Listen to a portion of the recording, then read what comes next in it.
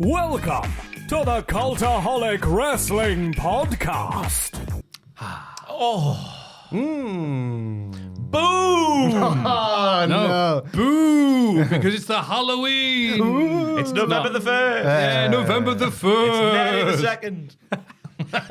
If you like a lot of wrestling on YouTube, join our boom. Hello and welcome to the Cultaholic Wrestling Podcast, the only place we can hear this type of bollocks anywhere in the wrestling world. Nice. I haven't checked, but I'm pretty sure that's true. You're joined by Jack, Ross, and his... Hello. God, it's a lot of water. Yes, it is. It's 2.5 litres. And I'll see that off by the end of the podcast. You watch me. You do. I've noticed. I go... Oh, he has actually drank all that. It's as if these podcasts take a long time to get Yeah, through. or as if I'm worried about my kidneys and liver, and I'm trying to help them out by drinking lots of water. Isn't that nice? Probably lacerated them over the years with all the alcohol and fatness. Yeah. How's your week been, Maffew? It's going great until then. Now I'm worried about my kidneys. I hope they like coffee because that's all they're getting. Yeah. But I mean, grand, mate. Very, very, very grand indeed. Because I found my little Halloween shirt. I Oh, only that's wear once a year. right. You can't see it. That's a sexy girl jumper, that, with a hole in the arm. I can Sexy picture girl. a sexy girl wearing it. I'm Like not your girl toy. it's like Freddy Krueger meets Degeneration X. Yes, because they were out of the red and black ones, so I got the green and black instead. And then it sat in my closet for 2 years. Fair enough. It's good. So yeah.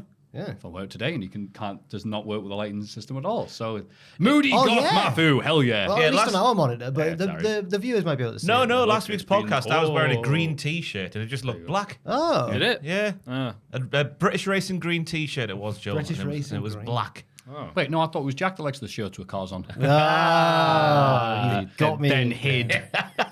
You've got Venom this week. I got bloody Venom. Oh, But this good. is like the equivalent of like a normie wearing like a Metallica t-shirt or something. I'm not. I don't really understand. You're not going to see the new Venom film? No, I can't name like 5 Venom songs or anything. I've seen the trailer, and his voice didn't half make me laugh when I first heard it. 'Cause Yeah. Is it Brian Blessed? I think it's just Tom Hardy doing the voice. Is it? Because he's just... That sounds like Tom Hardy. But he's Bane. He can't be Venom as well. That's right. He's doing both. He's crossing the line. Oh my god. He's like Rick Rude in Night 7. DC and Marvel. Yes. Oh wait, hang on. Oh yeah, Venom's Marvel. Of course he is, man. He's evil Spider-Man. God, what am I talking about? It's got it there. It's bloody somewhere. Ross, your shirt? It's black. Black t-shirt. from No, it's Ne- bright green. It's from Next. How dare you lie? Um, Oh, nice. It costs like £12. And that sexy laugh in the event. I mean, we are joined as always by Joel. Hello. There he is. Hello. Please Yeah, continue yeah. excitement, Joel. Ross said that he was. He gave that band a shot. The one that Joel went to see. Oh, yeah. The radio. So did, Oh, I've been listening to so him, did yeah. Maffew, yeah. 'Cause, I like the music. I like the bed. I like Yeah, the music. yeah. I think it's toe tapperish. But when I've only gave it 3 songs chance, and they were all just obviously old-fashioned radio announcements just plugged in on the top. That did nothing for me. I want a little bit of sing-along, you know? And you can't sing along to "It's raining." Yeah. What are the Please called don't again? join us. Country What are is they at war called with again? Germany. If the viewers want to know. Public service broadcasting. Public service broadcasting. I got a comment on the Pictures video yesterday saying someone listened to him. And I thought you meant they'd commented on the pictures video then. no. Oh, maybe. No, it was last week's podcast, actually. okay. Yeah, but- keep our name out your mouth. But no, I like the Go. It's got a beat to it, Go. but it feels more Yeah. post-rock. So you're right. It's not a thing to go like sing along to. Just go and just like, yeah, I'm enjoying the vibes. It's just the vibes, man. Yeah, I think you need drugs on top of them, don't you? don't you, Joel? No, silly. We said vibes. Your Honor, we said vibes. Yeah, it's just about the beat, though, innit? I don't listen Yeah, to it's it just much, about the but beat. Did you see his hand? Yeah, it's just about the it's just a bit of this. But I don't listen to it much. I just thought it'd be really like good in to the see Rebecca live. Black video where she's. Did you see what Rebecca Black did, by the way? Wow. Huge- No, I've never thought that. Huge pop from me. Go on. She did one of those Boiler House DJ sets. Oh, yeah? Yeah, and but at the very end, she's like, "Can I play one more song?" And everyone's like, but then she starts playing a Charlie XCX song. Oh, yeah. But then the vocals don't come in. And then the vocals from Friday come in. It matches up perfectly. And the crowd, it's like Austin just came out. Oh! 7 a.m. waking up in the morning. Wait, so is she calling her a thief? Charlie XCX, if anybody, if they're matching the beats Yeah. to that song, yeah. I'm assuming Charlie Or the XCX producer, was I all guess. right with it because it was a live DJ set, you know. Well, what am I going to do? Cut him off. Cut him off. Take Yeah. off the bloody hair. But, well, good for her. Good for Rebecca. Good for Rebecca Black. Yes. Great pleb banter this week. It has been good. It's been a good one. We're doing all right until he went, pleb on. Oh, that's right. We're just pretending to like each other. I know, yeah, all the time. Oh, you guys. So You don't have to be here, you know. Oh. I mean, it would fall apart if you weren't here, so please do come back. But if you ever feel like you want to go, you can go. But I like talking about public service announcements in the back of Black. Mummies are way too weird for that. They're like, oh, okay. You're right, we have to get to the important news. Samantha Irvin. One of those lids that doesn't come off. I forget every time. I'm like, oh, that's just the modern world now, isn't it? Sorry, Samantha Irvin, yeah. Samantha Irvin. She said, obviously, she gave him little moose bushes about why she left. And she said simply, I don't like announcing. I'm serious. No cap. Hey, Annou- hey. Good one. Especially on Friday.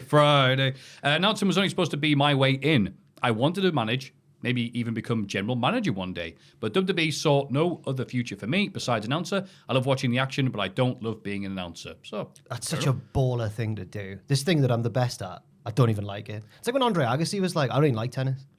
Michael Jordan going, you know what? I'm going to go play baseball. Yeah, he did. Yeah. And he was crap. Well, It's hopefully not doing it. a bit, I don't know, because she was saying in the press, on the sheets, a while ago that she was been doing vocal training to like get the announcements right and whatnot. Would you put that much effort in if you don't like it? Or is that Maybe just, to show that she's got the drive, you know. But like The Rock? she got the drive. It's about power and all that, yeah. I think it's hard to tell because she never got the chance, but I think she could have probably been a good manager just the way... She's one of the most personality-filled ring announcers we've ever seen, so yeah, it might work. I know what I'm doing if I'm TK, though. Pick up the phone straight away. Give her managership. Get Domino's Pizza on the way. Oh, no, not a Domino's Pizza. Read the news. Oh, boy. Yeah, I'm hungry.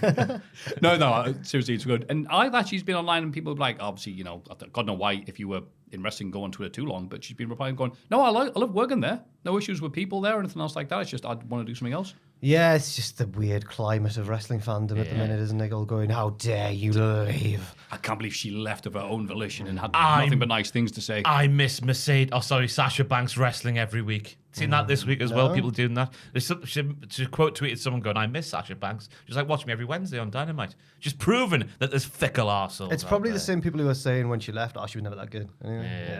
People are weird and stupid, and some of them listen to this, so thank you very much. Some of them are sat here. Hi, guys! Hey, guys! Oh, we'll get to him much later. Do we have to? Apparently, Vince McMahon has not simply retired and just left civilization. No. He is, according to Mike Johnson of PW Insider, McMahon is the process of setting up a new entertainment hub company based in LA. He's 79. He was never. He can't help himself. It's compulsion. It's weird. It was stressed that it's not a wrestling venture. Just, I think it was in the mediums of fiction and non-fiction, which is so vague, but also could apply to wrestling. It's a mixture of fiction and non-fiction. That's a good point, actually. But I'm guessing it means like TV shows or something, or films. I don't know. Vince famously never did wrestling. He did sports entertainment. He was ashamed of wrestling. Could still be wrestling. Which is funny because everything else he did that wasn't wrestling spectacularly backfired from the UWF, XFL. WWE Studios, XFL, WBF. WBF, the first one I mentioned. Oh, yeah. Oh, he said UBF. Did I? I think you did actually. I was thinking, what is What's that? UBF? Just thought you were saying something I didn't know. I just can't speak English very well. I podcast that last 6 hours, and you think I'd know how to do it by now. So, yeah, my mistake. That's a second mention that you're not too happy with the podcast. Yeah. No, I'm happy. I'm Been going. It's funny. if you're miserable, you don't go, you know what, I hate this. You just go, no, I'm fine. If I go, it's crap this, it means I like it. Apparently the Vince thing is understandably not gonna. It's dependent on what the outcome of these ongoing legal battles are. So, well, yes, which you'd expect. So I don't know if we'll even ever see it. Yeah. But it's. I was gonna say it's surprising news, but I don't think it is. I think Vince can't help himself. What do you think he's going to show up to in court? Like another neck brace? Maybe that would be a good callback, wouldn't it? Oh God, callback. Is they going? Huh? There was initial reports that WWE had blocked the ability. That's the right word? Yeah, sure. AJ Styles going into the TNA Hall of Fame. AJ Styles says, no, the reason didn't block it or prevent me from doing it. I didn't want to go to it because I'm still an active wrestler. Okay. ... I hope. That's his words. I made the decision not to go to the TNA Hall of Fame. I appreciate TNA, but I don't want to go in any Hall of Fame as long as I'm still active. My choice. It does make sense because out of everyone, maybe ever, AJ Styles is probably one of the most obvious TNA Hall of Famers. So you'd think, why isn't he in already? I know they only induct like 2 people a year, but it did mean that because he wasn't there, we got the Bob Ryder tribute, which was really nice from Eric Young. He gave a really good speech. He was like clearly a close friend of his and everything. And he said like he didn't have any immediate family, so we had him for Thanksgiving, and he was part of my family and stuff. It was like really good speech from Eric Young, and about someone who I've never really heard that much about because he was so behind the scenes. Yeah, you'd hear him as like, oh, that guy backstage, but yeah, it wasn't a personality or anything else like that. So yeah, and Jarrett says nothing but positive things about him and all his 10,000 podcasts he's done since then. So so it's nice to have a backstage guy get his stripes. It was the best bit of Bound for Glory. No, Yeah, also the news, Bound for Glory happened. No, Henry not winning's the right thing. Oh, shut up. And I know we're biased. If you don't like the podcast, Ross. I know we're biased, but it felt to me very much like another one of those, the heels had a plan all along. It felt so Bischoff. And like, I'm just... Are you not ready for that hot JBL Ziggler match? Yeah. Oh, no. Are you seeing him? He's had the stem cells done. The lariat's looking fantastic. Let's go, John Bradshaw. So he hasn't aligned with He's had the stem Nemeth. cells done. It's funny, that's just a normal sentence nowadays. He hasn't aligned with Nemeth, but he helped him win. Because you wanted the title off him. Yeah. No, I'm not. I don't care. JBL TNA World Champion. Take it round the world. He loves all the promotions, all of them. All the monies. When I was going through the show and they got to the last 3 matches and then the first of the 3 main events happened and then they were like, If there's 3 main events, that means there's no main event. They were like, the next one's the world title match. And I was like, oh, no. Yeah, everyone was wanting to just go, oh, right, thank Yeah, you. Yeah, okay. I think I can go buy a T-shirt or get an expensive drink then instead. Chris Bay was in the main event, which wasn't the match he got injured at, but that Right. was the tapings after. And that sounds bad. Hopefully he's... It sounded horrific, and even more upsetting was, it's like, oh, if you want to donate to his GoFundMe, you're like, what, TNA aren't footing the bill for this? America, I guess. That was shocking. Yeah. It's... It really is the old TNA, isn't like it? the Wrestlers having to Jesse pay... Sor- Yeah, Jesse that's Sorensen yeah. Does that mean that they're not centrally contracted wrestlers for TNA? Like they they also- just get a one-off fee every time they appear? Is that what that means? I don't really know. I haven't looked into it too much, but I just saw, do this, and it's just like, I really... So we all wanted TNA to come back, the name, and we are getting that, because wrestlers having to pay for their own injuries. And, we've got old ex-WWE guys in the main event. Take the spot of other dudes. Fantastic. Yeah, the Chris Bay... That monkey's paw is really working. Yeah, well, Vikingo got injured as well, just after coming back. But that one I think sounds- that's just how he leaves arenas now. I know. Bless him. But obviously we hope he gets well, but the Chris Bay one sounds really serious, so Yeah. hopefully he's all right. Yeah. Yeah. They're doing an auction as well, aren't they? Just to try and raise more funds as well. So it must be a bad one, so hopefully he's all right. Yeah. Lovely fella. Had him on straight hell back. Oh, in the day. did you? Yeah. Oh. That's right, because I had, I think I was getting blocked because he says he didn't like Bret Hart. But even I'm like, yeah, okay, all the best. WWE have also announced the WEID, a new development program to assist independent wrestlers in potentially signing with the company, aligning themselves with Booker T's Reality of Wrestling, Cody Rhodes' Nightmare Factory, Seth Rollins' Black and Brave Academy, Rikishi's Nox Pro Academy, is that what it's spelled? And Elite Pro Wrestling's Training Center. So that's why we all look at us, the English people, look at the Americans and go, oh, We were the guinea pig. yep, have fun. Not the way, Matthew. Oh, sorry. It has been funny seeing independent wrestlers in America have a go at each other online. It's Very, civil very war. subtly give each other the side eye even, and say stuff like, dude who never like retweets the shows that he's on or takes photos of himself saying, oh boy, I'm going to be in WWE soon. It's, me and Tom had a bit of a debate on the news where we talked about it. Happened. We disagreed, I think. We didn't come to blows or anything. That's a but shame. I was basically saying it's catastrophic and bad, and Tom was saying, no, it might work. And that was our debate. So. Of course, Tom's pro. What does that mean? Whoa! BBC Tom. No, Right. no he made some good points, but I think I did as well. So there we go. It was a spirited and fun debate. That sounds nice. Yes. In practice, it sounds like a decent idea, but we'll be sat in 2 years' time. That's when you cast your opinion, when it's actually happened. Because NXT Europe or whatever the hell is going to happen sounded like a good idea, then it just completely, at a certain level anyway, killed the UK indie scene, didn't it? Famously. Yeah. So Well, Famously, the only bad thing that happened in the UK indie scene. My issue with it isn't so much that, because Tom's point was fair enough, which was like it'll provide routes to WWE for people who might never have got that opportunity. They'll be able to have a wider range of talent coming in and all that sort of stuff. But I think the impact it'll have on wrestling in general is like, or American wrestling in general, is like, it might make it all homogenous. The styles will die out. It'll all become performance centered. That's the worry anyway. It's funny. I was thinking that, but I've tried watching some American indies. I used to watch loads back in the day, but they now all wrestle like how the WWE wrestlers do now. Or it's like- all homogenized. America. Oh. There's like, I mean, not all of it. Obviously, I thought you were going to say they all wrestle like PWG. But that WWE's like that now. That's Well, just the NXT, normal yeah, style. I mean, yeah, it's just yeah. obviously the NXT guys, well, ex-American indie dudes, so then they went to the main roster, and now it's like, Yeah. they all wrestle like that. So it's like, oh boy, I can't wait to watch this indie, and it's, they all wrestle like WWE anyway. It's very interesting going, it's funny how that happened. I've seen a few tweets saying that Deadlock Pro Wrestling is the last bastion of hope because God, you're right, yeah. they had a really good show. I've not watched all of it, but they had a really good show the other week. It was like their big event. FTR were on it as well. And the matches were all like fast and furious in that, like you say, that modern style. But there were different shapes and sizes of wrestlers and big power wrestlers. And it was just a bit more variety and it felt good. So fair play to Deadlock. And hopefully they don't drown in the... I don't know what I'm talking about. It'll be... Like Ross says, we might have to wait to find out what the... Like a week later, and it's like, well, look who it is backstage. I wonder how it's going to work alongside the NIL program. Because that's where you just take your college athletes, the ones that are big and strapping and whatnot, who don't quite make it to the NFL or whatever, and then you put them in the wrestling ring. Well, I think... Well, NXT just, sign 12 and then get rid of like 9 of them. Yeah. So. I think maybe the next in line is where you find your WrestleMania main eventers, and then this indie program is where you find all the people they beat on the way to the main event of WrestleMania. Yeah. I'm just kidding. So scathing. Bloody hell.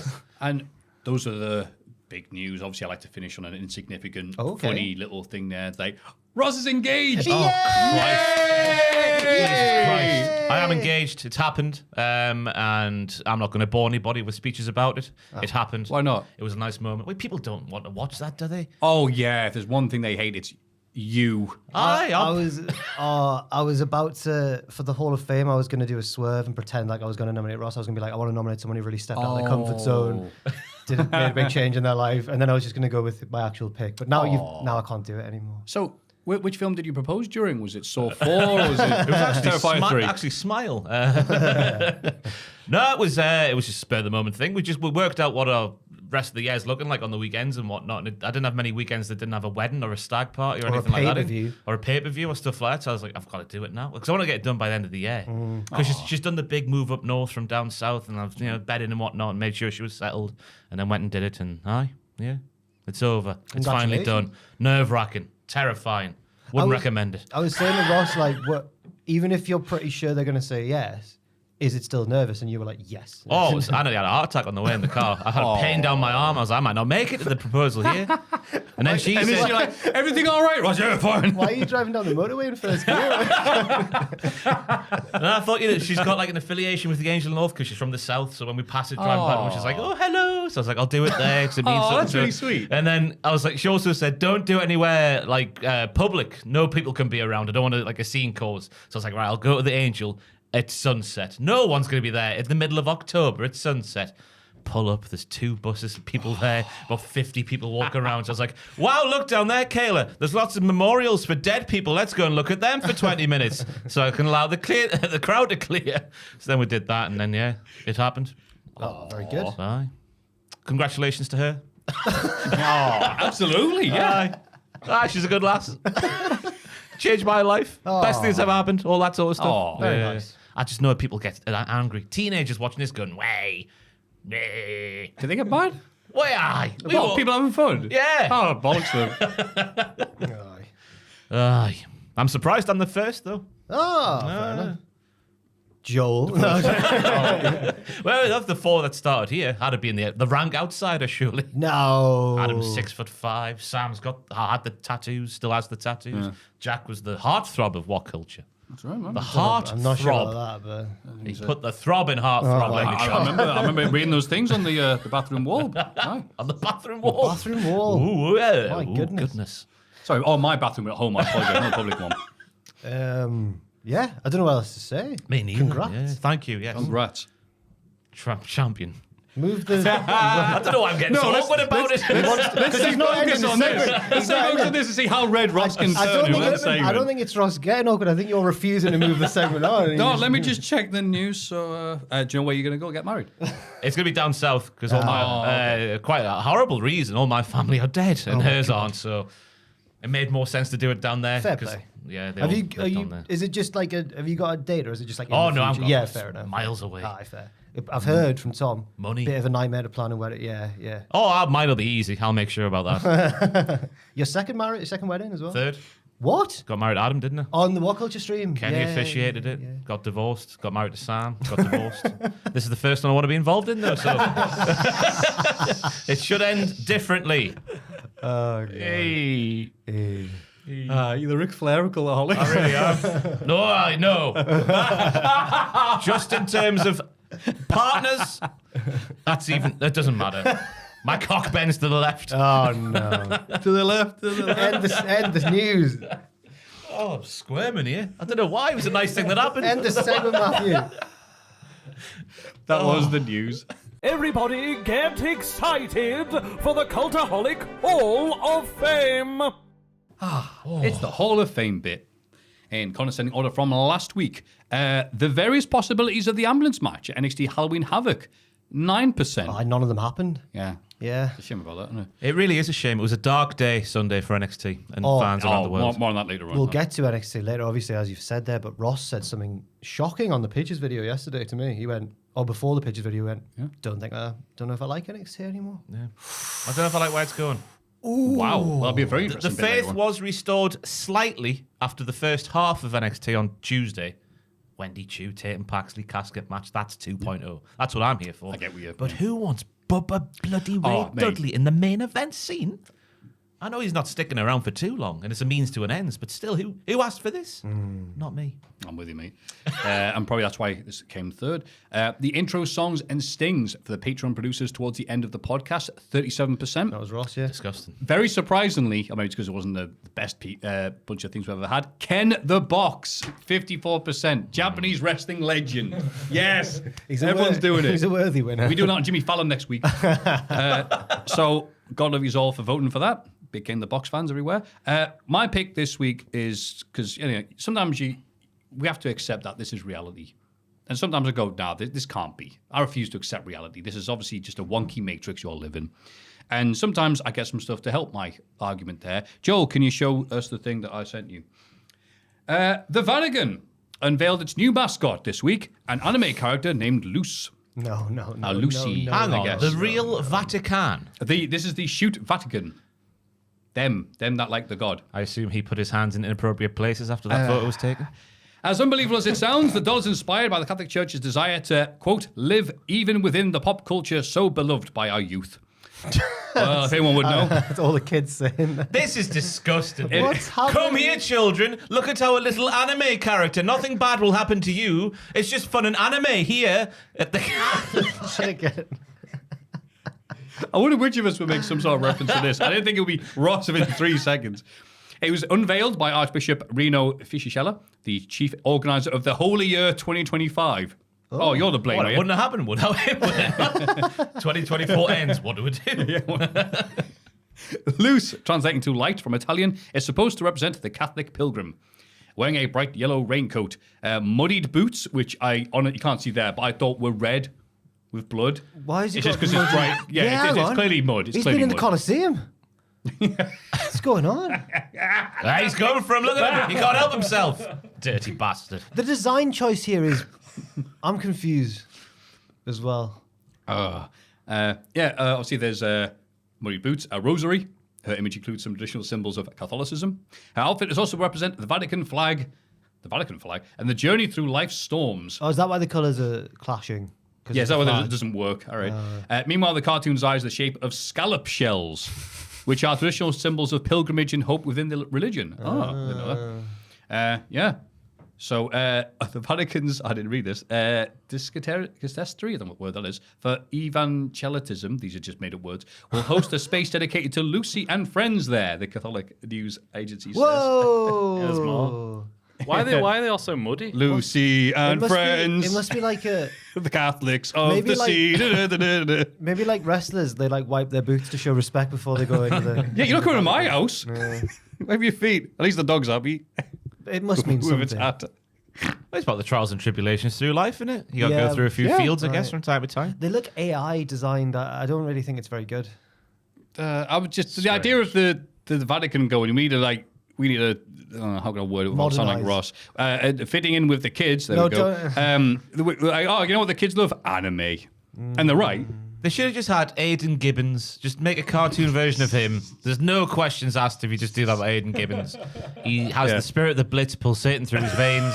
He's 28, I think, now. Maybe, something like that. So, great age. No, 1828 when he was born. I mean, he was this or the actual Ryback, I guess. But no, they're going with the anime, and don't look happy.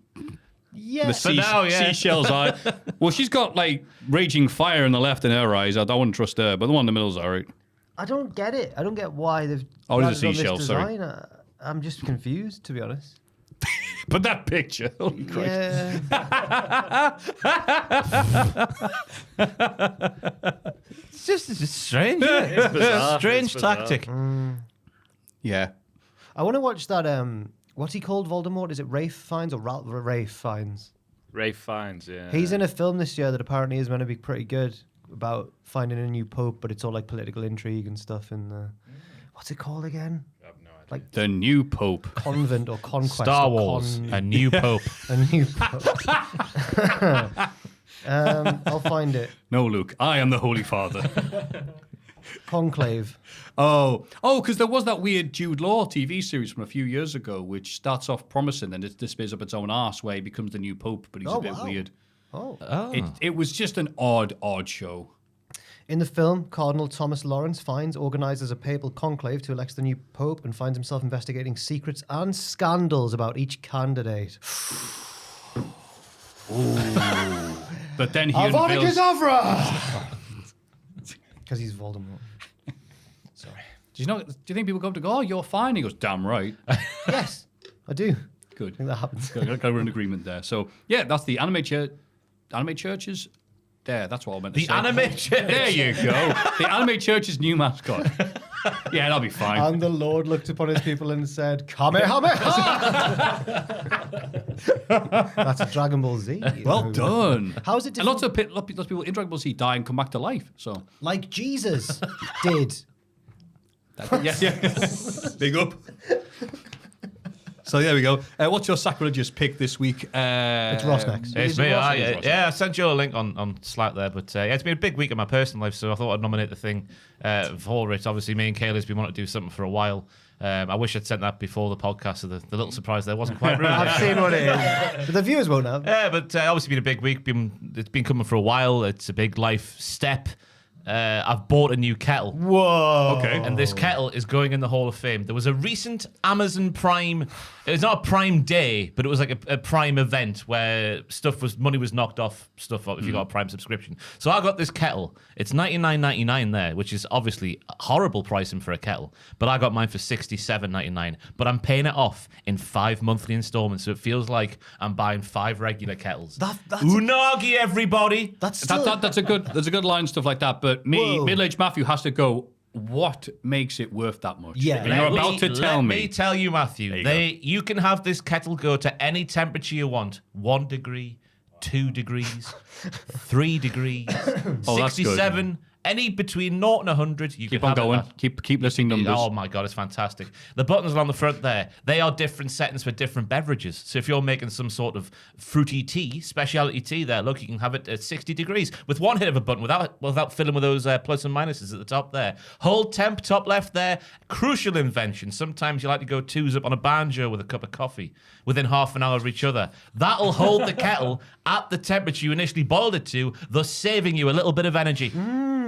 Oh, coffee at 95. Oh, that's Oh, interesting. fantastic. that It the is optimum unbelievable. It temperature? makes when you put a little dash of milk in there, it makes a coffee just instantly drinkable. You don't have to wait any cool down Wow. time.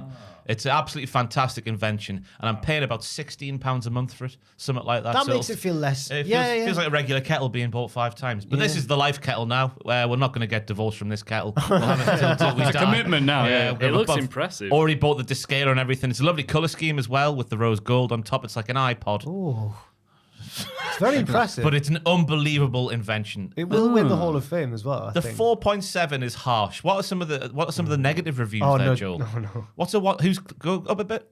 Up a bit? Up, up, up, up, up, up, up, up, up, up. Click 1 star. Oh, the sign login. in. The It's all login gone screen. wrong. Anyway, So it's a fantastic kettle and worthy of any Hall of Fame in the world. I'm paying attention to you. I'm also wanting to see the negative reviews. So, I'm very I wanna upset. know. I want to know. we- It's the You perfect have to kettle. log in to see the reviews since when? We can't. I'm sorry. No, it's not your fault. It's a weird. Boo, Joel. Most recent. There's a 2-star. there we go. I wish I could review it. Unfortunately, it's a delivery driver That's issue. not the- that's not the that's kettle, not the kettle's fault. I'm sure it's a great kettle for whoever pinched it. Even when they've lost it, they're still kind of positive. Well, that's nice. Yeah. Amazon Oh. exclusive. Since this is my second kettle. Oh, go on, Maffew. I'll let you read Oh, it. this is my second. I'm doing this because I've got better eyesight. It's kind of because the quality of the first one was poor. The second one is not much better. It's not stable on its base. Lid is all wobbly as well. Came very dirty with stains inside. Well, let me Again, stop a you there. delivery. It's not steady on the base there. Who wrote this review? Verified purchase. John. You tit, because you haven't tucked the power plug cord into the bottom like you're supposed to. Because I had that issue when I first got mine out the box, and I quickly realised the wire needs plugged into the bottom. So you sort that out, John, before leaving your negative reviews. Was yours stained inside as well, or do you have to pay extra for that? It was like a mirror. I've never seen a kettle like it. Oh. I'm just going to move Puppet Jack because he's weird. Oh, sorry, I didn't even look at him. Yeah. Came inside, what? That's what it says. One colourless box without any instructions or picked. It's a kettle, mate. Perhaps because it's Amazon exclusive or because it's just some used one. I don't know. But previous one didn't come in the same way. Overall, the quality is missing what would usually expect from such a company of such price. It is convenient to use set temperature settings. That part is precise.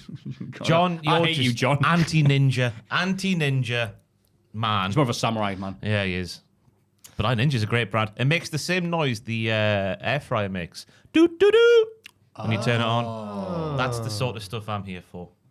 That's not a good ninja. It announces its presence, like. This is the future. Sleek, stylish. But I wouldn't pay 100 quid for it, but I would pay 5 installments of 16 whatever. Yeah. Simple controls. Even, it's not simple enough for John. Can But you get a matching toaster? Because that's the next Get one. a I'm matching for. air fryer, Oh, I don't need it. I've got the air fryer box ticked. Can you get a toaster? coffee machine, Oh. blender, oh, blender. Okay. yeah. pizza oven. Oh. Me kettle. I think a phone and got me and me mates.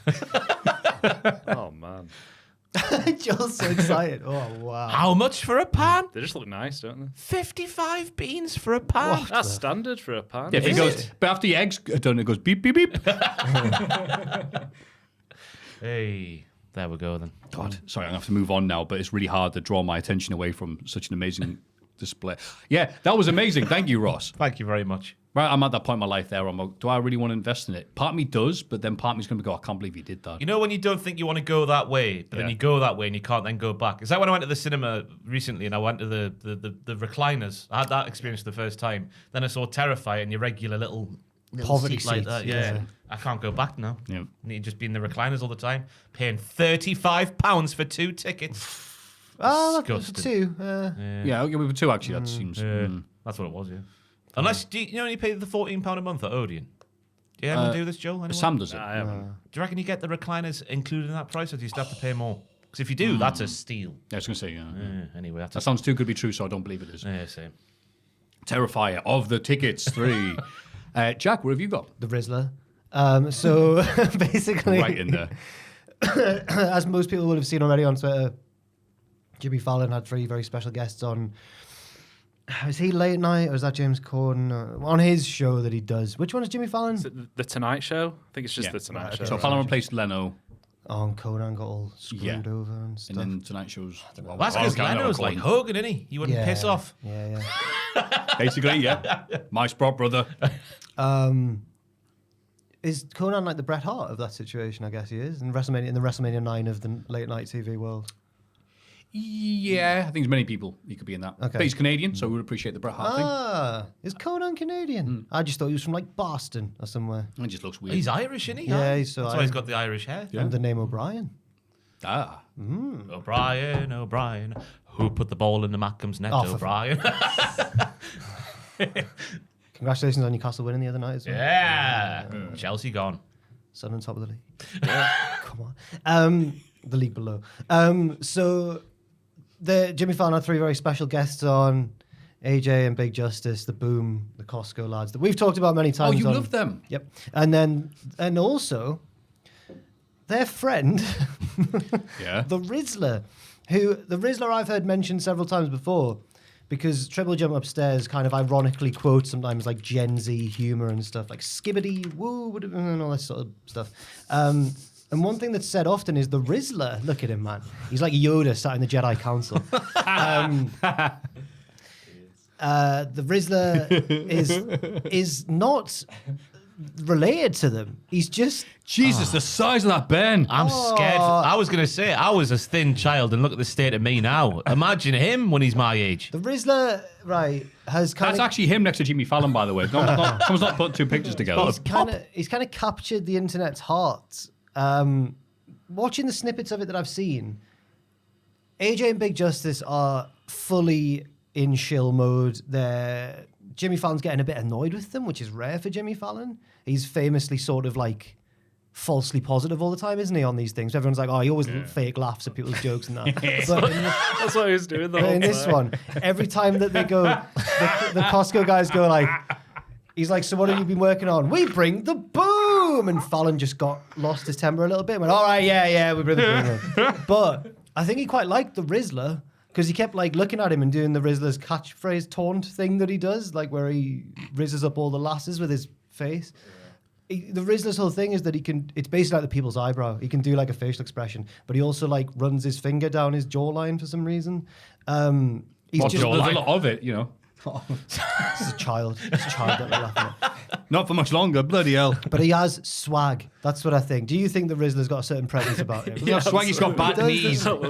You know, he strokes his chin like that. Yeah, he strokes his chin. And then Fallon starts doing it back to him, ignoring the Costco guys who are going like, double chocolate chunk, boom! But no, it's all about the Rizzler. He stole the show without trying. He just got aura. It's a fantastic interview. I've seen tweets like, I have not got a single thing in my wardrobe that could match the Rizzler's drip and stuff like that.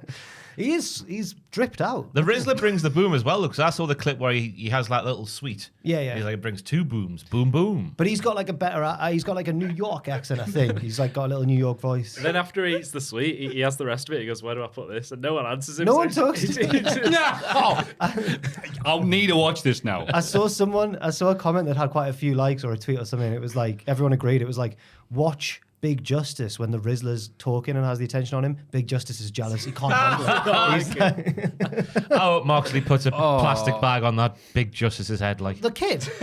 which one's the The dad? child's Big Justice. Sorry.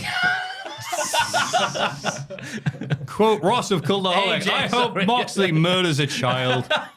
So what's the relationship of the Rizzler That's with these two? that's another thing that everyone found hilarious online. Well, his is own that- family can't support the It just- food I bill, don't- so they kind of like, they have him on loan on the weekends. I don't think it was that well explained. I think they just all appeared on the Tonight Show, and everyone's like, "So the Rizzler's not his kid as well? He's just there."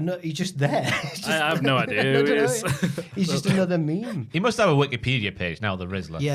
It's a great nickname as well. The Rizzler, yeah, it's good. Does that mean the same over there that it does here? Means that he's Yeah, got he smokes the Riz. tabs. No, it means he's got swag and all the ladies love him. Oh, he's got the Riz. Yeah, he's got the Riz. I don't know if he's got a Wikipedia. He's Oh, got an that's a Instagram. Whoa. Yeah, that's his Riz face. That's his people's eyebrow kind of thing that he does. He's unreal. He's class. He's so much cooler than Big Justice and AJ. Big Justice is too old for that. No, AJ's too old for that. Like, No, Big Justice is the kid. yeah, Oh, right. AJ's too old. AJ's isn't he? too old Yeah. for that. Look at Fallon's face. Just hates him. I love the Riz. He's built like a main event heel in Hang on, WCCW. click- Oh, can you? You'll be able to click on that picture can't on the click left. it. That must be his family, the Rizzler's family. Oh, yeah. The real yeah. life one. That's not AJ. He looks like when Javon Evans showed that old photo of him with Albert. He was so little. Like, Oh, God, yeah. the Rizzler. I think he's the breakout star of that trio for certain. Joel, go back. It was a question on the. He's a Cubs fan. Sorry. There you go. How is the Rizzler related to the Costco guys? Unrelated by blood. That's the bit that gets He teamed up. highlighted. So he was on a song called "We Bring the Boom." So the Rizzler was right. already a thing and then collaborated with the. I think they're leeching off the Rizzler's superior star power. That's what I'm getting from this, yeah.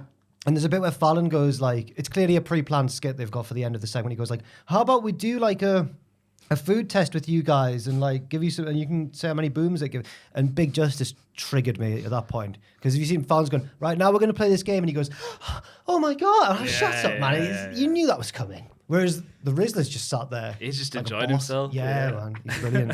Even there is that photo there, like black and white, he's like leader of the crime lord family, 1943. There's been stuff like there's been stuff like the Rizzler reveals his 4 favorite albums, and then people choose like Raise Your Skinny Fist, like all really dark, like all the Rizzler's favorite movies, and it's like really French, like yeah. It's really good. Rizzler approves of Godspeed You Black Emperor. Yeah. Anyway, if the Rizzler gets involved to help AJ, if he turns heel and aligns with QT, that's what I'm after. That's what I want. Anyway, the Rizzler, he's a star. Wow. We might start off as a joke, but now you actually like something. He's mint. I've got, if he's been up Jimmy Fallon, then hell, He's so calm under pressure. The other two are like puppies trying to get all the attention. Yeah. The Rizzler's just chilling. He knows he's a star already, and his feet are dangling. How old is he? Don't know. 36. Imagine. It's another Hasbro that- situation. This exact age is not readily available. Oh, No one knows. K-Babe. like He's like Wow. the Sheik, he never tells anyone the The secrets. speculation that he's 8 or 9, or maybe 11 or 12, or is that Big Justice that's 11 or 12? I don't know. God, so many He's questions. 26 years old. No, he's not 26. 26. I stone. Who's Alan Rizzler? Is that him? Alan Rizzler can't be his name. Alan Rizzler. Is he the evil one? This goes deep. I don't know what's going No, I on. don't know. Oh. Hezbollah was there at the. I saw the recent UFC event. Hezbollah was there. He's still doing that? I guess so. People are a bit over him now. I think I was they gonna want the say, Rizzler there. Right. But yeah, this bloke just Kamzat Chimaev, he's called, and he's like the last person I would ever want to fight in my life. He took someone down within seconds, and put on did that to his neck, and the guy's teeth went. But he showed a picture afterwards. Oh, his I 3 saw front that teeth had gone picture. back in his. Oh, it was Robert Christ, Whittaker, who's okay. like a hard man. Yeah. And he. That's Bullet did that. No. The Rizzler did. yeah. With his mind. Wow. 3 amazing picks this week. It's been a long time. So it's the Anime Church's new mascot. Ross's sexy kettle. Yeah. Put down, it cost £100. £67. I booked out Got the it sale. on the sale, yeah. It was like on sale, expensive kettle. And we're going to put then the Just aura of the Rizzler. Just the Rizzler. The Rizzler. Speaks for himself. Yeah. He's the Riz. He's Rawsome. Yeah. Why not? Oh, well, we're not here to play, but you can play at home if you go to patreon.com/cultaholic. This week in the wrestling. It's this bloody week in the wrestling. This week in wrestling. We start off with SmackDown. Randy Orton has a little argument with Triple H on his way to the curtain. He heads to the ring and accuses Triple H of protecting Kevin Owens by not giving him a match. Triple H comes out and says he'd have preferred to have this conversation backstage, but since Randy can't show up to work on time, I'll have to talk about it now. He denies protecting Owens. Randy annoys him until he admits he's actually trying to protect Orton. Owens feels betrayed by Orton and Cody, and something seems to have broken inside of him, so Triple H won't put Randy in a ring with him. Orton just came back from injury, and Triple H just want to see him back on the shelf, maybe permanently. Randy does not agree, wishing he was talking to the old Triple H. Orton knows what's at stake regarding his health, but Triple H knows what it's like to have his career taken away in an instant, so surely he understands Randy wanting the match. Triple H reluctantly books the match at Crown Jewel. He tells Orton to protect himself at all times. Like in the UFC. Protect yourself at all times. Exactly, especially when fighting that little kid. So he's got steel rods in his back now, so we learned about Randy Orton. Yeah. Multiple rods. Stewart. That broke off inside him. Piper, Right, probably have to go to the hospital to say that. Strong. I'm thinking more Roddies. That's the only 3 I can think of. Yeah, I can't think of many. Hot Rod, D Piper. Yeah. Struggling there. I liked how much Triple H bigged up Kevin Owens as a danger. I bought it because he was back in the day and he's become family-friendly Kevin Owens. That's the wrong turn of phrase, isn't it? But you know what I mean. And I like the fact he's brought that back up and it looks like Owens going to get a good thwacking at the pay-per-view. However, Triple H saying, I would prefer not to do this out here after we literally saw him say, Orton, get out there. Get out there, Randy. When we all knew Randy was calling out Triple H. So if Triple H didn't want to be out there, why is he telling Randy to go out there? He might not have known that Randy was going to call him out. What else was he going to do in kayfabe? Yeah, you're right, he was on the hunt from last week, wasn't he? Triple H is so humble. He doesn't want to take over the show. That's right. He had to follow Randy because he told Randy to go outside. So he had to follow him. It's not his fault. His music hit. What's he going to do? Yeah, he wasn't moving until the music hit. Then Like he was just like Vampiro. Rafa Benitez, wasn't he? Yeah, Hands off in the pocket. See you later. You can tell it was a serious segment because Triple H only bust out one, quite frankly. Also, Triple H saying, I don't want you, Randy, to turn into the miserable prick that I am. It's like, I thought he said he wants Randy. He wants No, that. he doesn't. Oh, he doesn't want that. Yeah. Oh, and he said, but then I liked Randy's point about like your career ended in an instant. You know what it's like. I was like, oh, that's a good way of in kayfabe why Triple H would let this match happen that he doesn't want to. Yeah, how come you could smoke, Dad, but I can't? Right? Yeah. WWE have a really good way of bigging up something that you want to see, but now you really want to see it. Yeah. It was good. Yeah. It was nothing groundbreaking, but it was. Yeah. It was Just good. a really good, simple way of teasing. Oh, we're not going to have this match. Oh no, we do want this match. Come on, yeah. Give him a second series. Come on. 7 matches for Crown Jewel. We only get 5 these days. It's because they don't like the Saudis. No, they do. Punishing like them with more matches. Well, no, I think they must have watched Bad Blood, where they had the Hell in a Cell first and the rest of the card was a bit meh, and they thought, no, we don't want to do that again. Let's put more matches on the card so we can tentpole it better. I think it was just because of Hell in a Cell at one time. But we'll see anyway, I don't care. We get a video package of our opening match, Game 7, between Andrade and Carmelo Hayes. LA Knight is a special guest ref and keeps getting inadvertently hit by the other two. He misses 2 pinfalls by Mello as a result. The match breaks down and Knight ends up hitting the BFT on both competitors. He gets on the mic and declares himself the real winner of Game 7. Ha ha ha ha. I never liked him. It was usually on the LA Knight What time are we doing that? Is this the time we all jump off the bandwagon now? No, I'm still on the bandwagon. no. But this was misplaced booking, this was for LA Knight. Declaring himself the winner. Obviously, this all would have happened if Charles Robinson was refereeing, for example. The Big Show kick out where I think it was, who was it who landed on him?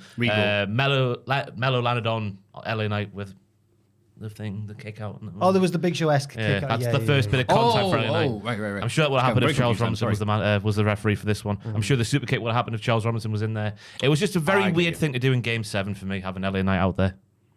Yeah, and especially have the long video package summing up all the things that have happened. It's like, and here's the finish. No, it's not the finish. Yeah. But absolutely no pop for Andrade again. We're going to have to start calling him Latin No Heat. Which is the old Woo nickname for Alberto Del Rio.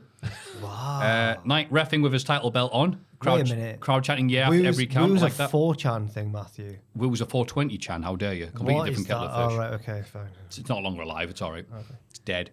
And I thought, you know what's going to have Knight beat the Rock accusations? Have him redo exact Rock moments. Because we had this one time when Rock was refereeing between Bulldog and Triple H. But that was funny when The Rock did it. Right. When he's 1, 2, The Rock doesn't. It doesn't matter. It doesn't matter. Yeah, The yeah. Rock- That was funny, and The was. Rock was also like the biggest star in the business at the time. But And LA Knight is the biggest star in the business right now. And Andrade is Bulldog. But nice action, and it's funny how the crowd, it's happened a few times this week, go from completely silent to "this is awesome" quickly. But it's a learned behavior now. You know when there's a double down or a kick out from a finisher. This is awesome, Charles. Pavlov would have loved "this is awesome" chance. But yeah, this is just part of the holding pattern we're in now. I think it doesn't really matter. But once we get out of the Saudi holding pattern, we'll be okay. LA Knight will still be cool. And the triple threat match can just go away. It was stupid from LA Knight as well, because we knew last week that Aldis said the winner will be on course for a United States Championship title shot. And he's gone and ended the match with no winner, so therefore giving himself a harder match. I know there's God, if there's no winners, there's no title shot. There's self-belief, isn't there? But, facing 2 men instead of 1, in my books, that's harder. Right? It was harder when you play them on the video games, I'll tell you that much. Yeah, it was a mess. And why did he stop Andrade going for a tope? I think Corey Graves called him Bill Watts on commentary. Because of the old WCW stuff back in the early 90s. That was true, yeah. I don't get why you'd officiate the match properly for a while and then do that.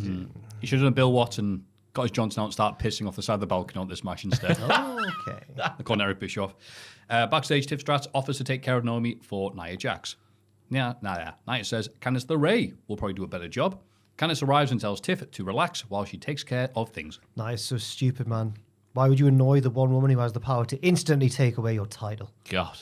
That's the dramatic irony we're here for. It's good. Yeah, it's good. Yeah. The choice of words from Nia as well, saying Tiffy was on vacation when we all know she had the sniffles. Yeah, That's right. Will. The Tiffle sniffles, everybody.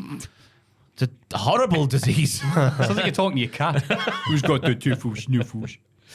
So was the sniffles a lie, or did she just go away? These are so many questions we need answers. She went away to the hospital to deal with the tiffle sniffles. Had a little drip. Or maybe the vet. I don't know, whichever worked. Nick Aldis angrily confronts LA Knight backstage and books a triple threat for the belt at Crown Jewel. And I put Nick Aldis proper manager. Like Hornswoggle, this segment was short and sweet. Yeah. But at this moment, I was thinking this is becoming like a WrestleMania card, this. Randy and Kevin added at the start of the show. Well, last week or whenever it was. Yeah. Now we've got this triple threat here. Wah, wee, wah. Wow, and a proper card for once. Wah, wee, wah.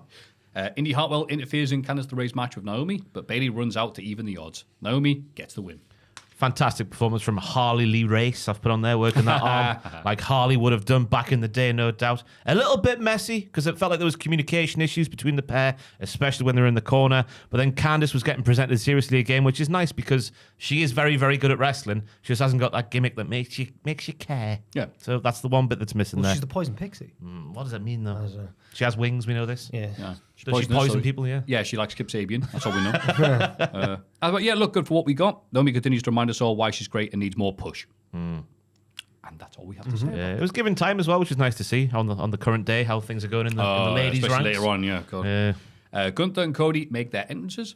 The beautiful and amazing Crown Jewel Championship is also in the ring. Gunther criticizes Rhodes for bringing his daughter into this because their match is simply about who the better wrestler is. Right, we've heard that already before SmackDown, so that's one bit repeated. There's one, if you're counting at home. Cody always talked about Dusty's legacy and wanted to carry WWE on his back, but Gunther thinks Cody is trying to make things more dramatic than they really are. Gunther's reasons for wrestling is himself because he's the greatest wrestler in WWE. If none of the fans were here, what would Cody's reason be? Cody says that's the dumbest question he's ever been asked because without the fans, there would be none of this. Yay! Such a babyface. Yay. Cody's proud of being seen as dramatic because he's a, quote, messy king. A messy king. Yes, I googled the definition of messy king, and the first thing that came up was the Wikipedia entry for wet and messy fetishism, also known as wham, also known as sploshing. A form of sexual fetishization consisting of a person or persons getting messy with a variety of materials such as food, mud, chemicals, and water. Okay. Chemicals? Food? Yeah. Chemicals? To see people with a cake of the face? Chemicals? I don't know what I mean, that sounds like how Two-Face got started. Yeah. Chemicals? So Cody likes that? He's a messy king? He's messy. No, we're all messy kings. When you throw a pie at his face, he goes, whoa! Cody talks about all his media obligations, there'll be none after this, mate, don't worry, which Gunther can't be bothered to do because he's not ready to accept the responsibility of being champ. Ooh. Gunther replies that he gets the same request as Cody, but he's not afraid of saying no to the boss and the fans. That's why Cody will always be secondary to Gunther. Cody doubts Gunther's nickname because despite being a general, he doesn't lead anybody but himself. Well, that's not true. He's got Ludwig Kaiser right there. He had 2 people at one point. 3 people at one point. That's right. Huh? Yeah. Cody talks about having guts before dropping the mic and attacking Gunther, who you can write guts with if you don't have the S. G-U-T. Ludwig Kaiser runs out and the heels take control, but Orton arrives and they bravely win away. So I a sucker punch from the babyface champion to close the segment. I couldn't believe my eyes. Thrilling game of tennis before that were turned into with the stuff about you're a lazy boy, essentially, even though he's gone from a chonker, we could all say, to a very strapping fellow all the same. I like the fact that Gunter came back to that saying, I do get the same requests as you, but I turn them down because I'm not a slave to all these people. I don't believe him, but it's a good line. I don't think he gets the same media request as Cody Rizzle. But much of else outside of that we've all heard before. It was a bit. This promo, like the build to the show, has all just been like empty words trying to hype it up, and it's not really. It worked a little bit here, I think, but before this, no. I don't even know if it needs much of a. Do you remember when they used to have the matches at Survivor Series, like the champion versus champion on either brand? Do you remember like Lesnar and Bryan? Bryan beat AJ for the belt that week. It didn't really have a build, and they went out and had an amazing match. I don't think it needs a build, but in the Triple H landscape, I guess everything needs a reason and a story, and which is fine sometimes. But sometimes when it's a match that you're not I think it'll be a good match, but I don't really care about the result.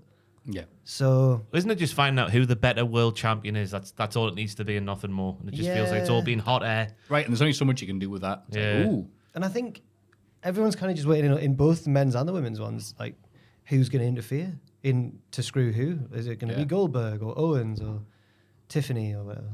Yeah. But I hope we find out tonight why Gunther's in this match, because that's why this promo was happening, because Cody wanted to find out his reason why. He said it was himself. My reason is me, Cody.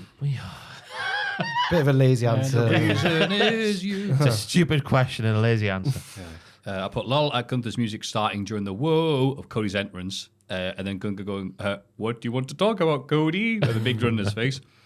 Look at you asking for the John Cena schedule, still trying to fit into someone else's template. I put ha. You're trying to make this more interesting than what it is. I'll say. It's just something we have to go through rather than watch. But I thought Gunther was bloody great here. Okay, yeah, fair enough. But you're right, it's going to get so high because who cares? Apart from the Saudis. Chelsea Green, Piper Niven, Damage Guitar, and the Metal Lasses are all arguing backstage. Ladies, stop arguing every time. You ever seen that bit in Soty and Sweep when Sweep's family come round? Are they all like him? And they're I've never seen. I didn't realize. oh, it's great. Yeah, it's like Sweep it's just control. Sweep with like, aha, oh, it's my uncle, whatever. But- I'm sure we've talked about this before, but Susie doesn't talk ever, and Sweep, like that. Yeah, That's right. yeah, right. Yeah. All three GMs interrupt with the tag champs. They announce a four-way match for the belts at Crown Jewel. The champs seem confident.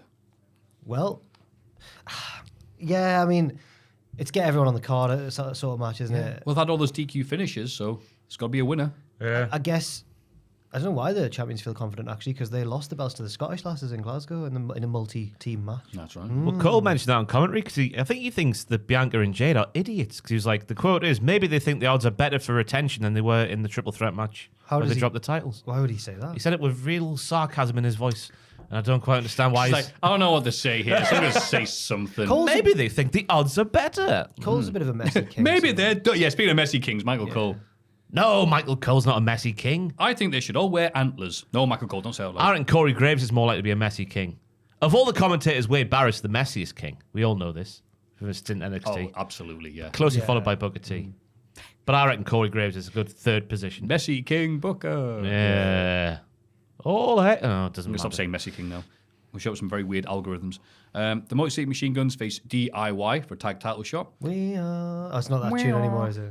It is. It's got drums on top Oh of it. yeah. now. yeah. And the Machine Guns have got that new cool theme. Don't. I hate it, me. Yeah, it's Yeah. not. Raise your fists.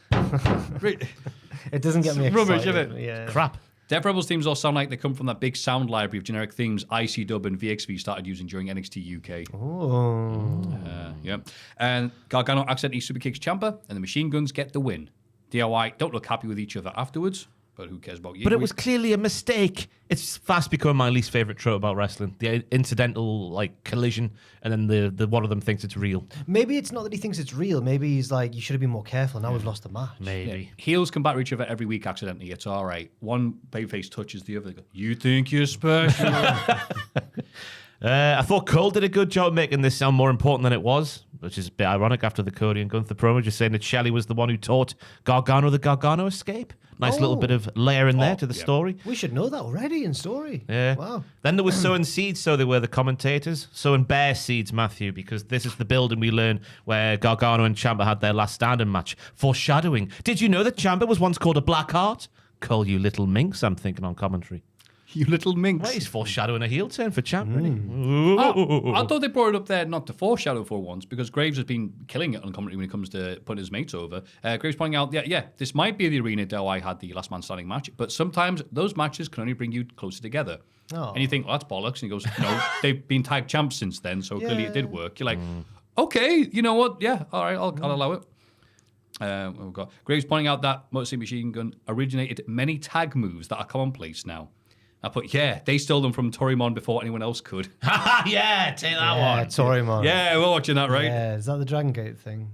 Yeah. The original Dragon Gate. Yeah. Cool. Because it was like Nova would do a move and like, wow, that's amazing. And ECW was like, he just took it from the Japanese wrestlers. but- Pokemon. Torimon. Simon Dean's a great guy. Yeah, it's a great guy. And I put, wow, there's an amazing moment where Sabin fights out of trouble with a downward spiral missile dropkick combination. Gets two. And I put, what the hell? Is this Ross's move of the week? No. Bollocks. No, it's not. Okay. I'll put, hell yeah, Skull and Bones gets the finish. Yay, Mostly Machine Guns are great. What a great bit. Oh, wait, hang on. It's the rest of the segment. The Bloodline interrupts the Machine Gun celebration and head to the ring. But Aldis arrives to keep the peace. Solo says they just came here to introduce themselves. Sabin and Shelley introduce themselves too and says they're ready to challenge for the belts anywhere, anytime. Solo says, fair enough. How about right now? Square go.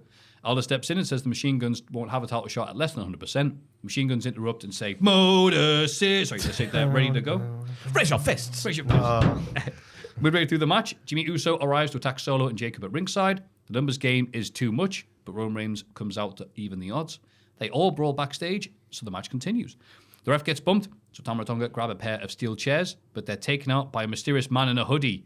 Who could it be? Well, Graves instantly goes, well, it's main event Jey Uso. The Machine Guns take advantage and win the match to become the new tag team champions. Jimmy comes back the ring and hugs out with Jay. Roman watches on from the ramp, all thoughtful and mysterious, and goes, that'll do, pig, that'll do. And I was crying like that lad at SummerSlam that time. Was it a lad? I think it was a lad. In WrestleMania. Yeah, WrestleMania with the big hat. God, right. You know, aye. WrestleMania 7. What happened? When Macho Man and Liz got married. Yeah. It's so he's got the giant cowboy hat. Is it a cowboy hat? It's like a chef's. I don't know what it is. It's Joel, it's find that man. Just put crying child man. Macho Man Elizabeth. That's it. Nothing else. Crying wrestler. We need to solve this mystery after so many years. As if it's not there. He must have been cancelled for something. No. How's that not coming? How's that? Google search went to hell. One of the most iconic cries of all time in all media. And he's not So there. one moment in wrestling that I can sometimes tear up if I'm not being cynical. Really? Well, these two getting it. Well, not the guy with the cowboy hat, no, but like, yeah, this moment. Yeah, just All their history and what would happen with them later on. Oh, it really gets me. Yeah. I can't believe that doesn't come up That's on Google Images. disgraceful. That from Google. End the search. Yeah, it's End over. the search. It's gone. It's I gone. don't know what to do now. Yeah. I don't know why. Oh, yeah, the match. That when Jimmy and Jay hugged, it was fantastic. Great pop as well.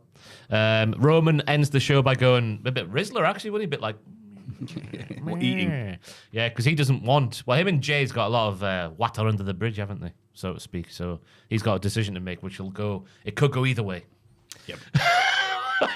I'm not as buzzing as I thought I would be if you told me the Machine Guns were going to become the tag team champions within seconds of their main roster debut. You didn't like it? I did, yeah. Just thought, It got overshadowed. yeah, it got overshadowed, and I'm not enjoying the presentation. I think a lot of it comes back to the theme music, honestly, which is weird. Oh. But they still look good in there and everything.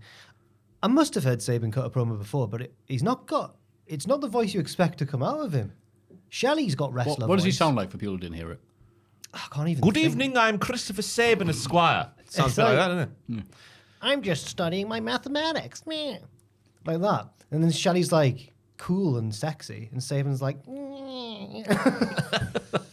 No, he's not. I'm expecting him to sound a bit more rough and ready, but he's very, I don't know, he's very calm, and I don't know. Anyway, I'm glad they won and everything, but it is just to fuel the, I don't mind the bloodline stuff, how one's cost one a title, so they've cost them the tag title. That's all good, and that makes sense and everything. Yeah, I liked it because of that. I thought commentary was the third man in the match. Well, in the team, I should say, whatever, it's a tag match. Completely handcuffed to be able to talk about all the olden days of TNA and whatnot, and acknowledge Shelley's brief run in WWE, which I had forgotten about. Oh, and it's an NXT. That's right. Do you remember who he teamed up with? Kushida, wasn't it? Well bloody done, yes, during the Dusty Oh, Rhodes the Tag Team Time Classic Splitters. 2020. They were the time splitters together in New Japan as well. Right, I knew about New Japan, but I had very little memory of them being in NXT for a I hot think minute. they had a special Wrestle Kingdom entrance once in a DeLorean, I remember some of them, yeah. like Back to the Future. That's it. That's the thing. Solo getting hammier and hammier, and I mean that in the nicest way. Oh, you want to make an impact of yourselves? The little bit where he's like, meh, any place, anytime, meh.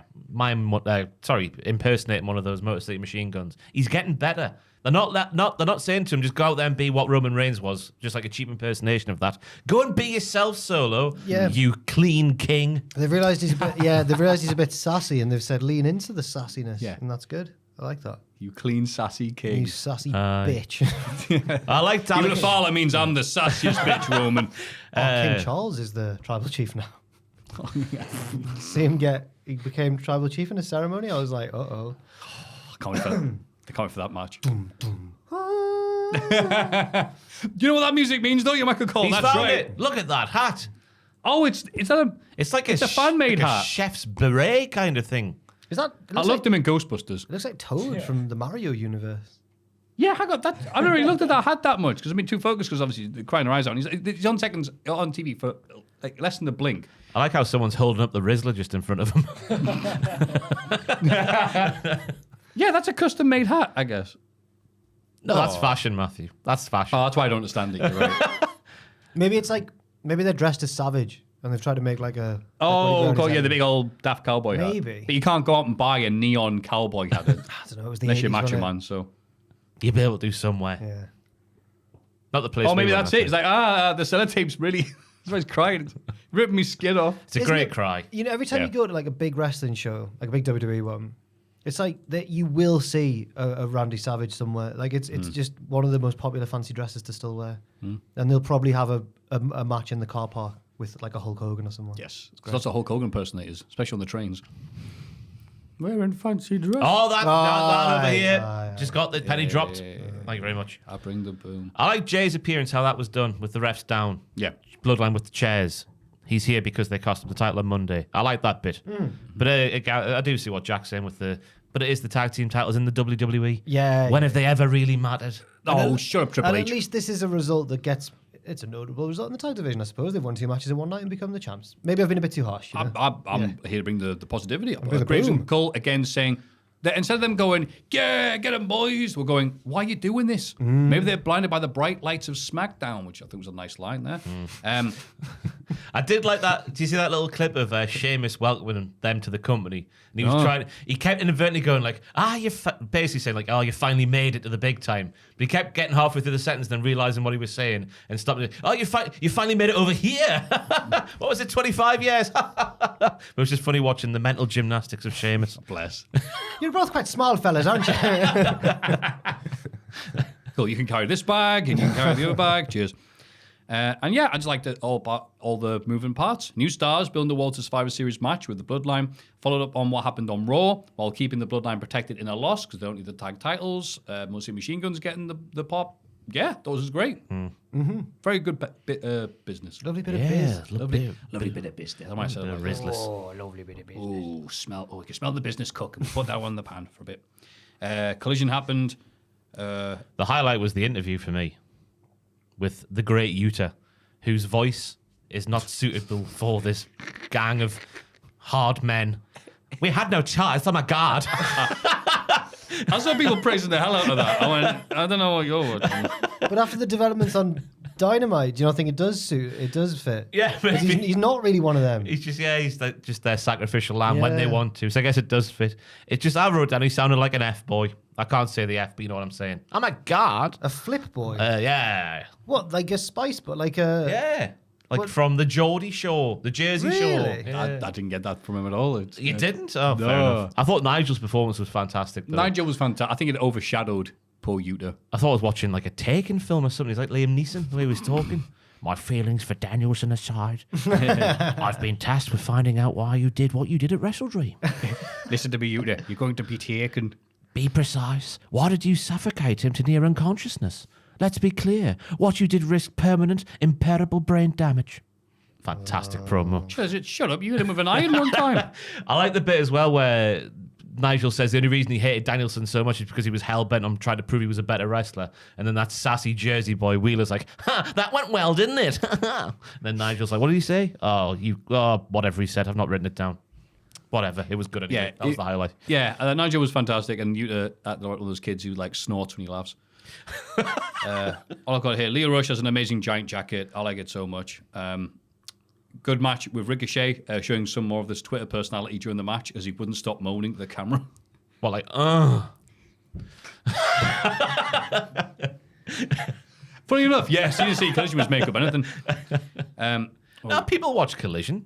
We just come with our highlight, don't we? Yeah, Kyle O'Reilly did a backstage interview, and he was very over the top and happy considering his bloody mate had just been screwed over by Jericho. Cheers, No, Bob. it's all right, because on Dynamite, I don't hate him as much anymore. He was more serious on Dynamite. I think someone had a word with him and goes, you're really, like, happy. You're not supposed to be happy in this segment. I know it was pre-taped, I forgot, but... and then the dude had a one-piece suck sign in the crowd during the main event, and that's all I got. That's an Collision. anime. A member of That's the church, obviously. Manga and anime there, yeah. It's a different sect of the church. It's pirates? They are. Right. Sorry, they are. And they're like a one that I'll never watch because it's like 1 million episodes long. That's right, well over 1,000. Oh my 1,000? If it hadn't been for lockdown, there's no way I would have gotten Bloody hell. some up Caught to up. date with them. God, it's like Coronation Street. Yeah, but Coronation Street fans don't go, you know what, I'm going to start watching Coronation the Street 60s. from the start. Hey, Ken you Barlow. watch ITV2 in the middle of the afternoon, you have like Prime 96 Coronation Really? Street. on. Really? Yeah. Wow, wow. 3 or 4 episodes back to back. They put Emmerdale Farm on as well from back in the day as well. I found out Oh, that wow. apparently the first like ever storyline in Coronation Street was that young Ken Barlow has just got back from uni and he's back in his hometown. He was at the very start. He was the main character at the start apparently. Wow. He was this young sexy bachelor, Ken Barlow. He still is. He's probably had intercourse Oh, with no. as many people as there are episodes of One Piece. There was that famous article, wasn't there, back in the day? Claimed, yeah, yeah. claimed, Fantastic guy. yeah. You don't drink in the wool park, cause that's Emmerdale. He don't drink in the Queen Vic, cause that's an EastEnders. Don't drink in the It's SU been bar, cause that's Holly Oaks. He drinks in the Rovers, cause that's in Coro. Ken Barlow, Ken Barlow. Ken Barlow. And you I do not remember that. you know it, pull you the know face, it. yeah. Oh, this was like prime uni age for us there. Right. You know. God, we go out for prinks and sing that down the streets. And then sometimes that's a good one to start. There was this peak. It was like peak Colo Torre time as well. Yeah. Oh, wow. Colo. So badass. Yeah, we were just tearing up the town. See, this seems way more interesting than the lads I was hanging out with. All the mates I know would sometimes literally run from the lecture so they could catch Deal or No Deal. That's also a side of that's a side of uni life as well. Yeah, Sat I around was watching daytime TV. Yeah. Great irony when I started my career here at Cultaholic, because I was known as the catchphrase comic king for a while. Where at uni, I was literally the catchphrase king. Afternoon TV, challenge TV. No one could beat me. That catchphrase. Yeah. The modern day catchphrase with Stephen Mulhern, or whatever he's called, is a lot harder than the 90s version. That's what I found out, though. It's harder. Way harder. Way harder. It's no joke. It's no, the modern No day joke, Joe, catchphrase, don't yeah. laugh. Ah, Stephen Mulhern's a bit like Jericho, isn't he? Like he'll claim that it's like X-Packy, but it's actually people just don't want to see Stephen Mulhern. I don't trust him, me. No, he's It's like shifty. all magicians, isn't it? Yeah. Sleight of hand. Don't know where they're going. Trickers, as my mum calls them, Yeah. not them trickers. Because they're going to trick you.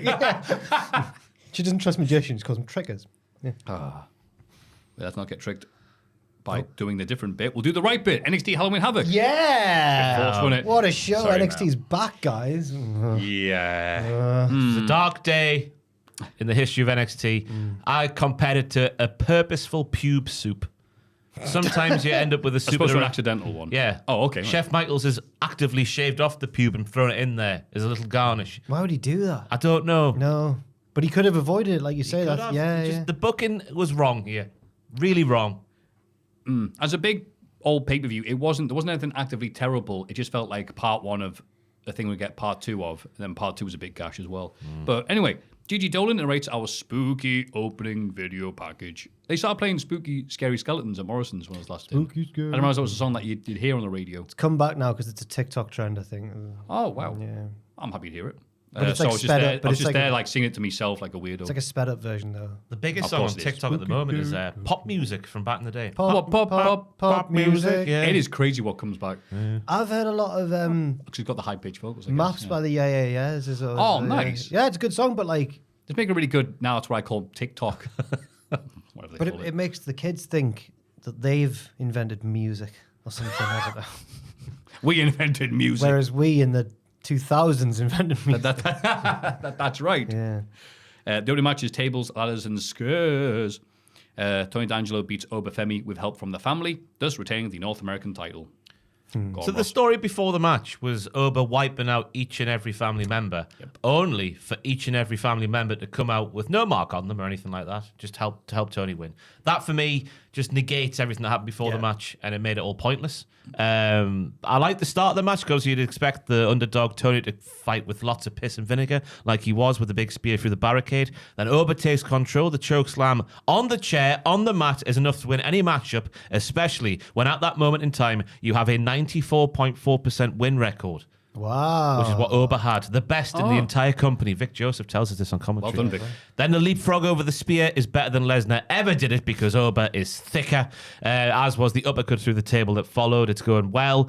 He then hit Tony in the back of the head with a crowbar, a shoot crowbar. It wasn't flopping around like a flump. It was a real crowbar. He thwacked him in the back of the head, then did crossface with it. Yet Tony still comes back from that. I feel like we've miscast Tony here. I think Tony's always had a bit of the Undertaker about him. Yeah, he kicks out of everything. He's got a bit of like the Matt Jackson about him. He survives all sorts. But maybe never to this degree before, I suppose. And then obviously we've negated everything with the family before the show, and we've also completely forgotten about the Nikita Lyons tie-in. Where was she when the Rizzo came out? We saw, the Rizzo. Yeah. We saw there was a relationship with them on NXT before Halloween Havoc with the coat and whatnot. Thank you very much, he says to her.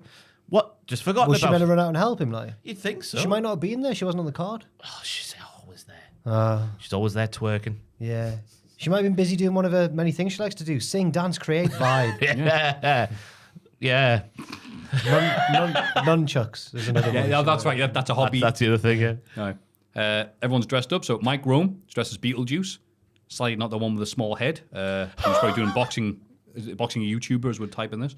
I'll put, why is this match opening? Oh, because there's another very similar match later on. I see. I like Tony stopping the intros by saying, you know the rest, and attacking Febby and letting us know he's the face by putting Febby through the guardrail. I got confused because I could hear the holy poop chants. Every time in NXT, I thought they went silent for NXT's for adults, Maffew. It's for adults. It's the adults promotion. Yep. I like the slow-mo backdrop to Femi. Hey, moves that look like a struggle. You don't see those much. Bret Hart, he lives on. Exactly. I think the bit with Rizzo was a little bit. It felt slow at the time. It was as well. awkward. He's like pacing after her, and she's slowly. Because we know that Ober's sexist, and the possibility of him hitting her with that chair was there until Nikita was on the scene. Yeah. So having him stalk her for, it must have been over 2 minutes, very slowly, was very awkward. Yeah. But I guess that's the effect they're looking for. It's Halloween. That's what the old monsters do. Jason runs. There's not much of a film. Ober's got the crazy face on as he zip ties Don, and then he's ready to punch out Rizzo just like he did last week. But then Tony rips his wrist off like he's escaping Saw and spears him off the apron. It's one of my pet peeves, breaking zip ties and handcuffs, because it shouldn't happen in real life. I think you found that Solid Snake did that once to save the world. Oh, well, that's Solid Snake, isn't it?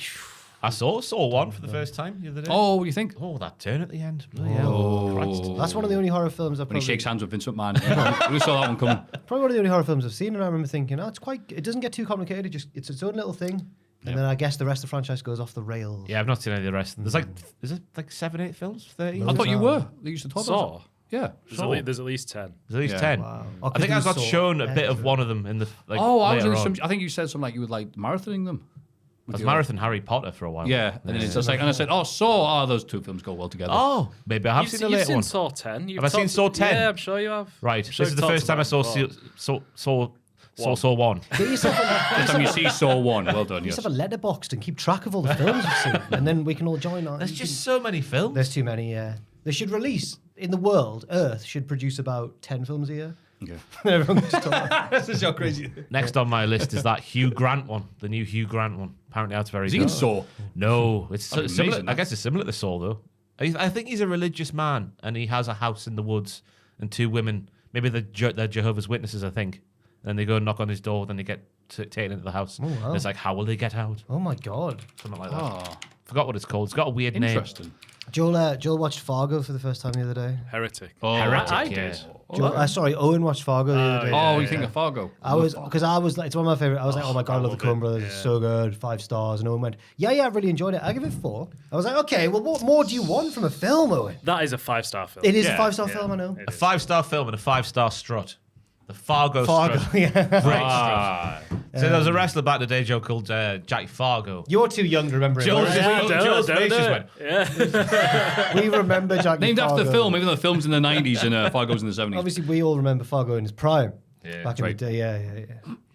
It's like, hey, come back here, running from the police. And he's doing the strut away. Hey there, Margie. Oh. Yeah, ew, wouldn't do that, no. But then apparently Owen said that afterwards, his girlfriend compared them to the couple in Fargo, and I was like, that's a bit of a dig on you, really. You do now, and she goes and she saves the day. Yeah, that's what I think. Yeah, he's oh, she's a great chef, though. Owen's missus. Really good baking skills. Bacon. She sometimes sends in like biscuits and that for the office, or like that's brownies nice. and that. Yeah, it's great. So she's a better chef than bloody Michaels is. Oh, absolutely. Oh, yes. At the moment, yeah. Yeah. And I was like, okay, I'm willing to accept that you can break the zip ties and whatever. It's not bleeding everywhere or whatever. Okay, fine, it's a revenge match, okay. But then Brave faced Tony's mates helped him win. Well, they're against a monster. But they're getting revenge on Oba for what? Oba battered them when they interfered in their match they had last week. Then don't show up. If you don't like the heat, stay out the kitchen, like Jack and the Italians. But more bad than... I put more good than... I'll put more bad than good. I don't know what the hell point I was trying to make there. I'm trying to be positive, but actually not being positive. I wanted to like this, but it was the wrong finish. Yeah, completely. I don't mind Tony being Oba again if they're going to move Oba on, but the way it happened, like Ross said, was like the opposite of what the story was leading to. So yeah, Because if there's one thing we know about NXT since Chef Michaels took the hands, is that it's all linear, it's all fantastic, logical storytelling with no plot holes, and this was a big plot hole, 2 big plot holes actually. Yeah.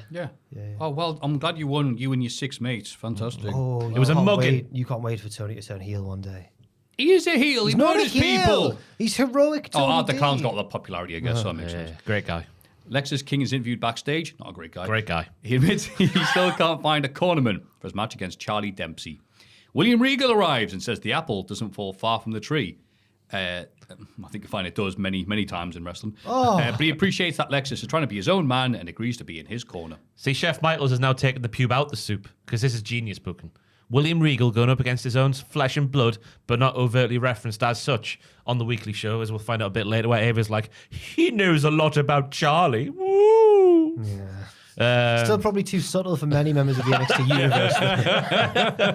But again, it's a great promo at the start from Lexus saying he's been finding himself in the ring. His conditioning's on point. He knows he's rubbish, but he's using that to his advantage. What conditioning? In his hair?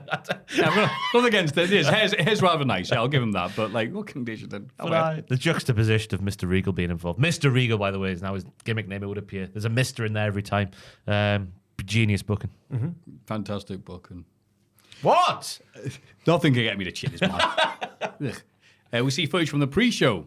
Fatal Influence choose a gauntlet stipulation for their match against Kalani Jordan, which make them the smartest people in all of NXT. The only other one would have been like just 3-on-1 handicap. Yeah. Yeah, but the gauntlet might have worked out yet better. Absolutely. The pube's been put on the side now, away from the dish. Oh, that's good. I always like my taken pubes out. away from my dish. Put it over there. Will it make it back in the bowl? Who knows? It bloody will. If I'm invited to the wedding, I will not be attending the food beforehand.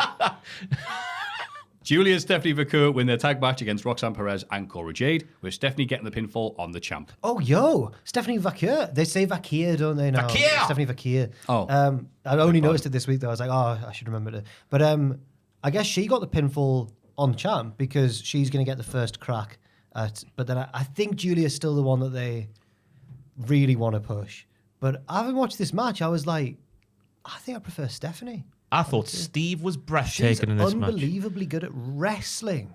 You know, I also agree with that thought. Yeah. All of the wrestling, though, not just your flippity-do that you did at the end of the match to win the thing. She's an all-rounder. Was it a spinal tap? I'm not too sure. Was it a spiral? Spiral tap. It was similar, wasn't Corkscrew it? moonsault. Yeah, it was Whatever. similar to, yeah. Yeah, it was a hell of a move. And my move of the week, Joel. Oh, baby.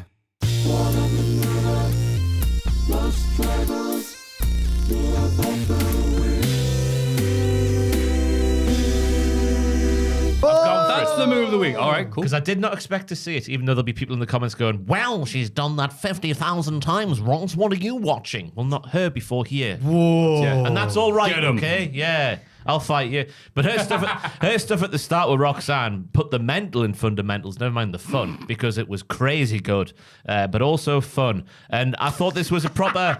Look at how mint both new lasses are, but especially Steve, because as Jack says, I think she'll get the first shot. But also Gilly had a lot of highlights in there as well, as did Cora Jade, who I saw a lot of people in, not just my chat on the stream, but also on Twitter, have noticed that she wrestles in slow motion, which I think is a little bit harsh. But I Yeah, can see what they're saying. she's definitely got better. Yeah. Yeah, I think that this is probably the match, maybe the most complex match she's ever had to wrestle against 3 women who, I don't mean it in like a disrespectful way, but are clearly like on a different level because they're 3 of the best women's wrestlers around. But and it wasn't blatantly obvious. It wasn't like bless you. It wasn't like, oh, they're having to drag her along through the match. It was a bit more seamless than that. Yeah. And she did a swanton that I was like, oh, but she managed to do it. It was disgusting.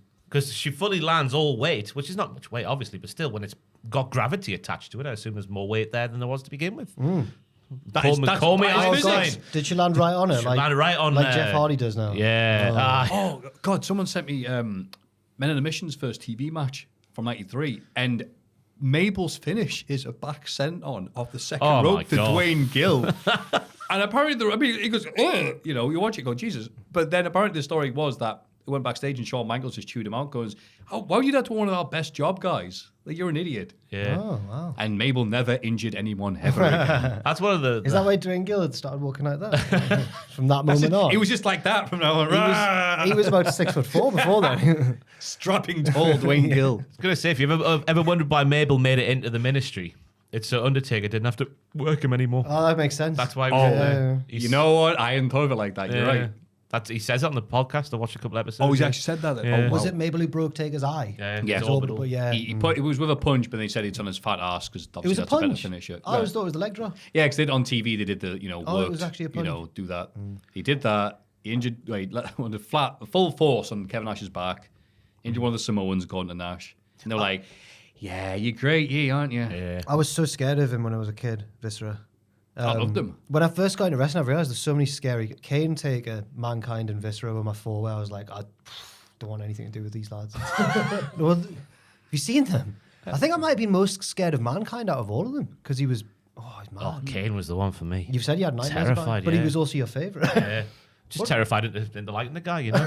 Right, yeah. Also, he shot fire from his hands. Who else does that? Yeah. But in more orbital news, Rhea Ripley's is apparently real. Yeah. Yeah, I thought, is that one of those CM Punk injuries you get when it's around the time you have to get on a plane to a certain part of the world, but then the bloody X-ray showed up and goes, oh, God, all right. It's very bad luck for Rhea with injuries recently.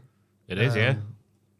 I've seen I saw some Reddit comments saying like, this is bad news for Rhea, and everyone was like, oh yeah, it sucks for Rhea, but maybe they'll now push any other woman on the Raw Women's roster to face Liv because it's just Why? it's just been Rhea for the whole. I for hate months. Reddit. It's been Rhea for months and months and months and months now. And the ratings have been amazing. I don't actually know about what the ratings have been like. I mean, either, but I assume right. they could because Red Bull is not there. But I thought this was the match of the night, though. Gillian Steve versus Cora and Roxanne. Probably was. Yeah. Yep. Yeah, I think I agree as well. Cora Jade's crazy face Chiron was lovely. I do appreciate the OTT nature of NXT's production when they get a chance to do it. They're so extra. Sorry. No, you. Julian Vickers' outfits also very nice. Oh and my! Well, I liked Roxanne and What a Cora's, smashing actually. blouse you have on. Yes. Roxanne and Cora match. I was sat there on my stream going, well, they've come dressed as your granny's dinner tablecloth. And There was like checkered. curtains. Yeah, It was like- actually from The Shining, wasn't it? The two Oh, little they were lasses. the twins. Yeah. I thought it was like. Oh, is that what it's- I thought it was okay. like Little Bo Peep or something. It was Right. The Shining. Oh, Thousand. I thought it was bloody Alice in Wonderland. Or Right. I was sitting there yeah. going, oh, they look like a tablecloth. And it's just like The Shining, The Shining, The Shining. I didn't Have realize you seen our The Shining? audience were. Nah. Oh. I've seen that Get bit that when one in the corridor holding hands. I've seen Yeah. that bit. I didn't Yeah. realize our audience was such connoisseurs Yeah. of classic cinema. Is that where Here's Johnny comes from? Yeah. right. I've seen that bit as well. Oh, good. I'd Big definitely job. seen. It's a really good, gripping thrill. I'd definitely Fair seen the can't Simpsons talk. episode before. I'd definitely seen The Shining before The Shining. Yeah, That Shin. that's such a good parody. It's really good. I was going to say, where his son's in that smile, isn't he, Joel? Yeah, doing a Jack Nicholson He face. does the same face. Yeah, Yeah. it looks. Yeah. Fair play. Genetics, Crazy. Hey, the apple doesn't fall far from shut up. But what a lovely showcase for the new ones with Cora and Perez holding on for dear life. In fairness, Perez looked competitive in certain moments, but Jay was wrestling like those videos of small children who immediately regret getting into one of those scary roller coasters. But the new ones look grand, and that was the point, so good enough for me. Hey. I think Cora held her own.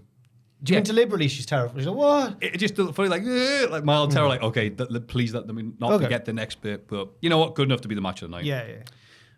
In the locker room. Oh, sorry. Then Zariah shows up, and he goes, "Oh, it's her that not everyone got to see on that last episode of NXT." Is it Zarya? Is that how they say it? Zarya, yeah. Zarya. I think it's Zarya? Saraya. Like Is Paige it? turns Oh, up. God. Well, I'm really good with saying names, so Zarya, yeah, Zarya. the Z they call it. Which made me think, oh, she's not going to get involved in the match, but that was just a little Should have little played. trick. Yeah. I like the production of her entrance, though. It's like a 2K, Yeah. just all the camera shots of the crowd for no reason. It just felt like a 2K like community creations job brought to life. In the locker room, Javon Evans regrets slapping Nathan Frazer on Tuesday. Cedric Alexander says he probably wouldn't have done so, but on the other hand, if Evans hadn't slapped Frazer, they wouldn't have received a tag title match. Yeah, Cedric wants a little bit of that rough and tumble, doesn't he? A little bit of rough and tumble. I like it rough. Most interesting part of the segment was the picture of RVD in Javon's locker. And with the ECW show coming up and seeing... What can it mean? What could it mean, yeah? I don't get it. I don't know. I thought it was just to remind Javon who his dealer is if he forgets. It's like, oh, yeah, there he is. I think you'll find that's the Rascals. Oh, yeah, God, yeah. Oh, so weedy. Remember when Mick Foley in his book said he used to carry a picture of Abdullah the Butcher in his wallet? And so some people are like, is that your dad? Why did he carry it? Just liked him. Oh, right, Big fan of him. So. But Ray Dudley and Dave LaGreca and the Crown, blah, blah, blah, blah. Oh, this pissed me off. It was This just like having a pre-show in the middle of the show. really fulfilling segments where they skim over what you've just seen. Yeah. Yeah, that's the only And also, mention of them this week. Bubba forgot Saraya's name. He's in the middle of his thing, and then he's like, and then we saw, tell me who it was, Dave. And then Dave obviously forgets as well, because then Dave just moves on to a completely different point. It's a fantastic moment. I didn't hear that. One I for wasn't paying Botchamania. attention. Oh, thank you. I would say, some, yeah. there's bits like this, I'm like, I'll fast forward. They were obviously rattled by their confrontation with Ridge on the pre-show and still affected them. I don't get it. I don't know why. And obviously, it'll cost a bit more in airfares to get us over there to do these segments. But for God's sake, what have we We got? know the names of the wrestlers. What have we got to do? Stephen Vacure, for yeah. example. We are the leaders of NXT coverage in the world. Yeah. Is Bubba Ray the bridge between WWE and AEW? Because he wrestled on that Maple Leaf Wrestling, which had loads of AEW guys on it. Nah, that's a satellite thing. His isn't it? match Nah. against Jinder Mahal was bollocks. Bubba Ray versus his new name, Raj Desi or something like that. Oh, yeah. yeah. Jinder's new name. And yeah. Jinder's the face because it's near Canada. It was in Canada, and the ref, like the Bubba's having to go to the ref. So then the ref turns on him and acts as Devon while Jinder does the legs thing, and the ref's just doing the diving headbutt. And on commentary, Callis is like, "This is not allowed," and Mauro Ronaldo's going like, "No, it's awesome, dog." Like, no, it's not. The ref's beating up one of the. Bubba got the win anyway. Oh, thank you for giving away the spots they're going to do Yeah. next week then. Good to see Mauro back on commentary though. For a Oh, yeah. yeah, he's good. Ridge Holland wins the ambulance match against Andre Chase, unhappy face. I am sad face about this. I was sad face at the start, so I thought, where was the pop for Andre? Also, the ambulance was a bit smaller than I would have liked it to be. It was just a car. I like the ambulance. Did It was you? a throwback, yeah. A bit like a Ghostbusters car as well, wouldn't it, I guess? I thought that maybe it was Halloween cool. time, I was trying to do, yeah. But the story obviously going in here was if Ridge wins, the uni's going to start crumbling from the inside out. And he went and bloody won, didn't he? So did. what we doing here? Andre Chase It's is the beginning of the end. the most popular faction today in NXT. And I defy you to name a more popular faction. Not singles, faction. Most popular faction. And he's lost and now they're all gone. Why couldn't they come back? Even Tia wasn't there. Yeah. Tia Maria wasn't even there. Yeah. Count me Help in. me. You're right. Obafemi killed the mobsters and they came back. Amen, amen, Sister Maffew. And I don't get. I don't know. I didn't mind the action. I thought they told a good story of like Andre having to be really brave, but then Ridge is just too strong and too scary and that. But I was just waiting, like my Hall of Fame pick last week. I was waiting for twists. I was waiting for. If I had to guess The next chapter. If I had to guess a match on the card that would have like no bollocks, no interference, I would not have predicted Ridge versus Andre. I didn't realize until when I watched this match, because I thought the same as you, but then I went, oh, wait, hang on. Oh, I'll get to it. But this crowd is stupid. Why aren't you popping for Andre? And then it's probably because they were being quiet, so they could hear Vic and Booker bicker even more. Bicker T, that needs to be his name now. Bicker T. Vic references, he Big goes, Joseph. he goes 1, 2, Andre's coming for you. 3, 4, you're going through the ambulance door or whatever. And Booker's like, oh, that's nice. Yeah, that's that thing you learn at school, isn't it? He's still there really mentally. And he's like, no, it's from Freddy Nightmare on Elm Street, the thing he's dressed as. And he's like, uh-huh. It's so great. If I want to hear two people with no chemistry bicker, I'd go home and speak to my parents. Whoa! Then the match takes place. It's good. The action's good. Booker yells that Andre is running a Ponzi scheme and that you would be better off without him. And you go, that's not true. Wait, hang on. It No, might he be. did gamble against it. At first, I was like, "Oh, Booker's doing that thing where he just makes up stuff in extra bits of the storyline." But no, it is sort of. But he did it for Thea Hale's health. No, That's what we but forget I about don't here. Yeah, like I committed financial fraud because I like you. Not only He was that, on the good brink look. of death. That's the plot of the Hugh Grant film. he directly led to her losing and then lost the U loads of money. And he was also responsible for the tag team titles being lost. So But he saved a life, though. That storyline. And what's more valuable? That storyline didn't end with a wrestling match. It ended with a calendar. I still don't get it. that we couldn't buy. We could. We just didn't have time. We didn't want to buy it, and it was already right. like April, wasn't it? No, they went. I remember we were live streaming, weren't we? And they went on sale, and they were sold out very quickly. Suspiciously quickly. I think it's because lots of horny boys thought they were going to be naked, but they weren't. They were tastefully dressed, which is how it should be at the U, a great, upstanding institution. Well, was. It would be grand upstanding if you looked at that calendar. So Crowd got into it finally when he did the Garvin Stomp, THASEU Stomp. Put here in case I forgot what the Garvin Stomp was. Thank you, past. He's Southern. Yeah. Then they started chanting for a pumpkin. Thanks, crowd, for really getting into it. So they stop what they're doing to use a pumpkin, and the crowd goes, "Yay!" Andre milked the pumpkin. He was good though. He did, but why pumpkin. Lovely pumpkin juice. You can milk anything that's got nipples. Yeah. I'm like, why don't you? Okay, great. But then, he just bloody won. Hit the Redeemer on the stage for the win, and I put, all right, I hated Chase losing because I love Chase U. However, Ridge has a load of heat right now. He was getting some big, genuine boos. I can see him being the next guy to beef with Trick now that Ethan Page is moving on. Oh, hell yeah. Chase can lose 1,000 times. They won't affect him, especially when a vegetable gets a bigger pop than him here, because some fans are just stupid. And I don't think Ridge has the ability to get... I didn't think Ridge had the ability to get to this point in terms of heat, considering he was one of the worst characters in the history of NXT 2.0 earlier this year. He's doing much better now. Yeah, he's doing way better now. And the crowd are like, boo, we don't like you because you're beating up everybody. Did you like Andre selling at the end? Through the door of the ambulance? Put it in the Louvre. I didn't see that. Ridge is backing onto the door that he's just closed with Andre inside, and Andre's like, through the he's back, like, but he can't get out. Hand sliding down. No! This ambulance is too small. I'm actually in genuine pain. I thought the long boy. The match itself was okay. The highlight for me was the stretcher spot where one of the back wheels isn't quite down properly, so he can't push it properly, Ridge. And there's Andre he's resting his back on the ring apron, and Ridge is a good 20 yards away, and they're going to do the big, running up Andre. Is he going to cut him in half? But he can't get there quickly, so it takes half an hour. And Andre gets out the way at the last second. Fantastically crap. The last 10 seconds, he managed to get out of the way. Later on, Andre then gets the stretcher and then notices immediately and goes, oh, that breaks on there. And he just fixes it. And I thought the finish... That's why he's the lecturer. Yeah, there was a nice backdrop onto the exposed floor where the splat was visceral. And the finish was quite nice because that scares Jack. Yeah, not him.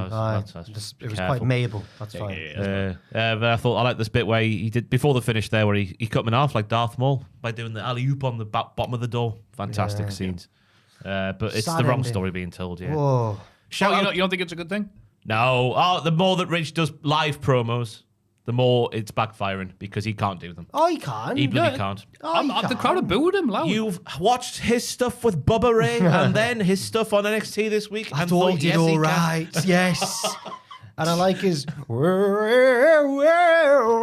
his music. Maybe you wanna. No, it's very similar to it. I think it used to be like Joe Coffey's music. It was like a weird, like, whoa, yeah. I don't think British people love that sort of. Did you know I imagine Joe will go to a gig with a band songs like that. Yeah. Imagine JB. Dragons, yeah. You know JB from BJ and JB? Yeah. That JB. He used to be an indie wrestler with long hair. Yeah. I never knew that. In Evolve, was he? Yeah. Yeah, He was I think- called Yep. JB as well. Yep, he doesn't have a Twitter account.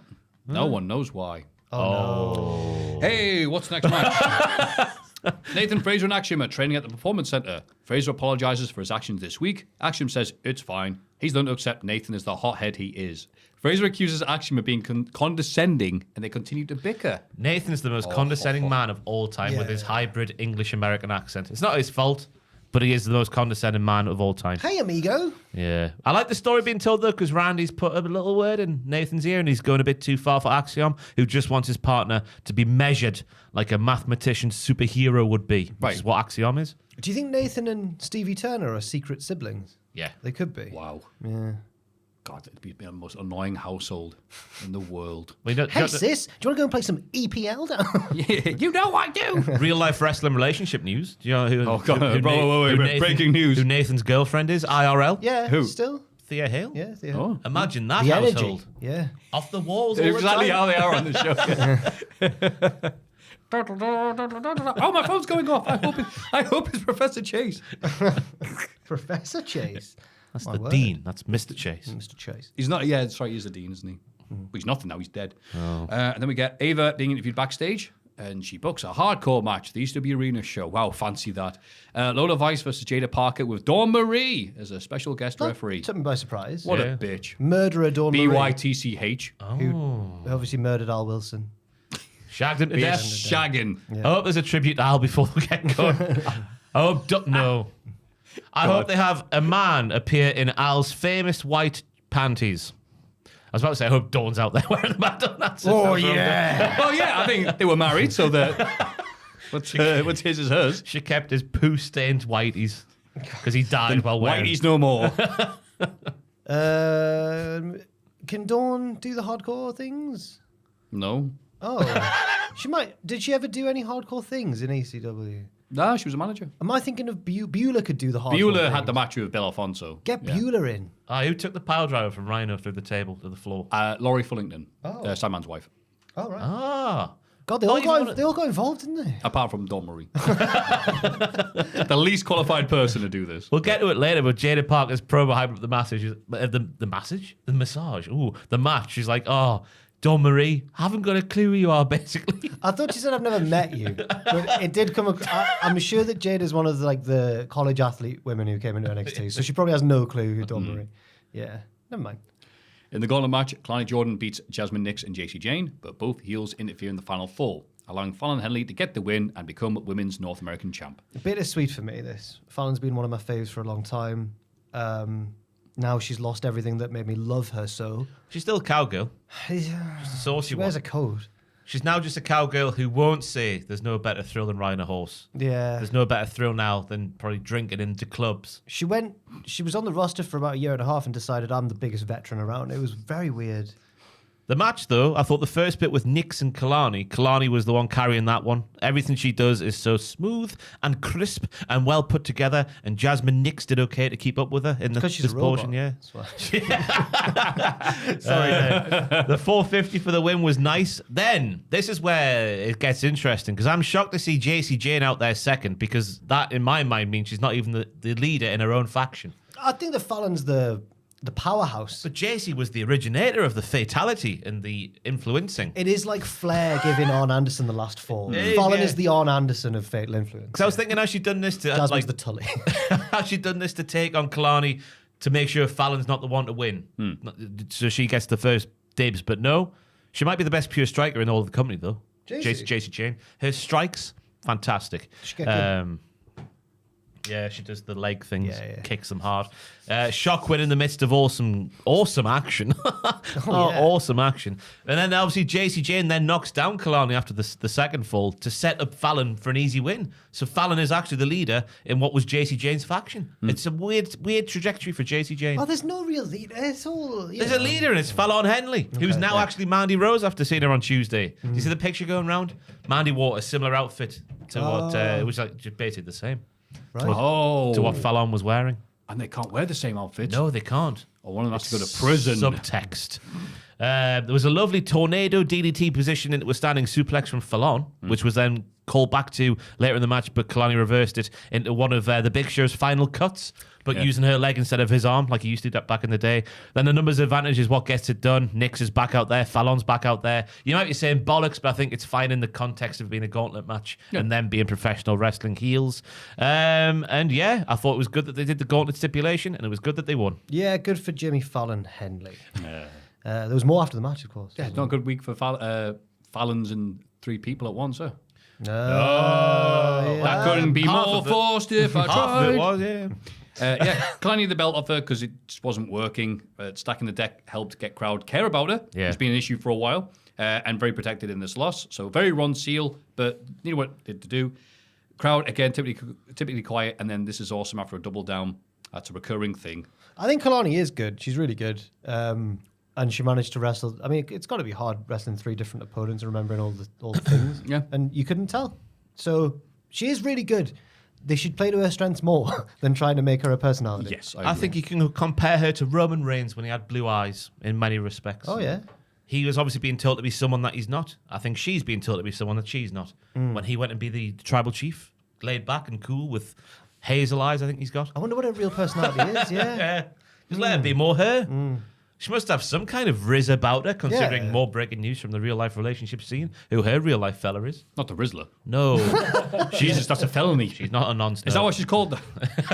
It's Felony Henley.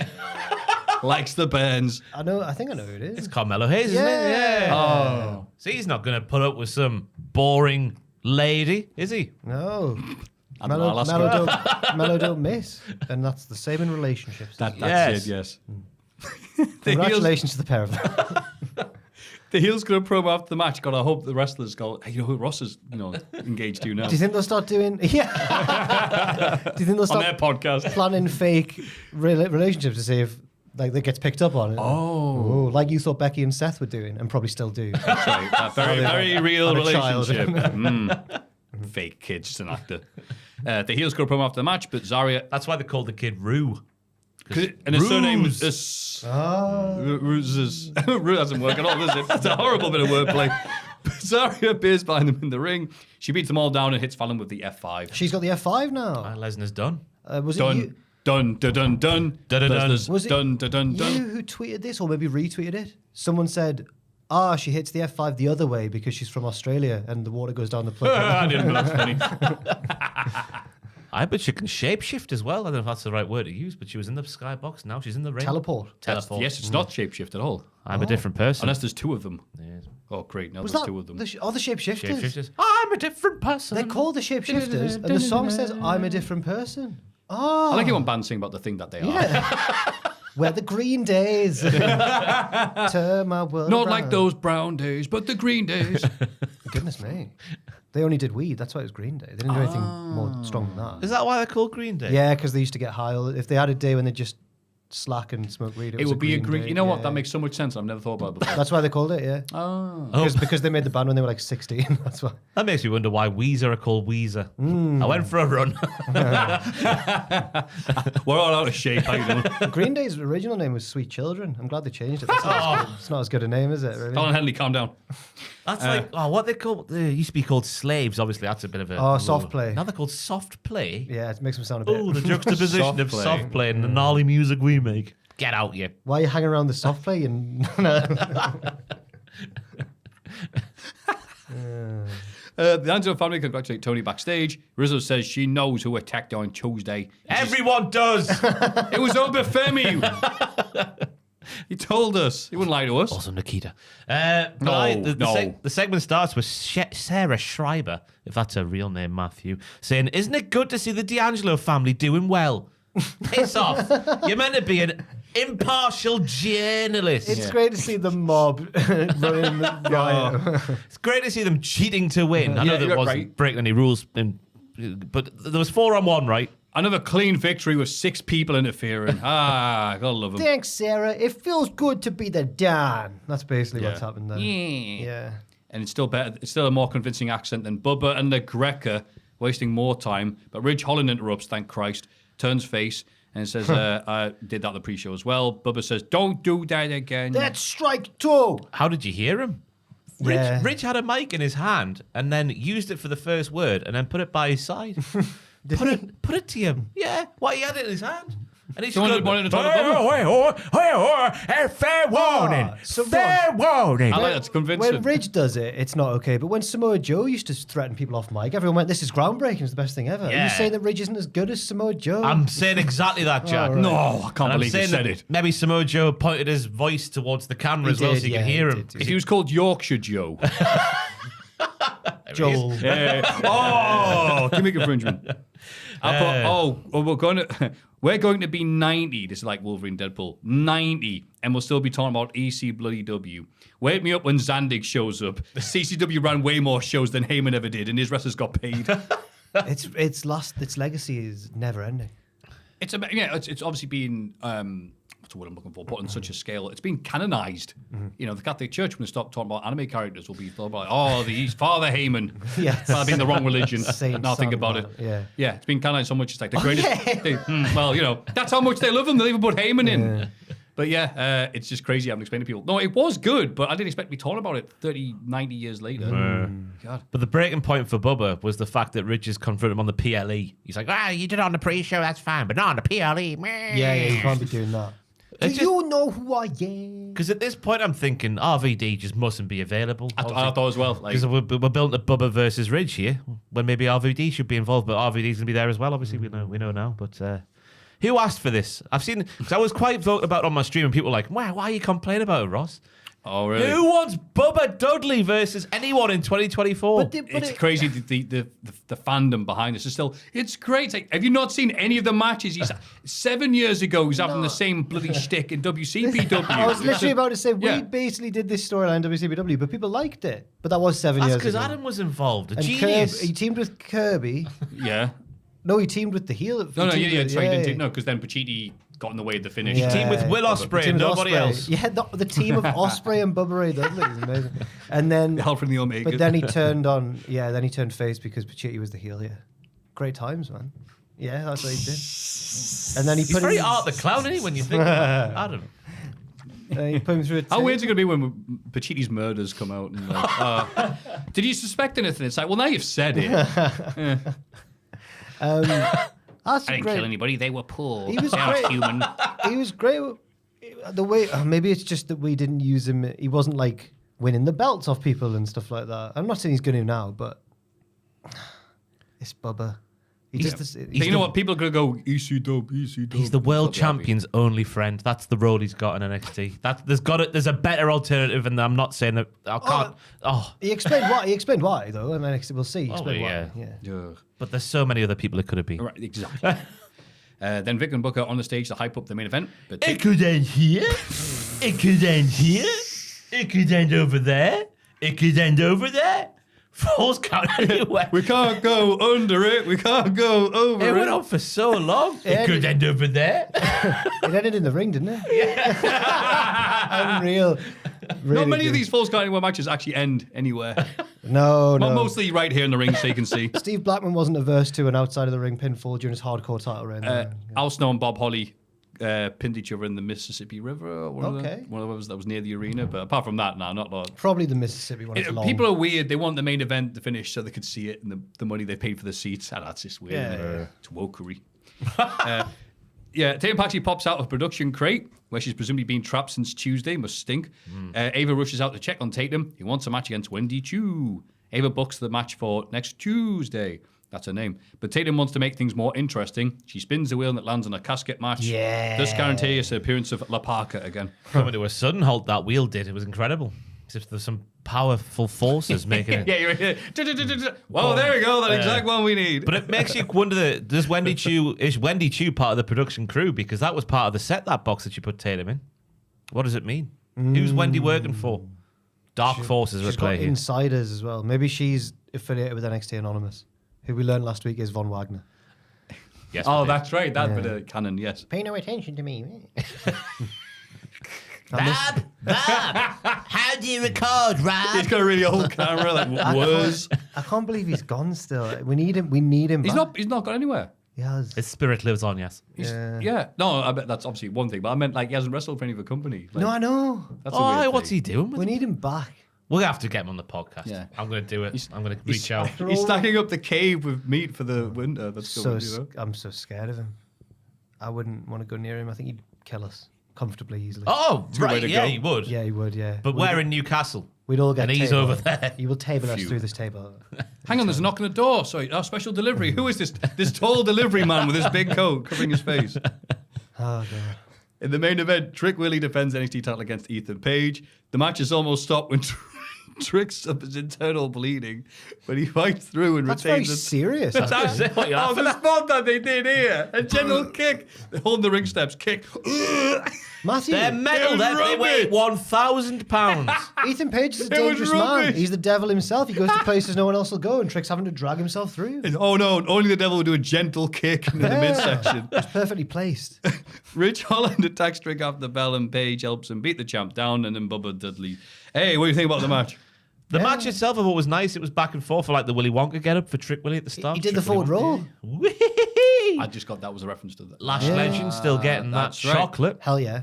That's yep. But his words, not mine, I That's should say. where we are quoting. Yeah, we're quoting here. That's not. The pumpkin on the head spot was inspired. Yeah. Pumpkin getting big things again. Because Ethan saw Vic's jacket and went, "Oh, you look stupid. You look like a pumpkin." But then he ended up with the pump. It's The Bret Hart storytelling, psychology it's there. fantastic. Bret Hart. Yeah. And it's a shoot. It was like a Steve Blackman roundhouse as well, because he broke the pumpkin on impact with the kick. Yeah, look good. Yeah, it was fantastic. Good payoff. Even just as strong as the kick that he kicked at that ring step. Yeah, really Give him strong. internal bleeding, Matthew. I thought Ethan Page looked good all the way through the match with his myriad of offenses with the chair. He used it in so many different ways. I've remembered now. He hates Ethan Page. Oh, because No, in this position, in this role. you wouldn't say why, though, would you? No, you messy I'll king. tell you after you finish your lovely diatribe. Oh, no, I'm more this is way more interesting than I'm going to say. Yeah. What? Oh, okay. I put big pop for Ethan. Lol, not really. I'm just making sure people at home are paying attention. He does. He hates it. Why do you hate him? It's That was every good. time. I got now. a reaction with Joel. That's all I care. Who cares about the fans or whatever? Why do you hate him? Crowd chat. What's he done to you? No, he's done nothing. He's been really nice. That's the bitch. That's why Jack's doing that thing where you got into and you go, I can't overreact because then that's what the bitch wants. I'm generally not trying to. Ethan's been. I'm not trying to stir I'm anything. overthinking it. But I'm you've got. overthinking it. You're you've too got- lovely But for you've that. got a Jericho 1004 moves scroll of insults to hurl at Ethan Page here, and I He is doing nothing for me in this main event bit. He hasn't since he won the think he's title. done his, Now. I think Woohoo! he's And doing he's the best he can. It's not his fault. I think it's the okay. booking. Fair enough then. Okay, yeah, fair enough. I'll give him that. But then you said that, and I felt really bad. So then I thought, well, I might as well go all in now. Okay. I can't let Jack win. I put crowd chant F that pumpkin. I put, hey, I've seen that video. Moving on. Oh my. What was that video? Again, with presenting Paige as this violent Excuse me, hardcore what guy. Messi King was involved in that video? Yeah, you know what? Cody Rhodes will have definitely seen that video. Again, presenting Paige as this violent hardcore guy, and it's like, when has that ever been a thing? Like since he's been in NXT? Matthew, he was the devil on Twitter last week, I think you find. Oh, For his sick rap, only on Twitter. his trap beat. Also, the crowd would not stop chanting about the pumpkins. It's the main event that is not a good thing that they chant about the animate objects during the That's supposed true. biggest thing of the show. And even when they used one, they chanted for it later on. I'm like, okay. And I can't believe they had Paige main event a big show like this. I can't wait for Ridge's push. Then the announcer's table is cleared off as Williams is bleeding from the mouth. Yeah, what the hell was that about? Paige, you dumbass. Oh, yeah, this is the spot. Right, so I'll put that back. That was the thing that people talk about online. And I thought people were genuinely being sarcastic about this. It turns out they were being very serious. When they were talking about, that was a misplaced burp. I apologize. So it's a Falls Count Anywhere match. Yep.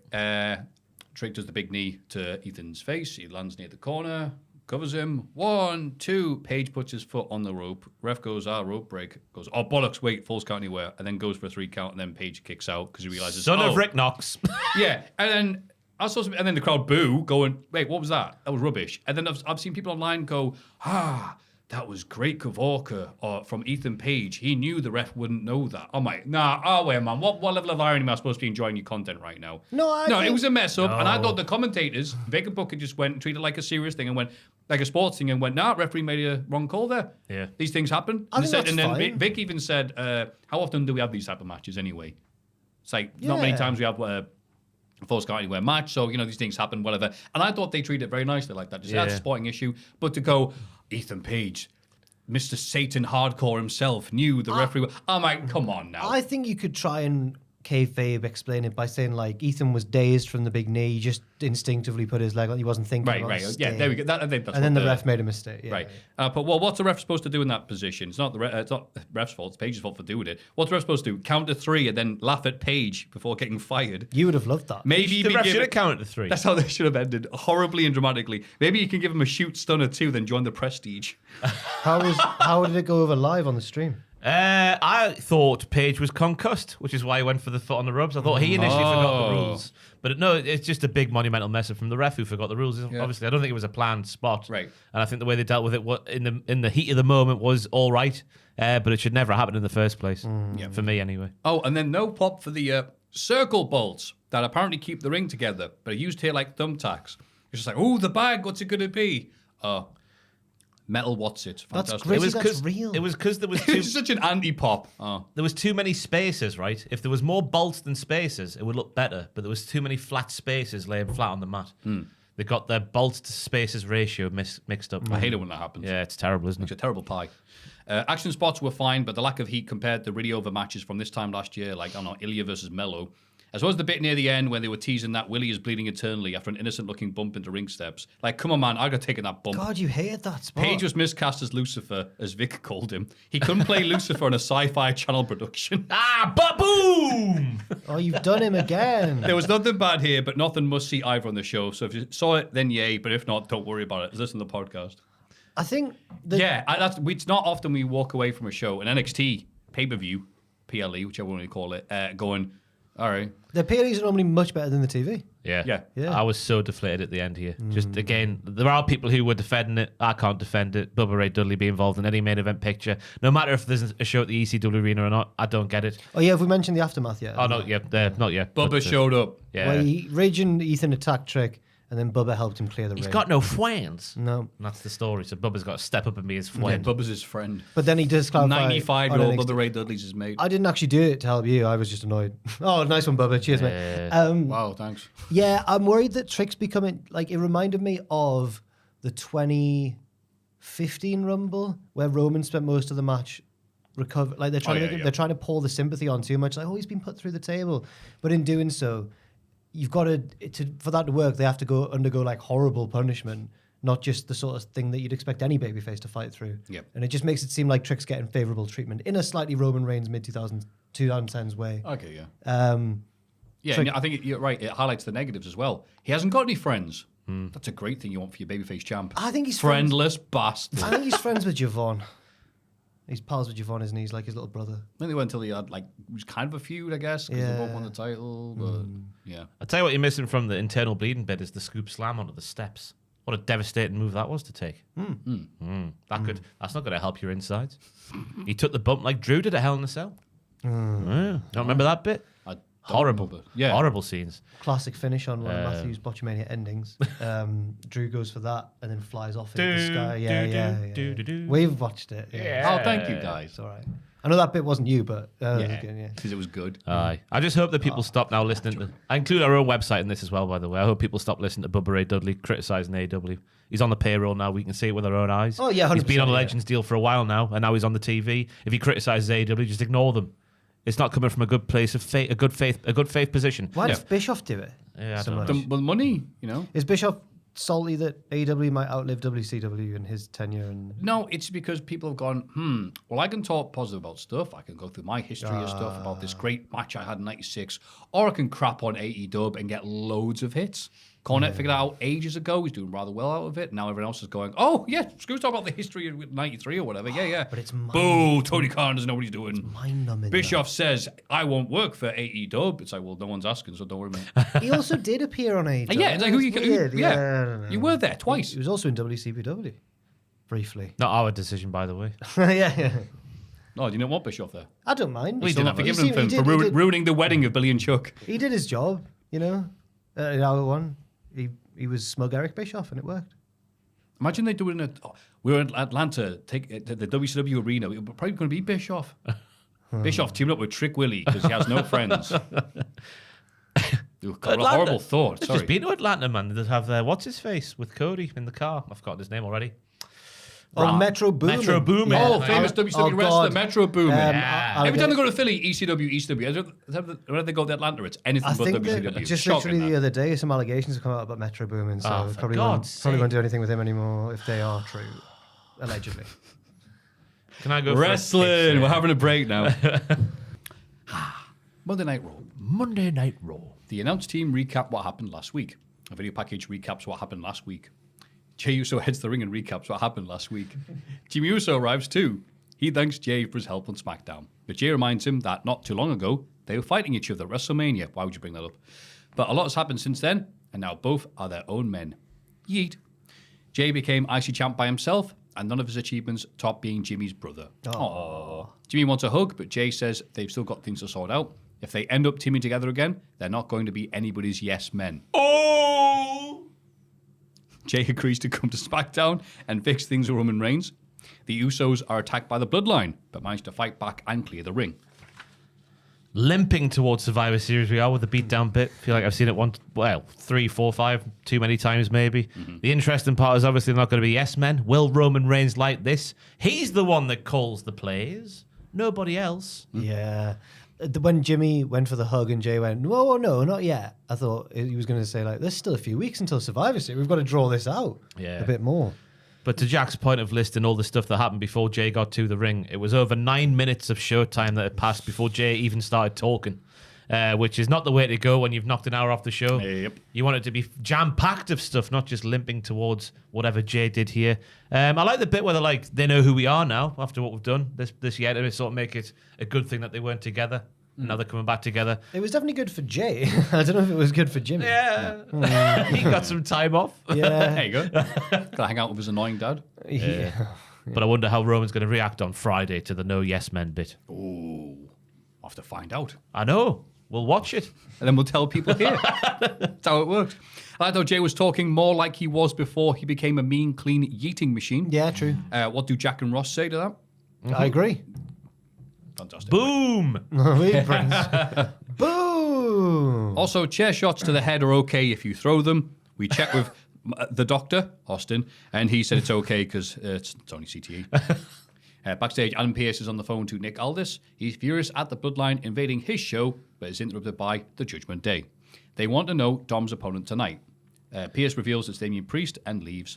Dom wants to prove that he can beat Priest by himself. The rest of the group believe in Dom, but Finn Balor doesn't agree. He storms off, followed by JD. And I liked how the camera framed Dom as the biggest member of the Bloodline here. Hell yeah.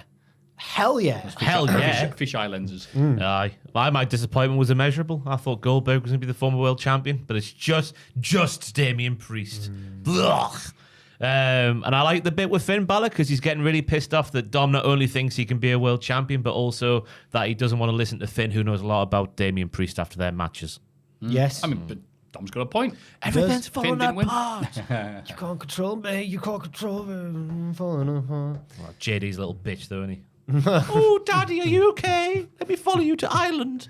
Yeah, they did a match at OTT, didn't They they? did, yeah. That was the reference. Oh, Daddy, are we getting Aer Lingus? Oh, we're talking about the injuries and that. Session Moth got a bad injury as well. Hopefully she's all right too. Oh. Yeah, she got it at OTT, I think, at the end of her match. Oh. Yeah. She was already losing the match anyway, so it didn't like ruin the finish, but obviously she was tweeting from hospital going like, "Wait, I'm all right." But yeah, hopefully she is. Well, thank you for the update. Yeah. Thank you, Session Moth. Thank you, Session Moth. Sheamus beats Ludwig. I said thank you, Session No, Moth. I almost said it. I was thinking, no, I'll tell you, that's the reason I met Kayla, Session Moth. What? I've never told this story in the podcast, but Adam used to book straight to hell guests at the very start of the company. Oh, yeah. And I was told Session Moth's coming in before North on a Saturday night. Oh, yeah. So I was sat in this office on a Saturday night on my own waiting for her to do straight to hell. She never turned up. So I was just looking at my Instagram DMs and Kayla was there. Oh. So thank you, Session Moth. Thank you, Session Thank you, Moth. Session Moth. Crucially, Kayla slid in, not me. So that's boy points for Ross or something. She messaged me, Jurassic Park. Jurassic Park. It's an Irish thing. I don't know why I said Oh, it. right, Wrong okay. audience. 1-0 to the Arsenal. Aye. Sheamus beats Ludwig Kaiser in a singles match. All right. This was just their third singles televised match, and I swear it was a lot more. It was 1-1 on the scoreboard before we got going here. Very much Ron Seal with Ludwig hanging in there, with Sheamus trying to have a banger of his. And then I'm asking the question if Sheamus is Hulk Hogan, because he gets another really conclusive win here against a younger lad who could have done with a big win over someone like Sheamus. Not only a brogue, but also a knee as well. A knee, then a brogue. And the knee was arguably more devastating than the brogue. Yes. I'm just thinking about when Pete was defeated by Sheamus with one arm tied behind his back. How many wins does Sheamu need? There was I don't know what you're talking about. They are clearly showing up Big Sheamu for the big Braun Breaker match. I can't wait for it. I was going to mention it as well when you talk about Tony getting zip tied in the match, and then we had the Sheamus thing with one arm behind his back. There was another one at Bound for Glory where Steve Macklin was wrestling Josh Alexander, and the story is that Macklin needs to prove that he can beat Alexander and move up the card. But Alexander's now got a tag team with him as like his minions called the Northern Armory, TNA, and they couldn't make the show. I think it was like visa issues or something. So they had to come up with a different finish. The finish would presumably have been the tag team screwing Macklin out of it. Instead, Alexander zip-tied him while the ref was down. The ref wakes up and goes, "What? He's zip-tied behind his back." And then every time he tries to unzip tie him, Macklin goes, "No," and wrestles with his, like he's doing dives like Orange Cassidy with his, without any hands and stuff. Then he ends up losing because he keeps refusing to get his hands freed, and it just made him look like a tit. Bound for Glory. What happened to this company? I don't know, man. I don't know. I would have still forgiven it if Joe Hendry had won. Yeah, you're right. Yeah, exactly. Masha Slamovich and Jordan Grace had a good match. That's one thing. So that's a positive from Bound for Glory. Sorry, carry on. One of those lasses did a really good move that I saw on Twitter. I can't remember what it was now, but it was really good. So well done. There were several good moments in that match. It was a good match. Oh, I wish I could remember. One of the women's did a good move. Either Jordan or Masha, one of the two. Oh, that's good. We've narrowed it down to either of the people Yeah, involved. they did really well. Who is now in charge of who's the new Scott D'Amore? Who is it? I don't know. Probably effing Bubba Ray Dudley. I don't know. That's a good point, actually. I don't know who is the new person in TNA. I heard that Tommy Dreamer's on creative, but I don't think he's the head of. But he's not creative. Yeah. We get Rhea Ripley video package. She admits she's made mistakes in the past, but Raquel and Liv do everything to feed their own egos. Ripley only wants one thing: the title back. The title back. Yeah. Ain't nothing will stop me. You're gonna have to kill me. Okay. That's what she says. Okay. No. Amazing. No expletive Amazing before work. there. Wow. I think I saved it, didn't I, Joel? He's writing down the time Yeah, I just in think so. case. I'm just gonna check. You can hear the noise of a car going as you stop dramatically. So easy to say with a lot of expletives in between when you're Australian. Something about that accent that brings out the cursing. The Usos bump into Sammy backstage. He wants to speak to Jay alone. Jimmy walks off angrily. Sammy asks why Jay is fine with Jimmy now after everything he and Roman did. Fair. Jay thinks Solo was worse, but Sammy reminds him what Roman did as head of the table. Sammy says Jay doesn't have to pick the lesser of two evils. He can just stay out of it. Jay says Sammy wouldn't understand because he isn't family. Oh, that's unnecessary, Jay. Sammy is sad. Sammy's hurt sell was really good. He was like so sad in his face. I could hear the EastEnders. The EastEnders drums playing as the segment ended. Like, we're back to this a lovely soap opera again. Yeah. I mean that in the nicest possible way. He's not. Sammy's very valid in what he was saying. He was. And then Jay, I thought, was a little bit over the mark for me, you know. You're not family, oos. There's more ways to settle it than that dagger to the heart of someone who I think wanted to be part of the family, but he can't because his parents are someone else. Yeah. Yes. Yeah. And they can't adopt him for some reason. In a video package, Gunther... But The Rock's allowed to be part of the family. Sorry, his granddad was blood brothers with their granddad. Yeah. Not blood related. They were blood brothers. They made a blood pact. Oh, So well, there what you go. Sammy needs to do next week is initiate a blood handshake with Jimmy. Jay, sorry, not Jimmy. Yeah. And Jimmy. All three of them. That'd be funny. That'd be a twist. It goes, I'm actually Jimmy. It's like, oh, no, this is not what I want.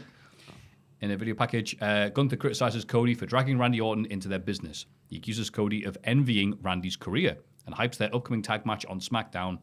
Cody is the secondary champ in WWE. Great bit where he's just like, ask Randy how it feels to be choked out by the ring general. Really good bit. That'd be great if he actually did that. Just goes completely off his rocker. You must think Cody's career is terrible because he said, I remember his feud with Randy, he was like, Randy, you've actually really underachieved in your career. You're so bad compared to me.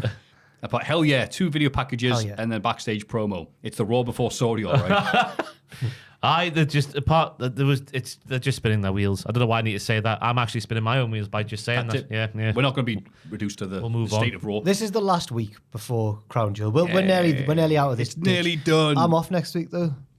Oh, you're flying over? Are you flying over? No. No, I'm doing not a big walk, but I'm doing another walk. Oh, nice. A medium walk. Yeah, medium walk. Where you going? Liverpool. You're walking in Liverpool? Walking from Liverpool to Manchester. Whoa. Which isn't as long as I thought it would take, so I've had to go around the houses a bit. Going to You going on the houses? I'm going around the houses, yeah. All right. I'm going to like around the houses being Warrington and Altrincham. Have you said this before? Because I've just had deja vu of you going around the houses and doing the arm. I've probably it's been planned for like a week or two. Oh. I had some days off I need to use before the end of the year, so Right. just booked it in for next So week. you're going down there to walk amongst those people. Can I borrow some money off you? What? What do you mean? What does he mean? You said I'm There's a going good to chance I won't have to pay it back. You said I'm going to get in trouble. I wish you the best. As long as I just don't wear white socks on the days I'm in Merseyside, I'll be fine. That's apparently a no-no. Jack is going to open his suitcase. It's What? nothing No, but no, white it's socks. Wearing white socks. Owen said this before as well. What does Owen know? I've heard it online. You don't wear white socks if you're in Liverpool, apparently. But wearing white socks Is is he just not frowned- messing with you? No. I've seen it online and then I asked Owen about it. He was like, yeah, you don't wear white socks. What are you, a weirdo? What Honestly, what happens then? Forbidden. Well, you're a Turn to a frog? I don't know. It's not the done thing in Merseyside. Oh, I hate things like that, me. You hate Scouse. Don't wear ankle socks because you look like a paedophile. Then go on a hot day, right? I get it if you're wearing socks and sandals, then you are a paedophile. It's hypocritical there for myself. These bloody rules these kids have. Yeah, man. I thought that the Scousers would wear like Nike Air Max 95s and white socks. I thought that's what their look was. White socks. Should I try and get him in and see Go- what he... yeah. Please. All right. This is It's crucial more interesting than information, most this. of the stuff on Raw this week. I mean, we're all over 37 now, so it'd be nice to hear from someone who's 22. Exactly. I never knew this. And you're a Liverpool fan. Yeah, I don't live there though. So. Joe's very quick to point that out. Would you have got a Liverpool with white socks had you not heard this conversation? Yeah, You'd absolutely. have been laughed out of town, I Joe. know, yeah. Even Or yeah. something worse. Even at the gym, like on the trainers, like, you're supposed to have like white shoes. Yeah, what's that wrong with Gyms white must be- socks? Yeah. Unless Anyway, you're so- Stevie Richards. That was a great thing from nice. back in the day. Oh, white socks himself. There we go. Oh, here he comes. Hello. Show us your ankles. Oh, they're navy blue or black. Oh.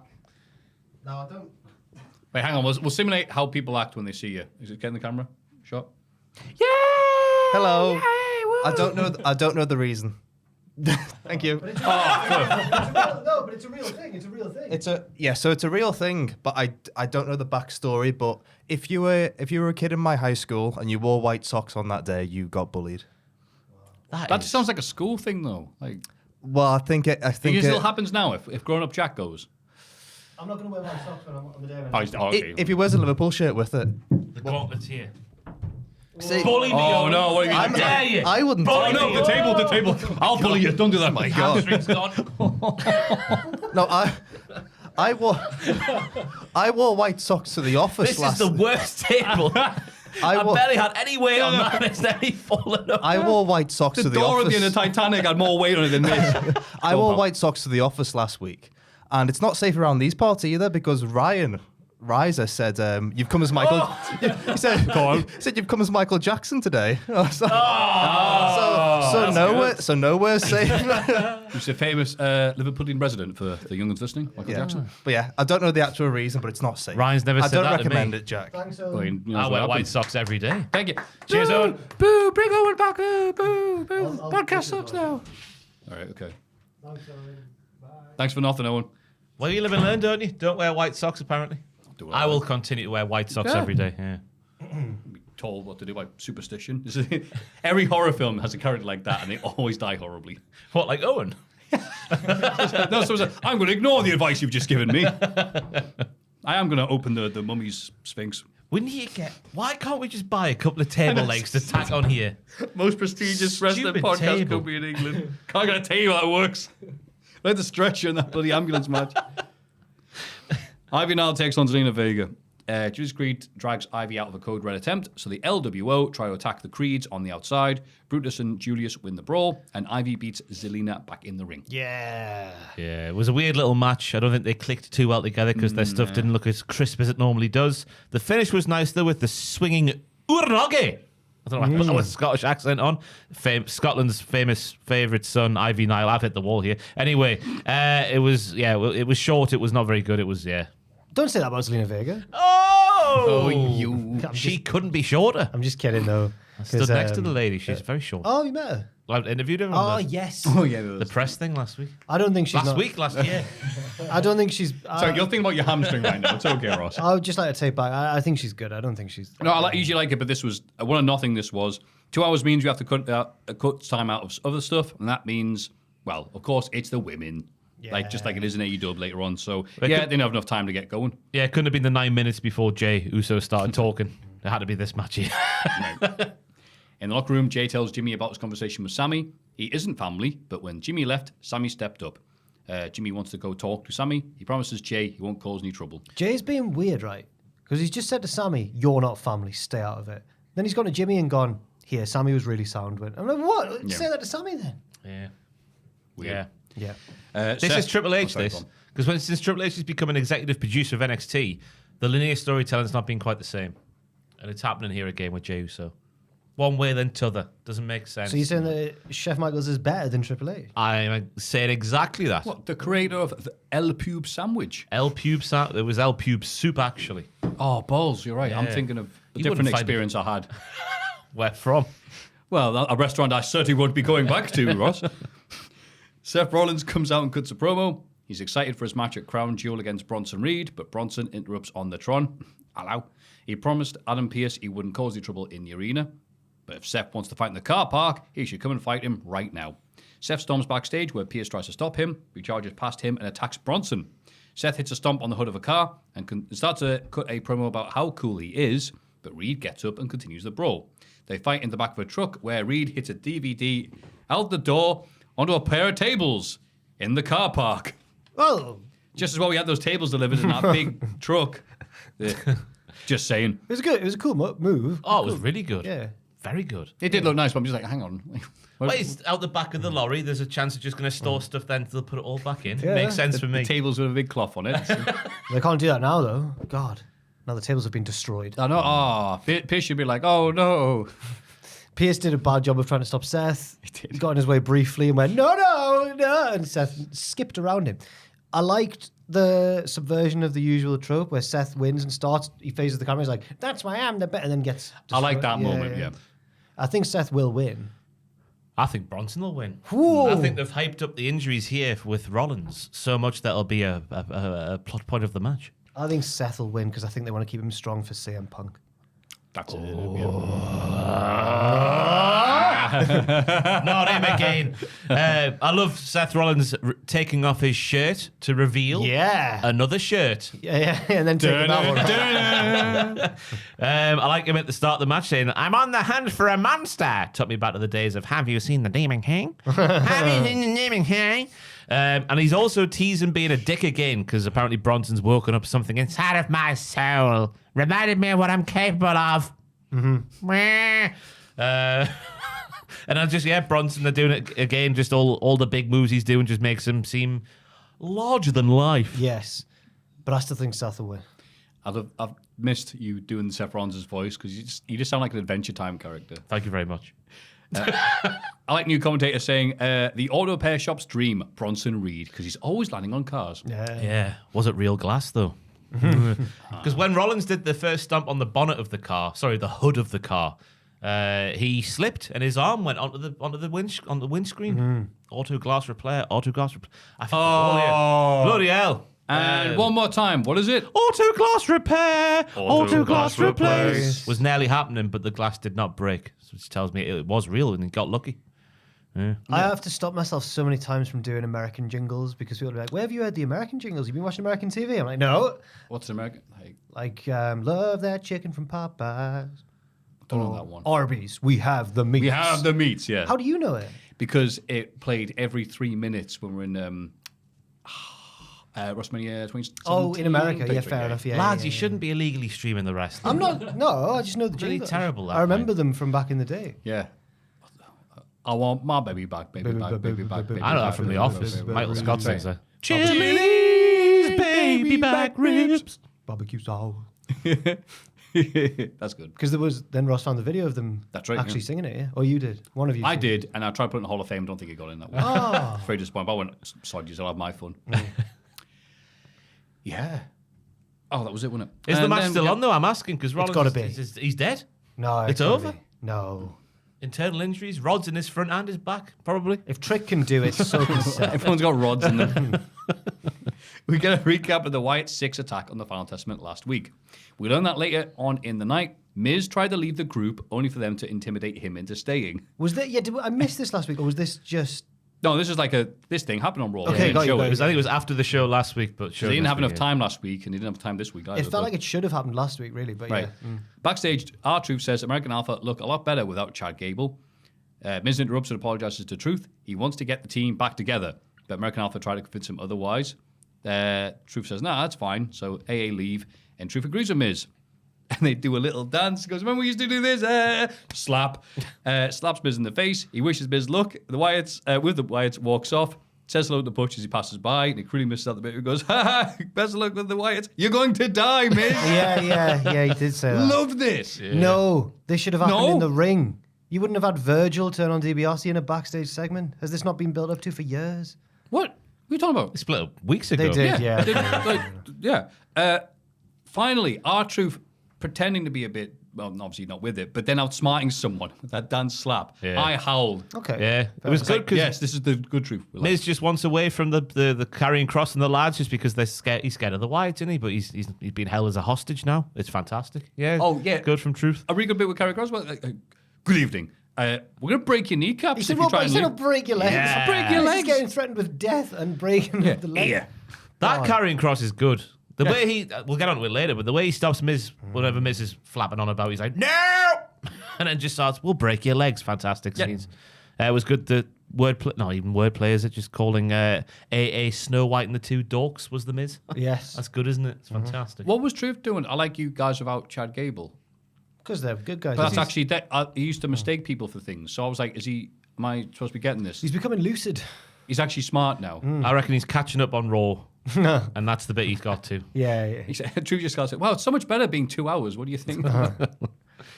We get the final of the number one contender tag team tournament. Three-way match with LWO, The New Day, and the War Raiders. Woods and Kofi almost have the match won, but a miscommunication costs them. Ray looks to hit a 619, but Chad Gable drags him out the ring and puts on the ankle lock. Back inside, the War Raiders take advantage and win the match. Most interesting part outside the War Raiders looking very good, doing all their tag team offense, was Kofi calling a play and then Woods seeing Rey Mysterio in the background, but then him calling his own play. So now will Kofi be upset with Woods' play, even though Kofi said, I don't mind if you do the plays, Woods. I think also that Woods was not wrong here. Yeah. Ray was going to break up the pinfall. So why did, I think Kofi's too chill to make up a fuss, unless Xavier does, and it's just like, no, you were wrong. But Yeah. I say that, and I still don't say it convincingly, because I'm still like, New Day, beefing. They'll tease the breakup, but they won't actually do it. It's 10 years this month, November. God, you're right. Oh, what if they have like a celebration though? And then that's no. when. Oh. They wouldn't dare. They've always said they never want to break up, yeah. Yeah, well. I want to moonwalk, son. I thought in the match itself as well, I don't know where Woods was for the majority of it, but Kofi was doing a lot of the work, and I don't know if that was like on purpose or that was just Woods was maybe legitimately knocked up a bit or something. I don't know. I didn't think that. Yeah. Just, Kofi likes working hard, doesn't he? He's been doing it for so long. And that's why War Raiders still have their Viking theme if they're not Vikings. It's stripped down. It's It's one their of the... NXT theme. That's when they were less Viking. Yeah. They had a different one when they were Vikings. It was more just like I thought it cinema. was the same. No, they had like cinema Had the music. wah thing, so Yeah. then it went back. This is the Viking. What were they called in NXT back in the day? The War Raiders. Was it War Raiders? Yeah. Yeah. This is their old theme. Yeah. Is it? Yeah, because they didn't have electric guitars then. So you Oh, can tell the that they're Vikings less, did not they're have less them, yeah. Viking-y It was now. very just dramatic, like dun-dun-dun-dun-dun-dun. Valhalla is coming. Oh, okay, yeah, that like, little audio Or is bits. here. She's not coming. Yeah, she's at home. Valhalla is at home. But no, that's one of the better themes in WWE right now. And I thought I was going to give bloody the people that no one likes a compliment, but it might not be one of them, is it? It's not theirs. That's why it's good. It's CFO money. Right. Okay, well, there we go. I'm not a fan of these three-way tag matches that have three people in at once, but we get some nice moments, and you continue the story of Xavier not wanting to listen to Kofi because he's insecure.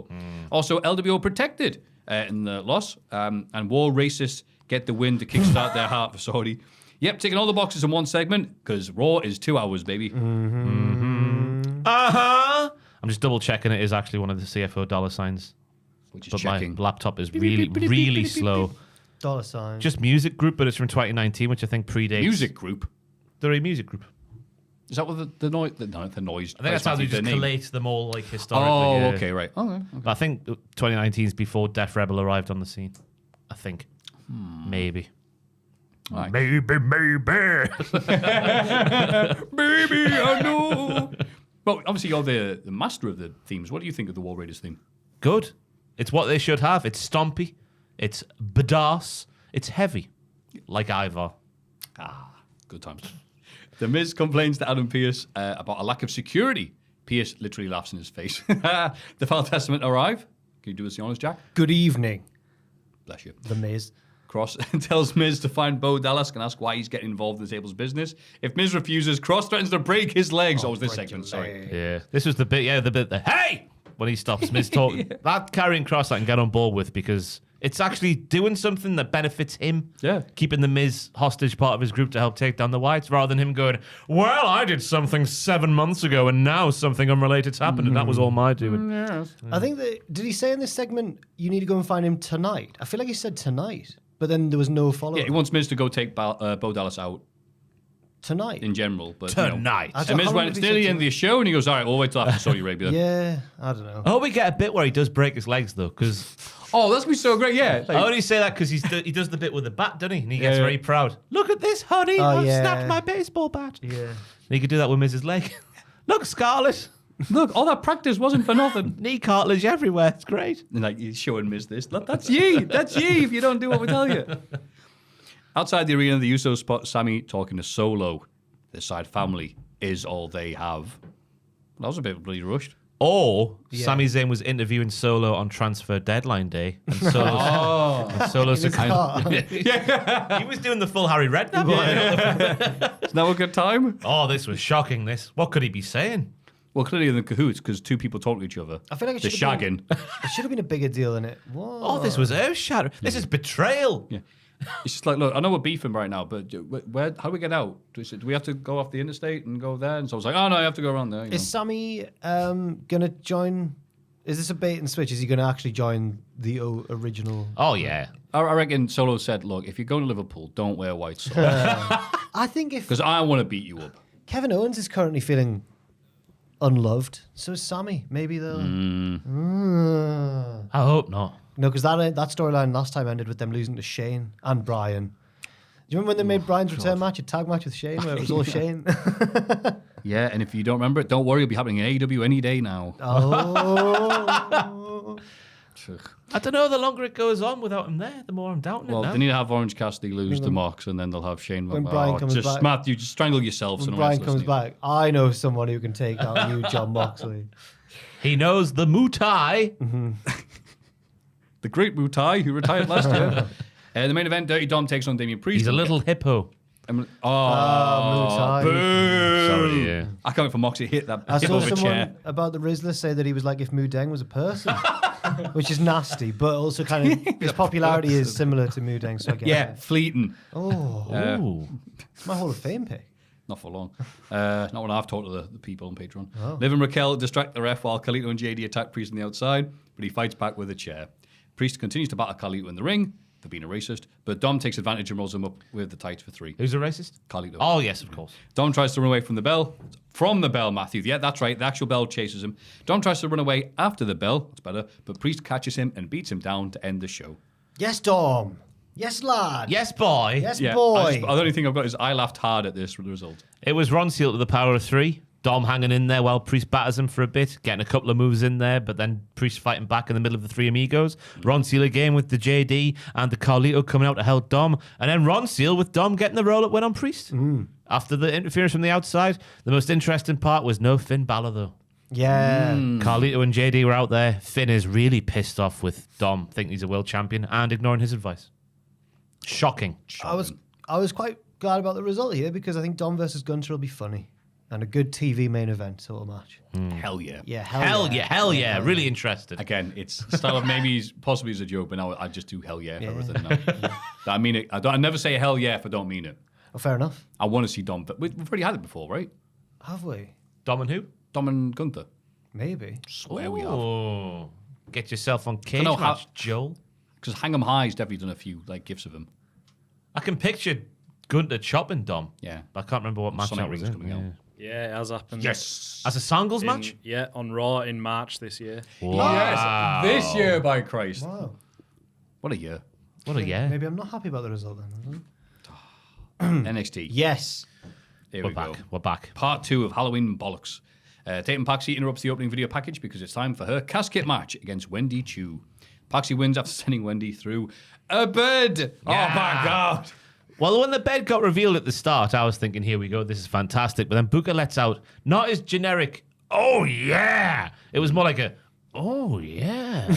When Wendy Chu brings the bed out, which sounded horrible. There was a Tatum Tuesday sign in the crowd, which was a bitter pill to swallow. What? It's come Tuesday. It's not Tatum Oh, Tuesday. I don't mind Tatum He Tuesday can't- being a thing. He might be dead, but he can't take it away from him. It's terrible.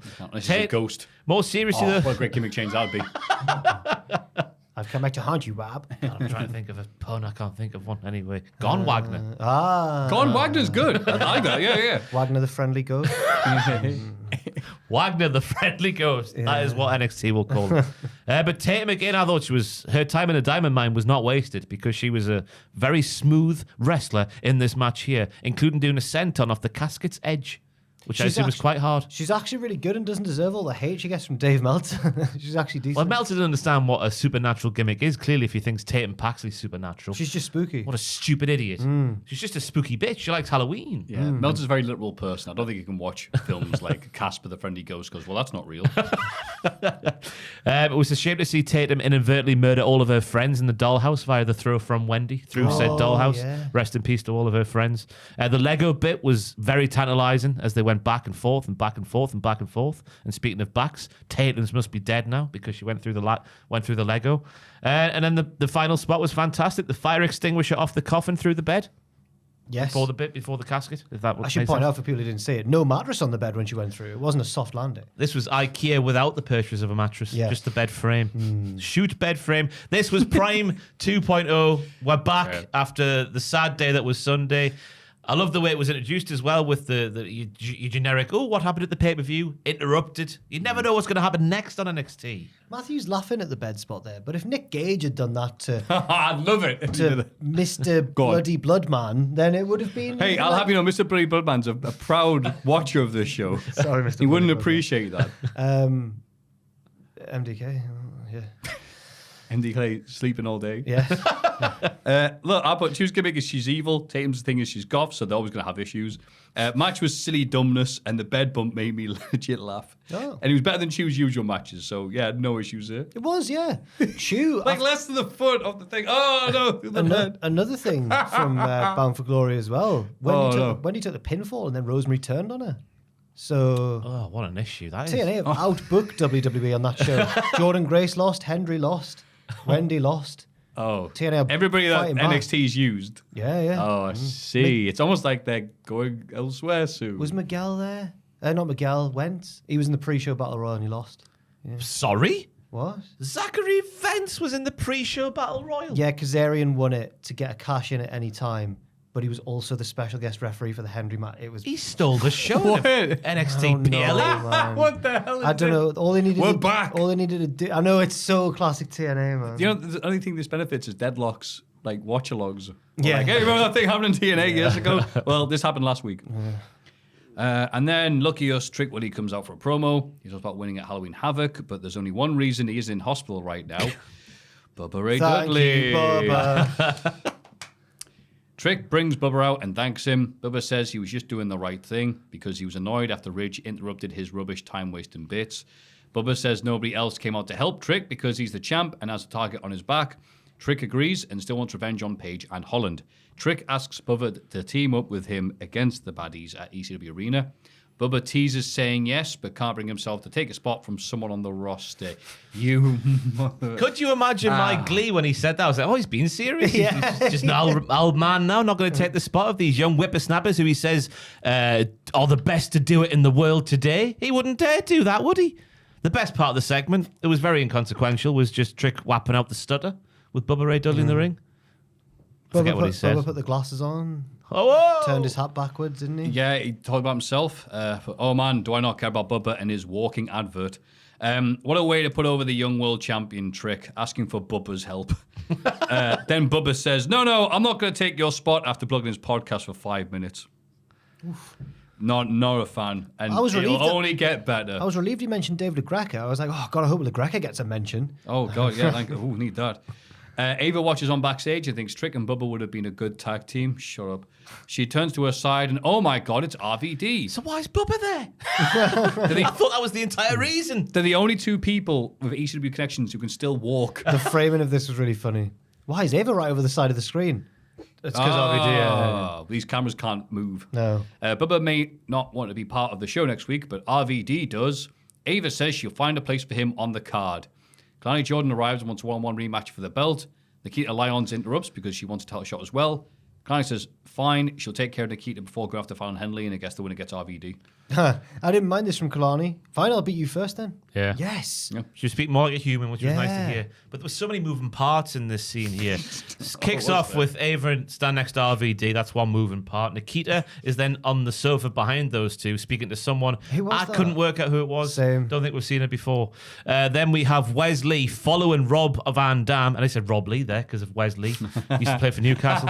He followed Rob Van Dam out of the shot because he wants RVD for the show next week. But RVD wants Javon. So what's going to happen there? My God. And then, Nikita is going to lose because... I don't know. Well, she does later on. I don't know. We'll find out she loses. Backstage, Sean Spears tells Brooke Jensen that he wants a shot at Tony D's title. They approach Tony just as Rizzo leaves to find the person who attacked her. Before Spears can ask for a title shot, he's interrupted by Luca Crucifino and Stax with an urgent voicemail. Spears and BJ leave for now, while the family listen to the voice message. It's from a menacing man with an Italian-American accent who tells Tony to bring the North American title along next week. And I'm like, okay, are we supposed to know who that is? And then the next Obviously, segment, Maffew. Vic goes, oh, was that Nunzio? The instantly recognizable voice of Nunzio. It couldn't be anybody else. Known for his promo skills, Nunzio, yeah. I've got to be honest, I've recently, a fair while ago, followed back Big Vito on Twitter. Oh, nice. So I was thinking, because I see him most days now when I have a little browse on Twitter. So I was thinking, oh my God, it's Big Vito, but it's not. It was Nunzio. God, that'd be I great. got followed by a wrestler today when I checked my phone. Was it Parker Bordeaux? It was. He And I followed looked me up- as well. Yeah, he follows like 60,000 people. I was like, oh. Because he's on bloody... Is it been aired yet? I don't think it has. He's on Cultaholics. What's it called, Maffew? Show. I forget who does it. I think it was Tom, so that would be Desert Island Graps. Hey. Ah. Thank you, Parker. But I can't confirm if it has, and I'm getting no help here. I don't know either. Is it being released yet? Dunno. Oh, okay. I assume it is. Desert Island Graps. Listen to Yes. the Chris Charlton one was very good. I enjoyed that one. I From need to Tom. listen to that, thank It you. was good. What we're saying about this bit. Rizzo's wearing a knee brace. Everyone can mark their charts. That's another knee brace in NXT. I was counting along on the pay-per-view at the weekend. There's so many women Amazing, isn't wearing knee braces at the moment. And it's interesting that Sean Spears was just like, I'm the guy to be the number one contender here. And then he just walked away. They were having their sneaky chat about Tony D. So close to Tony D as well. They turned around and he's there, sat at his table. NXT loves doing that. I know. But their voices were travelling away from Tony, Yeah, so they yeah, couldn't hear him. true. Yeah, we're not looking at you, so you can't hear us. Backstage, just had a bit. Accompanied by William Regal, Lexus King challenges Charlie Dempsey for the Heritage Cup. Regal tries to hand Lexus a set of brass knucks, but King refuses to use them and ends up losing 2-0. Genius booking again. Genius booking. Round one. Lexus surprised the world like a legless person, is your winning the favourite time to 100. match this. I love Heritage Cup. Round one. Call me Rossi Heritage, baby. Lexus surprises the world like a legless man in a 100-meter race by being just as good as Charlie in your catch-as-catch-can wrestling stuff. Willie Regal screwing his own son, it seems, but not a dick inside Maffew. Let's not get carried away. The What do you mean not a bastard. dick inside Matthew? What are you on about? You? Because I said Willie screwing his son. I know, the you little bastard. Brazen bastard. The bastard within Charlie coming out towards the end of the round as he resorts to a massive strike, but it still doesn't work as Lexus comes back fighting like the newborn baby of the Milky Bar Kid. It couldn't be any more white meat baby face if What it were you tried. sniffing during this? So much. Great finish for Charlie, though, with the butterfly Northern Lights with the arms locked. Lexus forced to partake in some BDSM, which I've put as British dominating secure man. Round two. Couldn't the S have not been No, you're submission? wrong. I was struggling with the BDSM bit. I backed myself into a corner. Round two. Charlie continues to be like Darth Maul, second mention on the podcast, when he extends the second half of the lightsaber, catching Qui-Gon and Ewan McGregor by surprise. Qui-Gon and Ewan McGregor. Yeah, they were so Shoot sharp. names. He was one step ahead this time, was Charlie. He backs the wall stuff for Lexus, but he fights back into it before his knee gets buggered by some steps, like me, going up more than 2 flights of steps. That worked, kind of. It did work. Yeah, We're breath, with you. yeah. We're with you. The selling was pathetic, though, but that's our Lexus. He's rubbish and he knows it. He was good. It was the least believable selling I've ever What did he seen in do Red. again? It was just like, it's like Peter Griffin when he Yeah.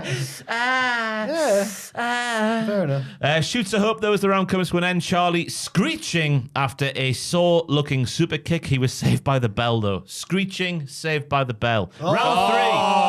Bars. Crestfallen, like a sad pigeon, the bell comes at the wrong time for Lexus as Charlie batters him like a fish.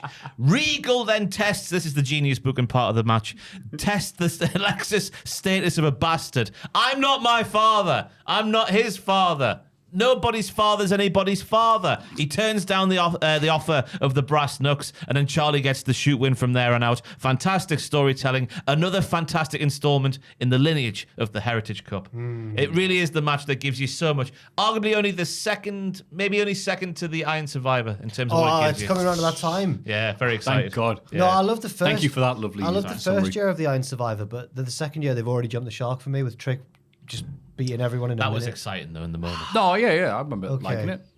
Well, fair enough. You're only saying that through the lens of 2024. Okay, right. At the time, At the time. I think I'd very confidently predicted that Trick wouldn't win that match, and then when he did, I was fuming. Oh, that's it. Because I think Bron was in that match as well, and I thought Bron's got this. Yeah.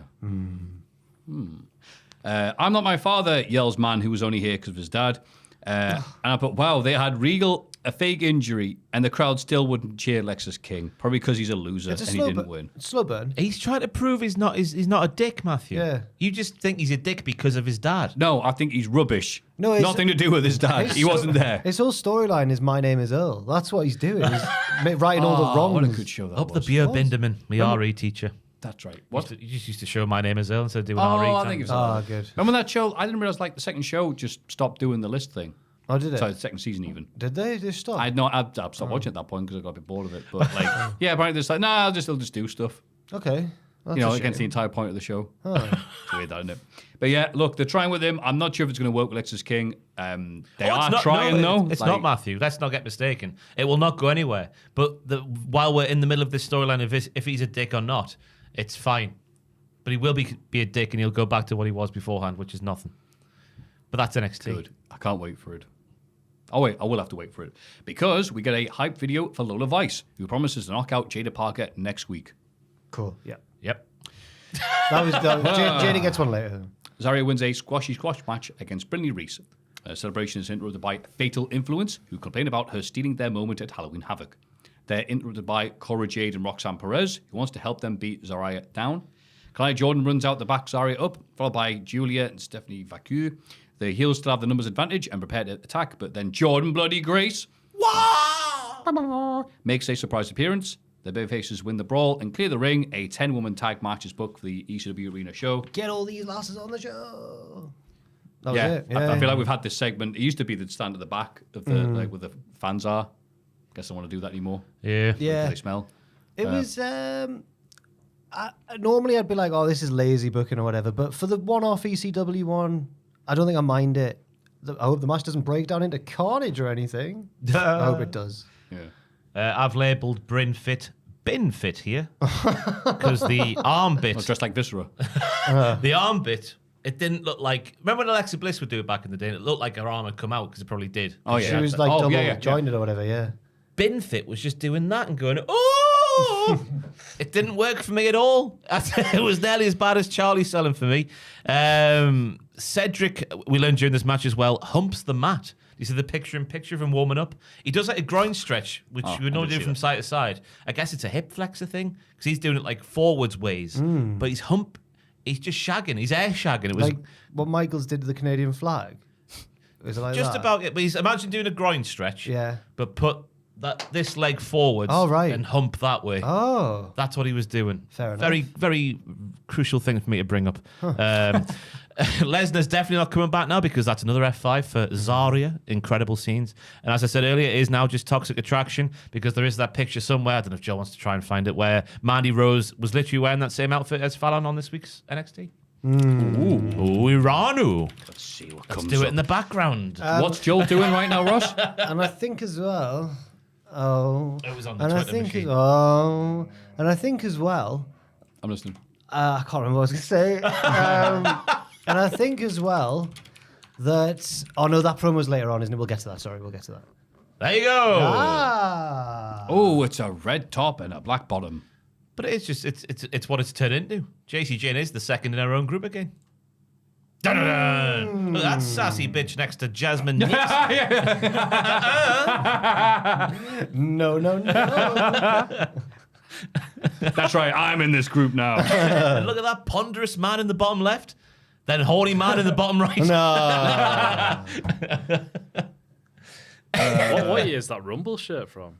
Oh, I don't know. RoyalRumble.com. That was a while ago. Looks like the scratch logo, does it not, in the top left? Yeah. Cool. Ah, look at that. You've gone back on the Mandy one there, Joel, I see. Comparing? Yeah. Wow. Right, can we... Okay, that's it. One more time. But the star power in this segment was too much for me to handle. Gilly, Steve, Lani, Zarya, Grace, the Fatal Lasses, Roxanne, Cora, Binfit.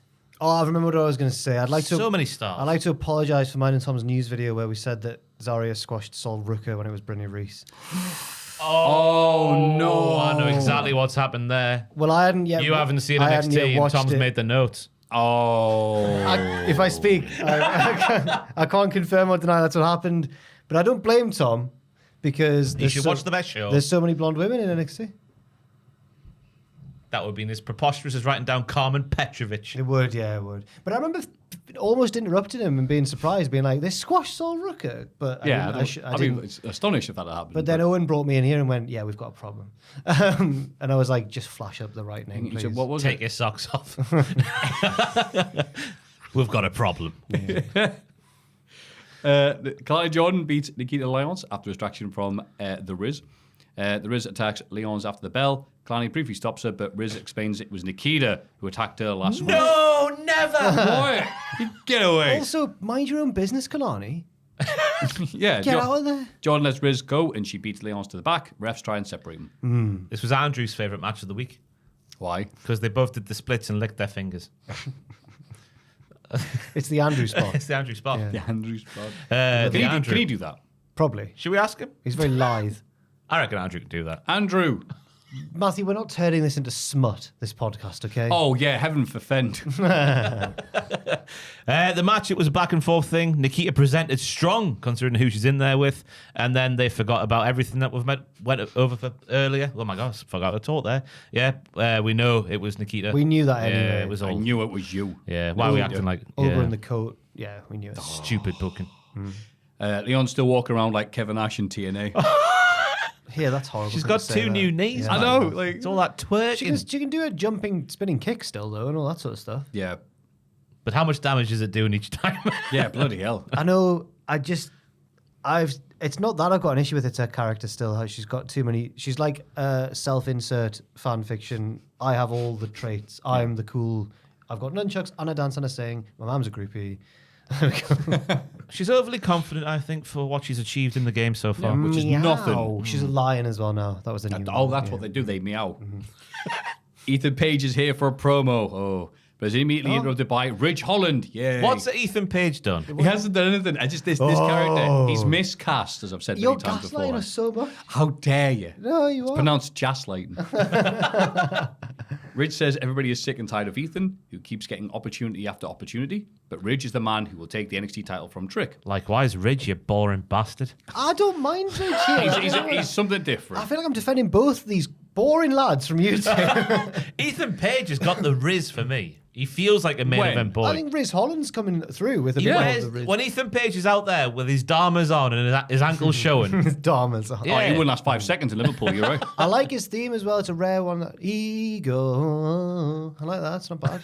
It's all right. Is that what that voice is saying? Yeah, ego. Ego. Yeah, Oh, that's how you pronounce that. He's all ego Ethan Page. what were you saying? He said, I had no idea. Eagle. He's His American. favourite bird Oh, is he's an Cana- eagle. He's Canadian, isn't he? He's not even... Oh, never mind. I don't mind Ridge in this, and I don't mind Ethan in this as well. I don't know. Ridge doing live promos, it's not going to end I well thought for he was me. much more improved. He doesn't need to be doing anything else other than E, am I wrong, and me. Yeah, and he's And doing Ethan it. Page is going to go, ego. I honestly think Ridge is...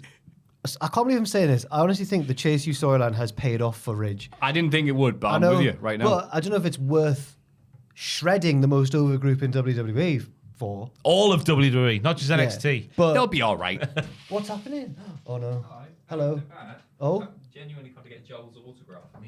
Oh, it's a big fan. This is disgusting. Wow. I'm such a big fan. I I can couldn't. see Joel. his head growing from here. Wow. No, the only thing growing. Joel, for those who didn't hear, Adam's come in to get Joel to sign his autograph. Oh, is this okay? Yeah. Oh, he knows. Joel knows what it is. On a death warrant. It's Patreon stuff. Ah. It's Patreon stuff. You put it on a table flat, Joel. Yes, I don't know. Joel's attempting to sign a T-shirt by putting it over several cups and a pen. Should we Shut up, Maffew. just carry on? Well, we are doing a podcast, so. Oh, he holds a pen like that. Oh, he Very holds it like interesting. a quill. You're one of them, are you, Joel? You're one of them. That was a very footballer signature as That well. really was. Yeah. Oh. Thanks, Adam. Thank you, I'll fan close the door. person. Have you been practicing that, Joel? Just another day. That was my proper signature. Don't do that. Why? Oh, bank statements and that. Nah, they can it's forge it. fine. You got to have a gimmick signature, then Yeah. your actual signature. I sometimes forget to do my gimmick signature. You know. I Do know. you? Oh, no. Mine's on capital letters, so I don't forget. Andrew draws a little cat on every single one. I do smiley face now. Because he Really? does that. I'm like, I'm not going to be upstaged by you.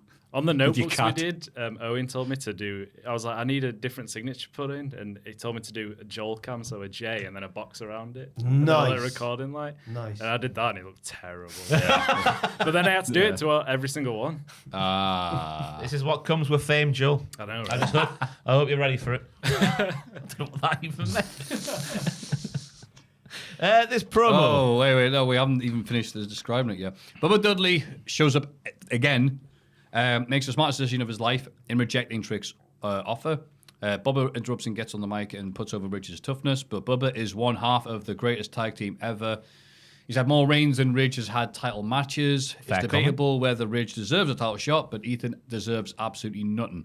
Ridge says nobody cares what Bubba thinks anymore. He's a radio host and a nostalgia act who should stick to watching old ECW shows and complain about the current generation. If he doesn't, Ridge will put him in the hospital. Bloody hell. Bubba sucker punches Ridge, but Ethan Page helps beat Bubba down. Trick Willie makes a save and the faces clear the ring. Bubba agrees to team up with Trick next week just because of what they did there. I'm interested. Now, we all, obviously none of us think that Bubba's really the right person for this match coming up, this storyline.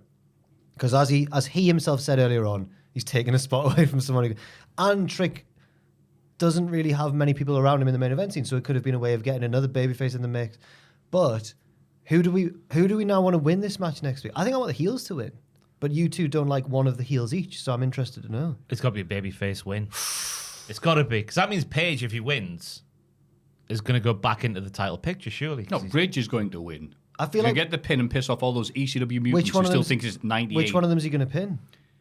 He's not going to pin. Well, Bubba can't lose He's in the never ECW pinning arena. Bubba, no. Not in the ECW arena. I reckon the faces will win, but what I want to happen is for Ridge to pin Bubba. I just don't think it will. Nah, Ridge is going to pin Trick. We're getting a singles match with Ridge and Bubba out the back of Are this. we? No, I think we're getting- no, it's just because of 1 week. I think we're getting No. Ridge and Trick for the title. Both. Ah. One before t'other. When's the next premium live event? I just can't see Bubba putting Ridge over on the way. He's going to have to, I unfortunately. don't think he will. I don't think He's he'll. going to have to. Okay. It is Ridge's cadence that does it for me in the live promos. He's like, you don't live in Dudleyville anymore. You're a nostalgia act. It wasn't liked extreme. it. It was overrated. I liked his. Good. Good. I was like, hell yeah, you can actually talk. Hell yeah. See, you see, Americans are going to hear that accent, and obviously we hear him and think it's a bit hee hee hee. But over there, they're going to go, wow, that's such a cool accent. That's why I imagine they're reacting strongly to that because of how he sounds. It's true, though, because if they knew what Blackpool was like, they wouldn't like the Blackpool Compact Club. Yeah. It's true. Nothing. It's just not badass. This is. Blackpool, I think, is probably quite rough in parts. Like anywhere. Pleasure yeah, Beach. yeah. I meant more the tacky bits. is Yeah, what I'm yeah. referencing. Ah, but it's got Roller the, coasters. it's got the hair. Yeah. The tower. Hell yeah. The murders. Hell yeah. It's got the heritage of wrestling though. It's got like the pier and the tower. Yeah, and the tower. Yeah. Regal jump off that every week. Some guy putting from a table. In the olden days. Regal invented PWG style. That's right. When I was in the circus. Yeah.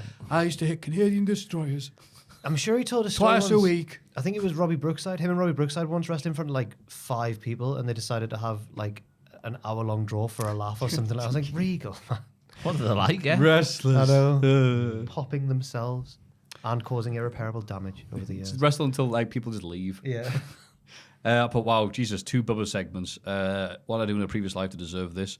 Hey, there's a lack of talent in the main event. Why? Get Bubba Dudley on the case. But again, Ridge looked great here just because someone had to stand out. Rage did keep calling him Bully Ray at points, though, which is obviously not his. Oh, WWE. like don't- a I don't Cactus care. Jack Mick Foley sort of thing. When Mankind took his I did, yeah. How's Bubba going to become Bully Ray? He put his shorts on. He turns around and goes there and it's exactly the same. He goes, oh my God, it's Bully Ray. Yeah, maybe. Oh. But yeah, he's just gone back on his own word, hasn't he? Bully Ray. I don't want to be talking so brave about Bully Ray on this podcast because I've met him and he's a big man. Oh, he's a huge man. He's a bear. But it's still, I think, indefensible that he's in this role in 2024. I know it's potentially for a week, but I still think there's better No, candidates. but Ross, out you there. don't understand. EC Dub. Oh, no, I understand. I was there in 2015 watching Tommy Dreamer and Bubba Ray do their stuff on the main roster. Remember against the Wyatts? Oh, God, that Yeah. was awful. That was crap as well. So that was 9 years ago 2015. now. Yeah, exactly. I remember those days. These wrestlers don't remember those. I think they spent more time doing re-get-togethers and tributes and homages. If you added all that up, all the one-night stands, all the get-togethers, it'd be longer than bloody the original ECW. Oh, after Jinder got the ref to do the diving headbutt on Bubba, the ref then shoved Jinder and went, Jesse, get the tail. Well, you know what? I hope you like that bit because we're going to get it here. Trick's going to do the Next headbutt week. 100%, yeah. Yeah. That's it. Oh, my brother. That's going to be funny.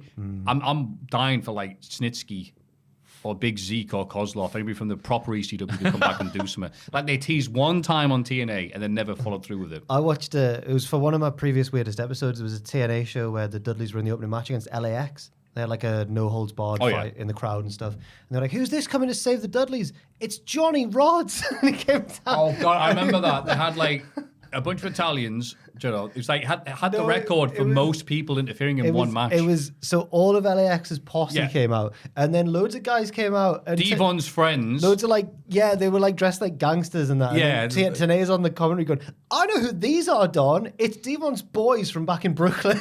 It's like, what? Just some random black guys we could find, basically. Johnny Rod, but Tanae knew them. Yeah. Oh, I know their names. All right, yeah. Johnny Rods came down, and after the beatdown, after the 93-year-old Johnny Rods came out during the beatdown at the end of the match, he's trying to like sell back to his feet. Homicide just launches a bin lid into his head, like from point blank range. I was like, oh my god. Yeah. You trained Devo. I know, but it was just that's the thing. Yeah. That's the hold on, folks. Sorry. Anyway, sorry. The Rods I've Warrior is sidetracked here. And then the 5 babyfaces in the 10-woman tag match are in the locker room. Steph wants the others to leave Roxanne to her. Julia wants the same with Cora. Zarya and Grace will deal with failed influence, but Connie wants to take out Fallon. They're interrupted by Rhea Ripley. She's excited for the match next week. Blimey.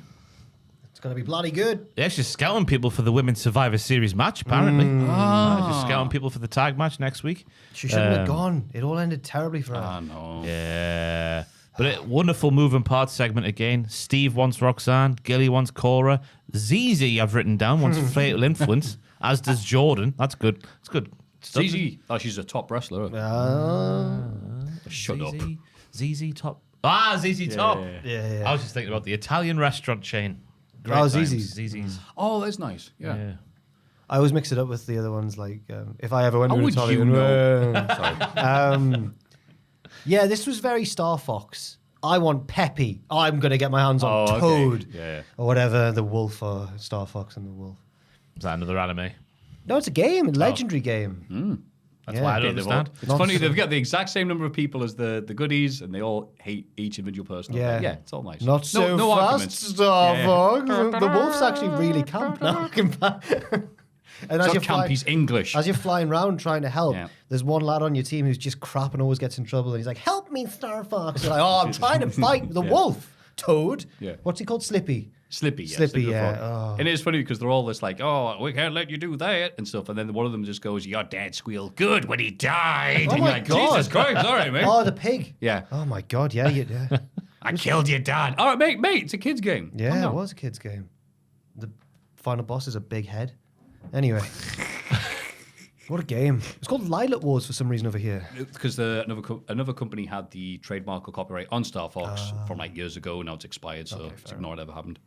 Backstage, Ava is with Jada Parker even gets a return video promo and says Lola's MMA skills won't make a difference in a hardcore match. She wants special guest referee Dawn Marie to stay out of her way. Dawn Marie, I don't even know you. Don't get in my way. Sounds a bit different to how she intended, I guess. I've written down, at least she's honest. Yeah. I'm going to clue we are, Dawn Marie. Oh, sorry. I was going to say she's got weapons and Lola's got mama. That's the, MMA. that's the difference. Mate, Here. who's Mama Ah? Is a mum going to come up? Jada Parker's mum, Mama Ah. Mama Ah. That's yeah. Mama. Someone put up on the Squared Circle Reddit a compilation of Jada's promos from over the months in NXT, and all the comments are like, "Oh my god, she's really good." Yes, She's got Riz. she does have Riz. No. She's with Tony. Oh yes. Backstage, Ava is with Robert Stone and Stevie Turner, who squabble over next week's show. It's Wednesday, you idiot. Oh, how guess we it was a gonna? good- yeah. Oh, I'm off. Hey, sorry. Oh, yeah, it's all my bloody issue next Sorry. week, yeah. Sorry. Thursday, well, I have to start the podcast a bit later on Thursday. Got to watch NXT and Dynamite for myself, and then do Jack's play-by-plays as well. Just make them your play-by-plays. Oh, Just I can't, do one I set. can't. My brain doesn't work like that. Oh, It's like a sieve at the minute, trying to remember things. try and draft in like What's- Fraser or someone. to What's my do- name? for you. Who is on the podcast next week? I don't know. I need to. Oh, we didn't get someone. Yeah.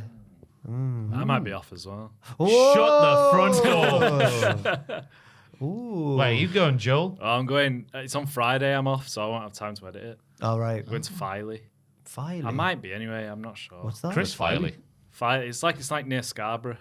You know, like a seaside town. Oh, nice. Oh, nice. Who are you taking there, Joel? Like all my mates from back home. Oh, right. There's like 12 of us Boys, getting an boys. Airbnb. Not, boys, and girls. Not, Oh, not girl girls. one. Who's You're that? bringing a called? girl. Not was it Ray? Not a. Yeah, I can't remember what she's called. Yeah, Rebecca. Yeah.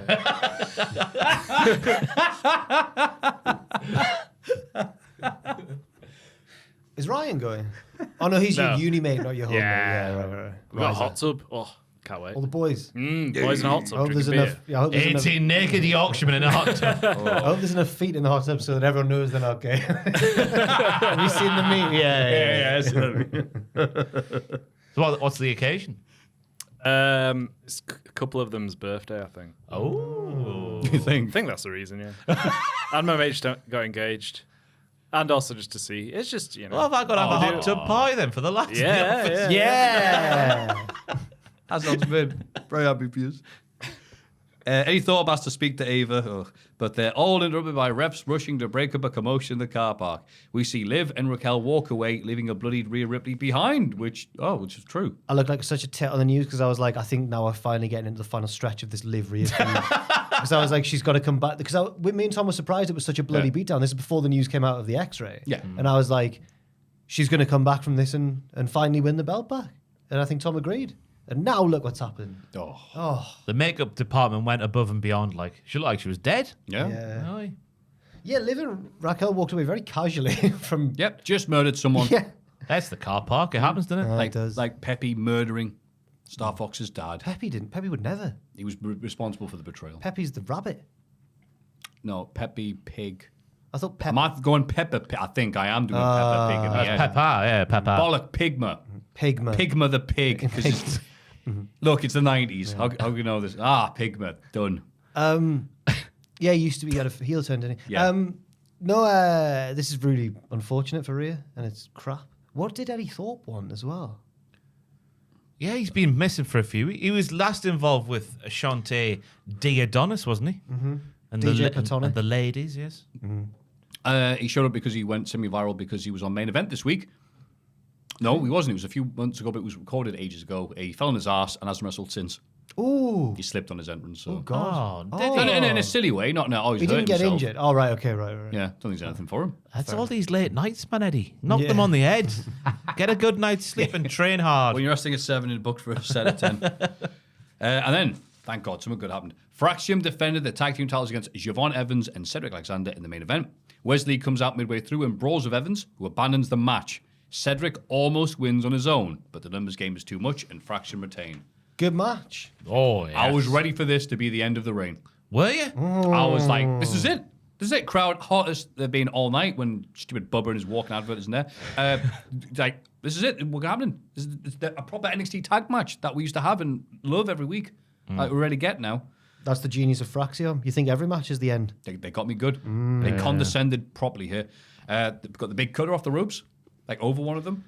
Yeah, it was to evade Nathan. That's it. He bounced off 2 sets of ropes. He was unbelievable all the way through. God, it was good. He broke up a pin to set up another cutter. Yep. So he broke up the pin to hop like a skipping stone on Takeshi's castle.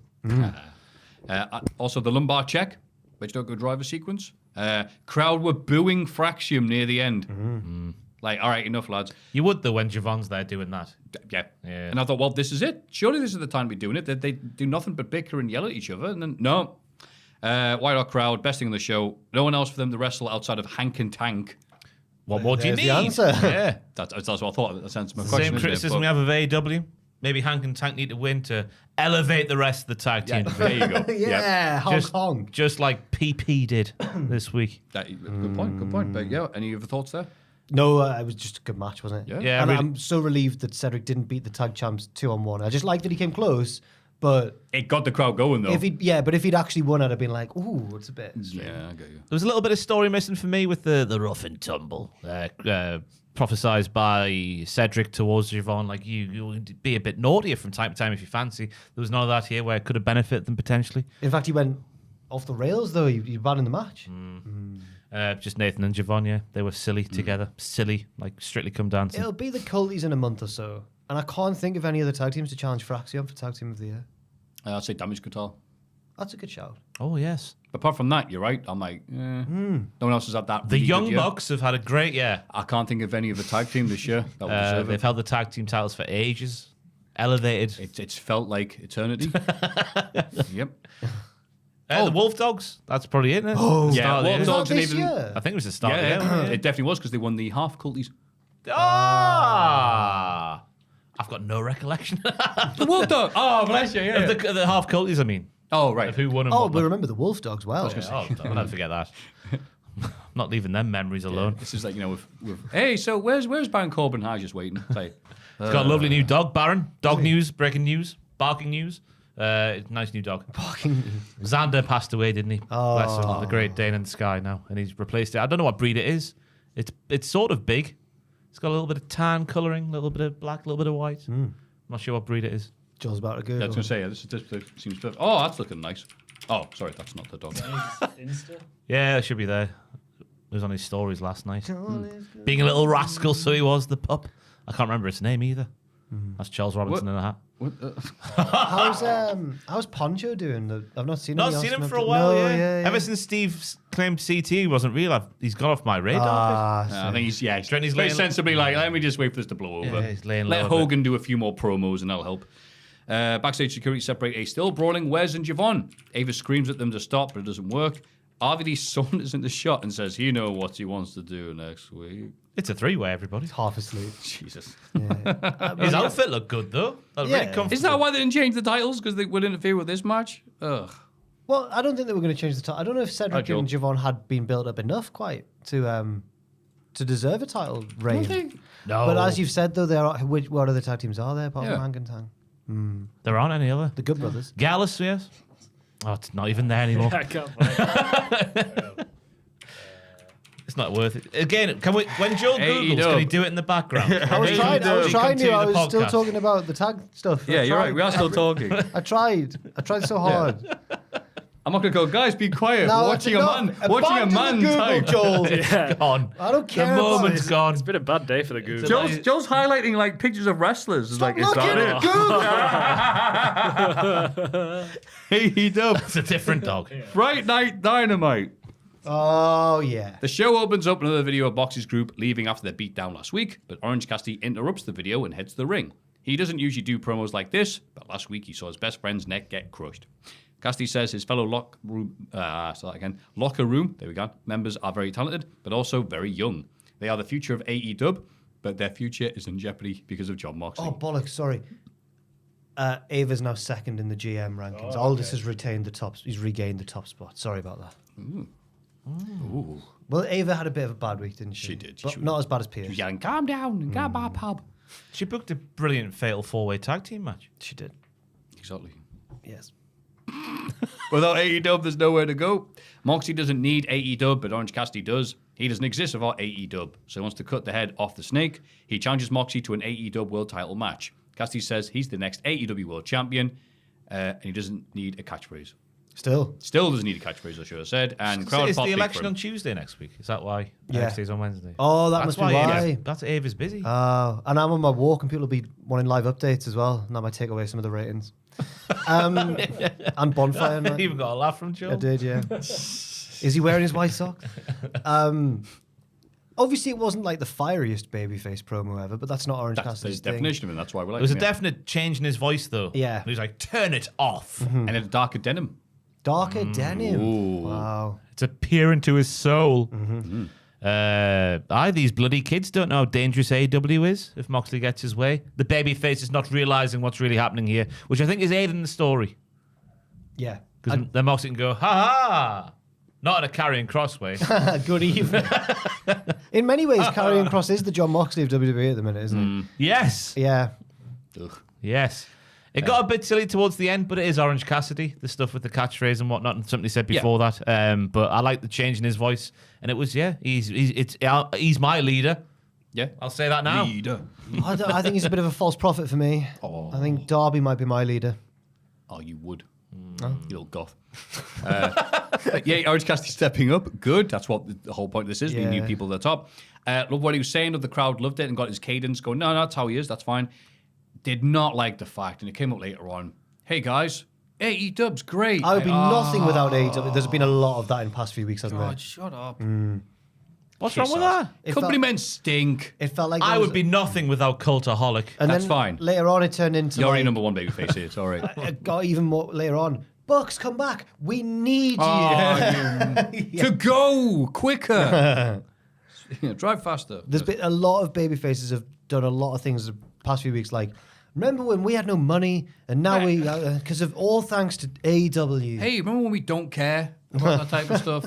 That's your business. Go in the I'm ring and beat glad up that people. AEW's given them jobs, but Yeah, they're but that's not the they're rattling storyline. Yeah. Imagine being able to purchase a £2,000 Stone Island coat. I honestly thought you were That's going the to. credit of you buying that 100 quid bloody I kettle. thought he was going to say the kettle as well. Who was wearing the Stone Island coat?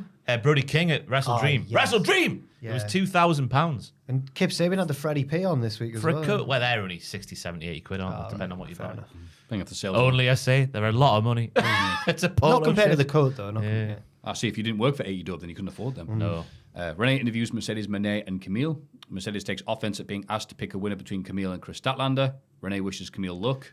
Mercedes again gets annoyed because Camille doesn't need luck. You don't need that when you're with the CEO. No, I did. I That we thought it typed was- up all I that thought it exciting promo. She didn't have much to do on the mic, but I thought it was a decent week for Mercedes on the mic. I thought she was less wooden than she can sometimes be. Okay. Oh, do you hate her? What's the issues between you and her? I think she's maybe the best women's wrestler I've ever seen in the ring over the years, but just not the best on the mic. Oh, so Jack prefers Sasha Banks but hates Mercedes Moné. Hates Moné. I see what's I happening. still Every week. I still can't believe WrestleMania main event with Bianca doesn't get talked about more than it does because I thought it was unreal. That's a good point. But- Triple H won't do that. No. I'm not going to say why, but Oh my god.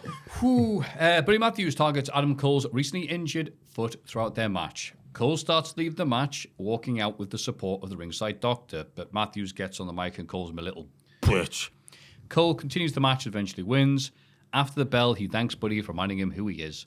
They shake hands, but the lights go down and Cole finds himself shaking hands with the devil, Malachi Black instead. Cole leaves as the House of Black stare him down. that was prime NXT, that handshake spot. it was so funny. He didn't feel the hand change. A full not Buddy Matthews. a full human man changed in front of him. He had no idea. Fantastic. Did he not hear him going, I'll see you at the WrestleMania? No. So I remember you from the NXT. Yeah. I tell you what, I wasn't a fan. Why did I make him Swedish?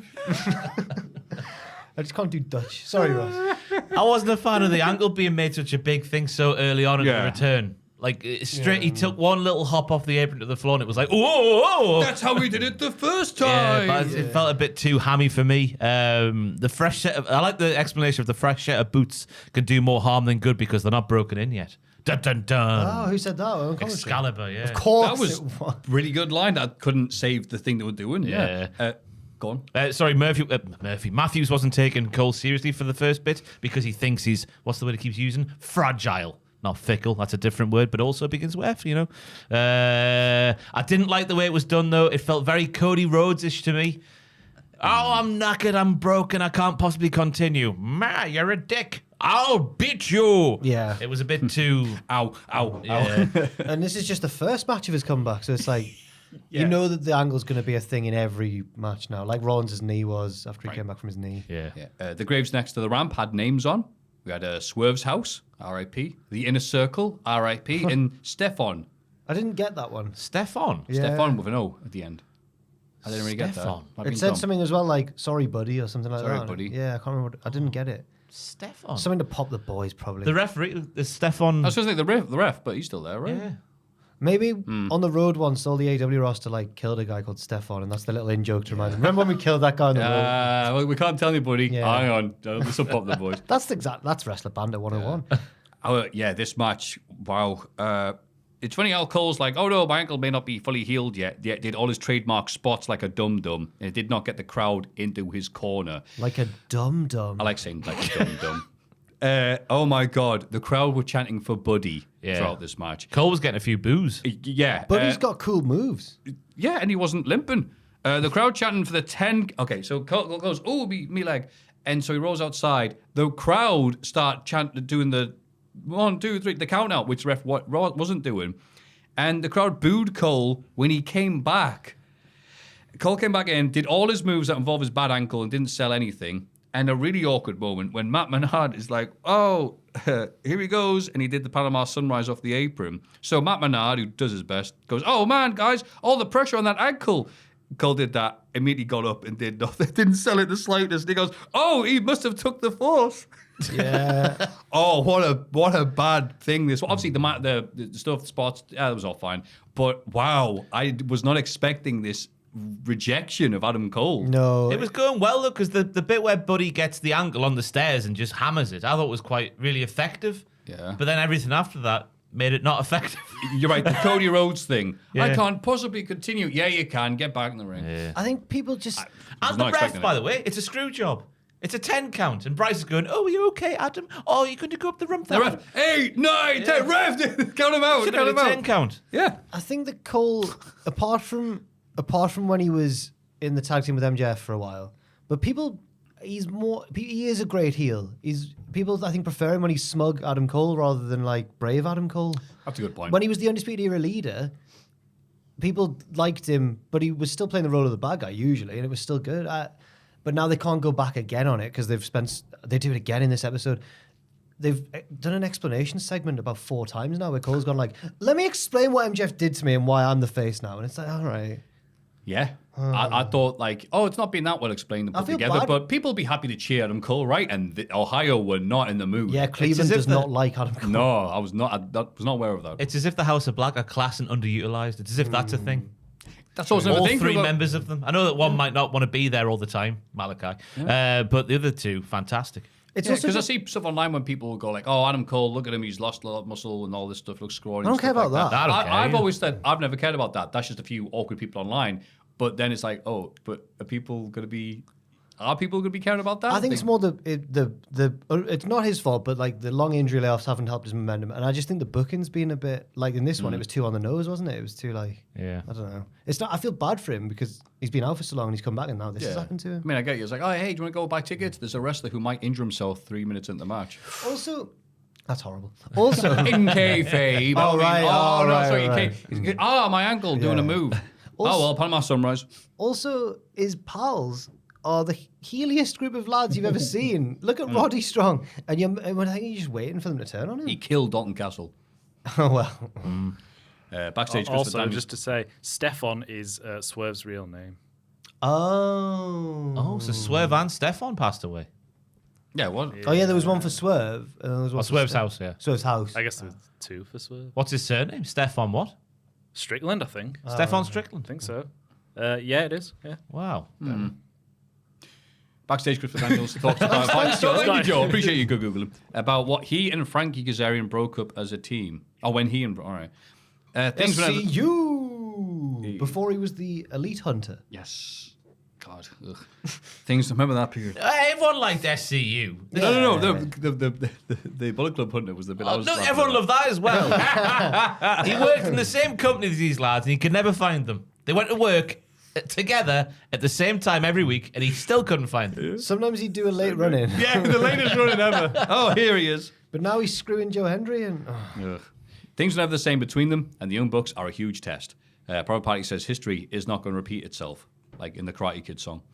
History repeats itself. Try and you succeed. Yeah. I fell for it. I was like, well, it definitely is going to repeat itself, lads, to be fair. So they got me. This is the best thing Daniel's done in ages, having this little callback here, because it is the same situation, and they should maybe have taken heeded of his words or something. I don't know. Exactly like yeah, that. they didn't seem to care. They were like, Yeah, whatever, we CD. respect you, but like, shut up. Yeah. Yeah, because I thought it was just going to lose. I thought they were being cocky, yeah. Yeah.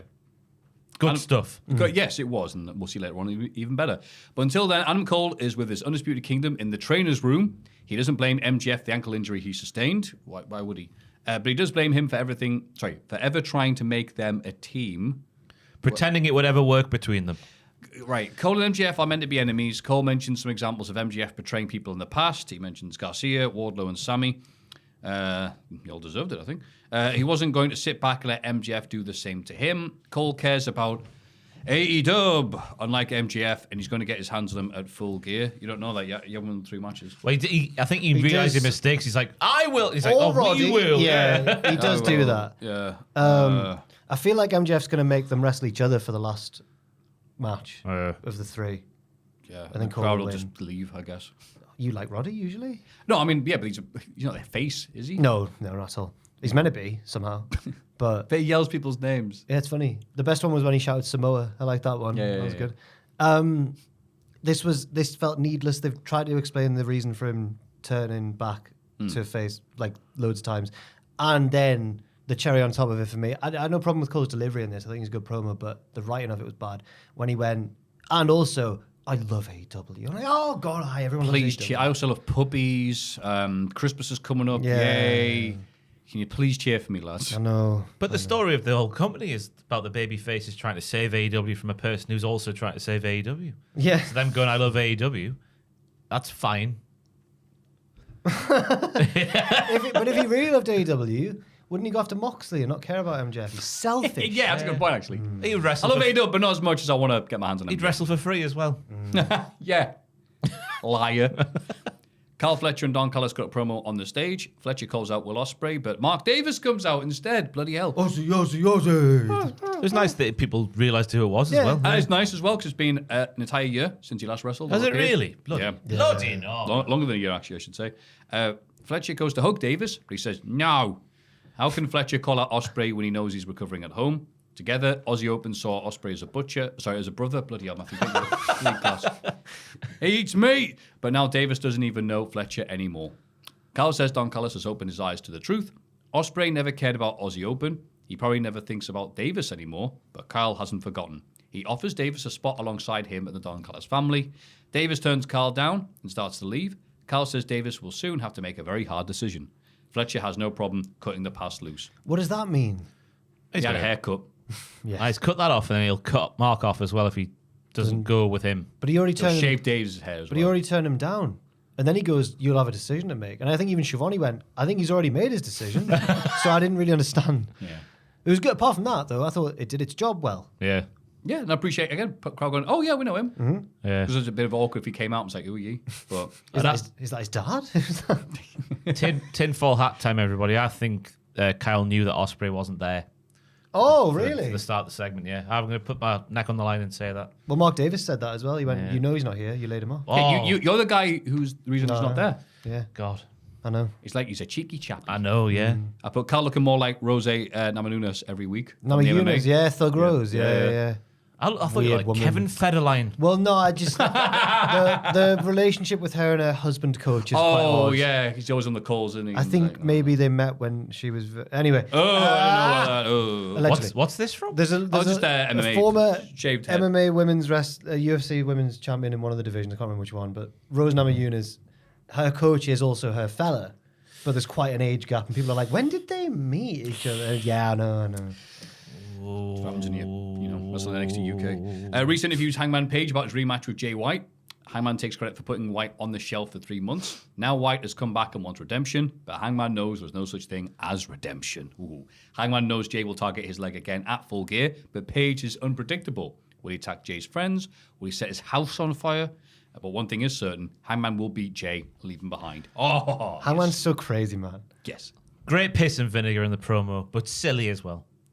Go on. I know you'll go for the leg, but what will I do? Well, if I'm Jay White, I'll go for the arm instead. Oh, I'll show you. I'd still go for the leg. I think Okay. it's a weak Your leg or arm fan? Yeah. I think I'd go for his leg still, but in different ways to how he's predicted it. Different maybe. parts of the leg. Yeah. Not the knee. Ooh. Go for the thigh. This conversation made me very hungry. But do you think he'll just do a Von Wagner and just a sneak attack? And it's as he's attacking I him. hope so. I think Hangman will find a new way. He'll either do an edge at Mania 24 and have all the counters for all the moves, or find a new way of doing the buckshot somehow. I don't know how. Tell you what, if I was the Guns and Juice, though, I'd be carrying both Guns and Juice on my person.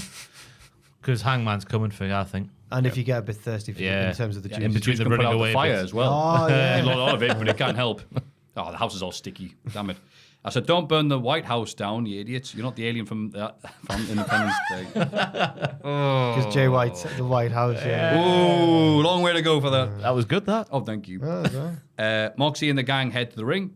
Moxie says Cassidy did not challenge him for the AEW World Championship. It was the other way around. By having Chuck Taylor's neck broken, Moxie cuts some distraction out of Cassidy's life so he can concentrate on his goals. Moxie doesn't want Cassidy to become lazy and unhappy.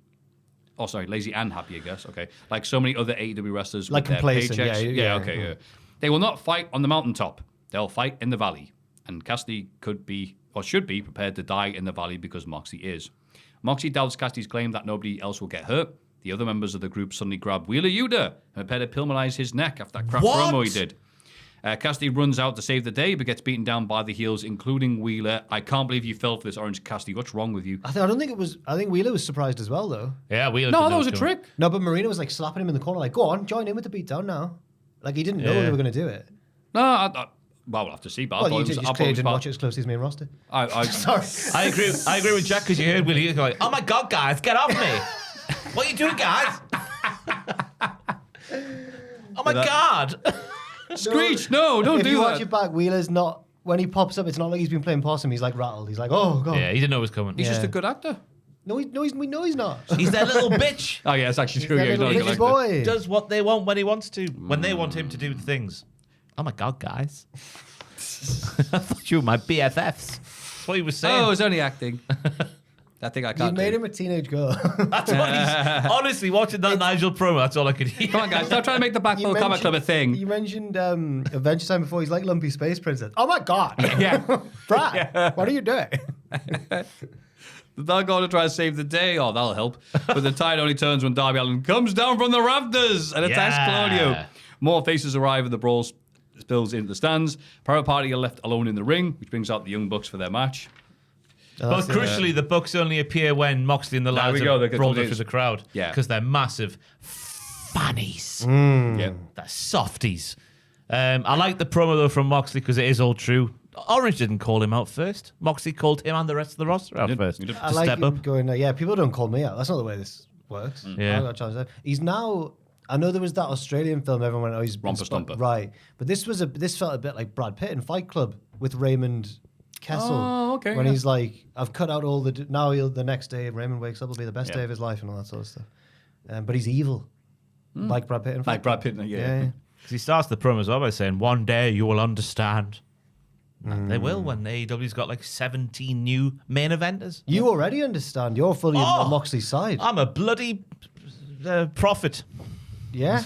Well, he's your prophet. Aye. Yeah. My So, yeah, he's the prophet. You're his prophet disciple. Moxley, yeah. Yes. Aye. You're his Midian. I'm Moxley pilled. But this is watching Orange Cassidy fall for this, even though it might not be that thing, but I've already typed it. So it's like me watching Terrifier 2 yelling, "No, that's not a dude in a Halloween outfit. That's actually Art the Clown. Run." Oh, did you watch it? I did, yeah. Yeah. So have I too. Good in it. I was surprised how long it was, and I was watching it going, I love the bits about the clown. I think the gore effects, like, oh God, that got me. Ooh. I think they had to Okay. completely rewrite the ending scene, because there was another film came out that begins with a D that I forgot the name of. About 2018 sort of time. Well, similar Horror like, film gory. where someone's face gets something. Oh. They had to rewrite the finish of the film Oh, I didn't know that. because they didn't release the film and then someone else. The something. The Dickapadapid. Whatever, that film. The D. I'm with Judge Dredd and The Raid, which is a shame. Both amazing films, but Dredd found out, wait, there's a film coming out as exact same time as us with the exact same plot. This has to be not the Judge Dredd. Oh, with Sylvester. Dredd. Sorry, not Dredd. Not but Sylvester Stallone. No, Carl Urban. Okay, because Have you seen either? Have you seen the Raid or Dredd? I've seen the original, the Sylvester Stallone Judge Dredd, where he breaks the cardinal rule of Judge Dredd and takes the helmet Immediately takes the helmet off. Because I'm Sylvester Stallone. Did you see me? Yeah, Adrian.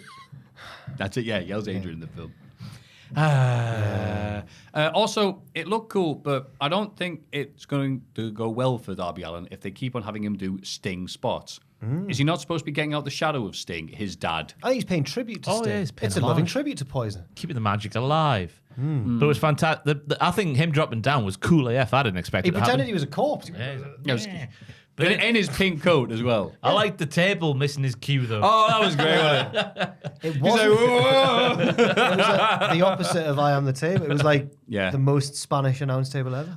The most Spanish. Yeah, Like, yeah. It went Arriba when it landed. Japanese tables don't break. I Spanish see. Spanish That tables barely counts tables. Spanish tables break all the time. No. What do Italian tables do, Jack? I wouldn't know about that. Hey, get him! Yeah, guys! Hooray! We've dragged our friend. All right, Wheeler Yuta. Oh my God! Don't can't call me that.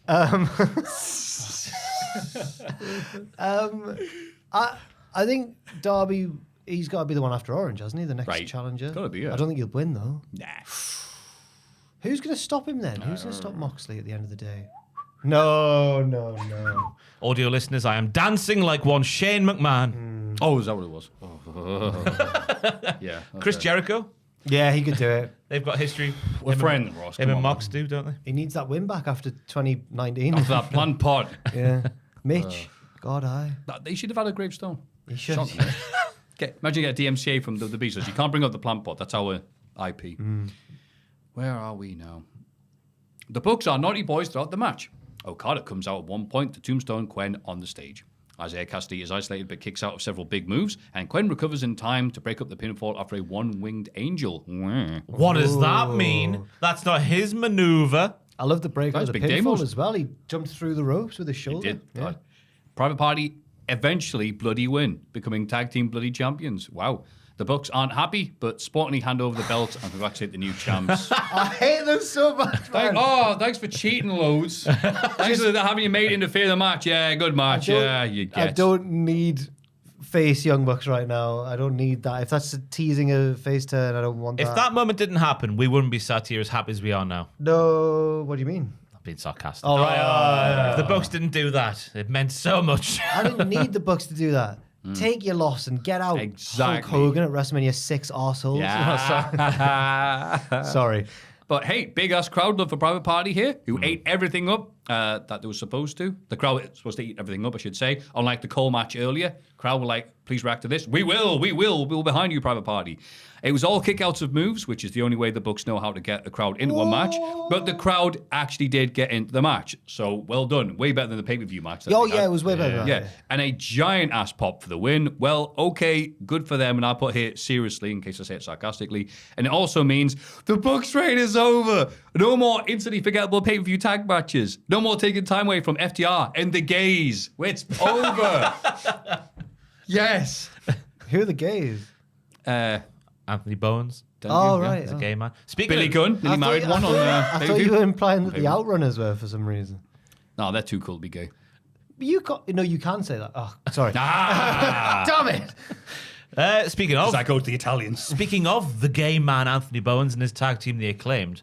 That was a segue I didn't need to do, but we've done it anyway. I liked how they waited. I don't know if I liked it. It's very similar how the Acclaimed won the titles, because Acclaimed had that match against Keith and Swerve, didn't they? Oh, and everyone was yes, like, they did. yes, they should have won. And then they held it off and then went to the second one. And they've done the same here with Private Party. Thankfully, it's paid off. Yeah, they do it like one step after the peak of the mountain on the other way down Right, the other right. side. Yeah. Yeah. Thankfully, it's paid off, though. But I like the setup through them. spots at the start of the match, like where Zay gets Quen got Zay with the ring bell. There's blood everywhere on Zay's forehead. How can PP get back into this one? But then there's friendly fire from the Bucks as well. The door is ajarring. I've written down there. I like Okada's turn of phrase.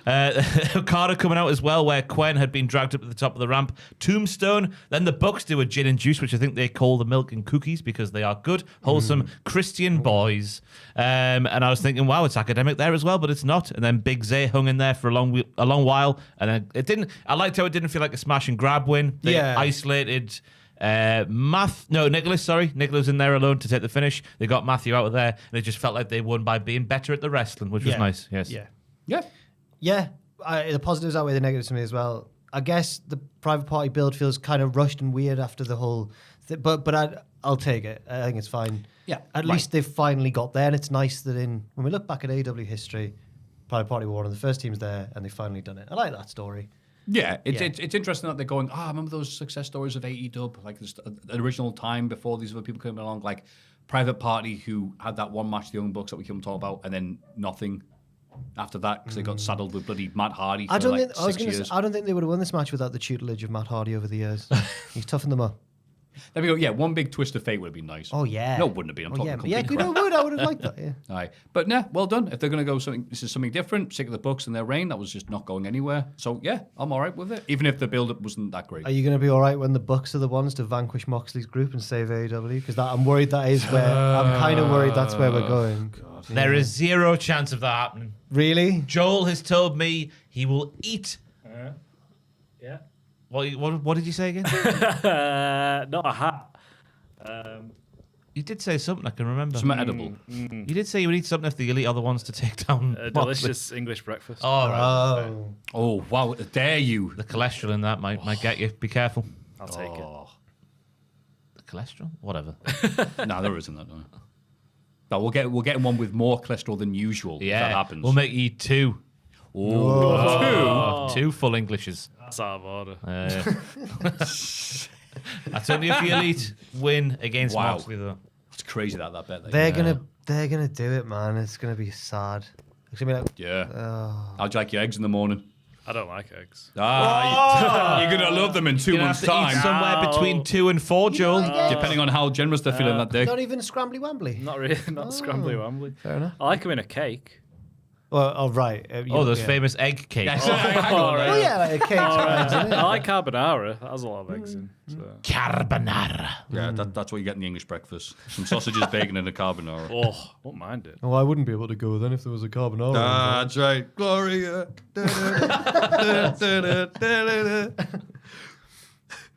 Where we at? Renee interviews Jamie Hayter and Penelope Ford backstage. Oh, I thought it was Daphne from Scooby Dizzle. Oh, 'Cause she Fraser's was- favourite ever episode. There was less. She loves Scooby-Doo. There was less Halloween outfits than I thought on this show, but Jamie was certainly one of them.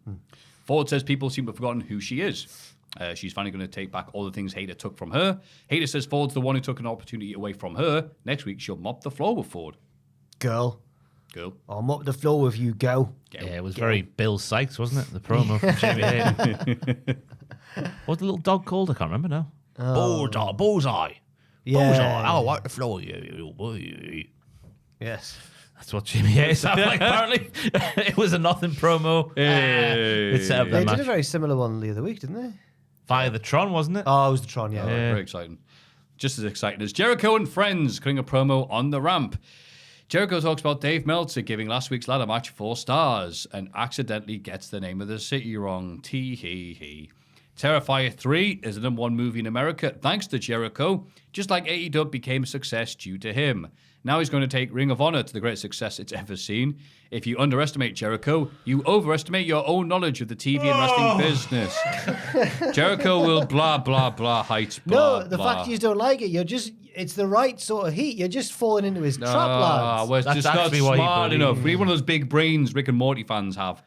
But it's sad because that's what he actually believes, just based off his interview with Sam Roberts Wrestling Podcast. Hey, Give girl, him his full Sam. name, Sam Roberts Wrestling Podcast. That's Yeah. like surname podcast. Yeah, Meltzer. It's funny for jokey. He mentioned Jay Briscoe again, which means that feud's not over. No, goody. So he's won that title to hopefully build Mark back up to being the guy he should have been the first time around, which is more serious. Meltzer gave that. It's pointless to complain about Meltzer ratings these days, but like he gave that match 4 stars. Well, you know why? Does he not? Because Why, Jericho's in Ross? here. That's because, and I'll say this loudly and clearly, Chris Jericho is one of his most famous sources. Yes. Do you not think... It's up there with Ospreay, Terry Taylor. I didn't mind the action in that. Some of the other ones. I didn't mind the action in that match, but it wasn't 4 stars because the booking was terrible, and I think that affects the match Conan, quality. I think that affects the match quality. The booking affects it. And Meltzer doesn't... What did he give Punk versus Joe? 3.5. He At thought Wembley. Punk versus Joe at Wembley was half a star worse than this ladder match. Well, if only Samoa Joe or Phil... Well, Phil didn't he, for a while? He bled. Gave him some information. Oh, right. Oh, I see. Allegedly. Oh, yeah, there we go. Allegedly. All the things we just said. That match... We allege. That's the most... Allege, the thing we watch, Jericho falls off.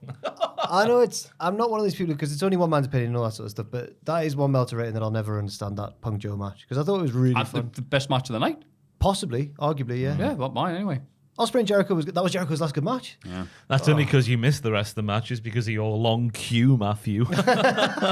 I think the main event was pretty good as well. Maffew Oh, was too full for the rest of the show. Uncle Hal. I do declare. I do declare, Maffew didn't need to pay for food for quite some time in London. Oh my God. What does that mean? I don't want to say. Oh, wow. He was eating dicks. Okay. We've got a video package for Anna Very good. Jay versus Mariah May. Anna is ready to become AEW Women's World Champion. Go on, Anna. The business came at me fast, so I dived in. No, it's a babyface. Listen, it's hard to be a babyface and not be cringy sometimes. I think she did a good job, and I don't think she'll win, but they've done a decent job building her up. I like the character development where she's like, I was missing something, so needed a change.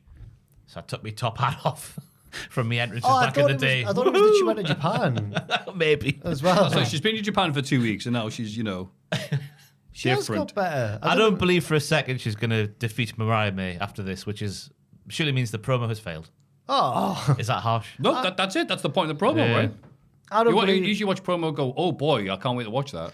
If you have the opposite, then it's failed. Yeah. It does still feel... I'm not having a go at Anna Jay or Mariah May, but it does still feel like this belt's very much the secondary one behind Mercedes' belt. 100%. Yeah, which is strange. Yeah. Alex Marvez is outside the Elite's locker room. Of course he is. Interviewed the Young Bucks, but Jack Perry shoos him away with an actual shoe. Garcia grabs Perry and threatens him for not helping in the fight against Moxie's group. Perry says Garcia thinks he's special. You do. But the fans used to dance for him too. Does he mean the... Yeah. Okay. Garcia... It got very hot here, to be honest with you. Garcia storms off and Perry goes in the locker room. What, the two blokes grabbing each other? And... I used to dance for you. And then Garcia let him go. I was like, that's not the mood I was going for. When Sorry, he said that to Garcia, he won. Garcia just went, and then walked off. Yeah. I was like, hang on. She walked off like that. But Garcia storms off and Perry goes in the locker room where he finds the Bucks frantically packing their bags and Brandon Cutler shredding documents. And I asked people, was this supposed to be a reference to something or... Well, after what we saw later on, I've taken that as them. Is it them shredding their contracts? I thought it was just them.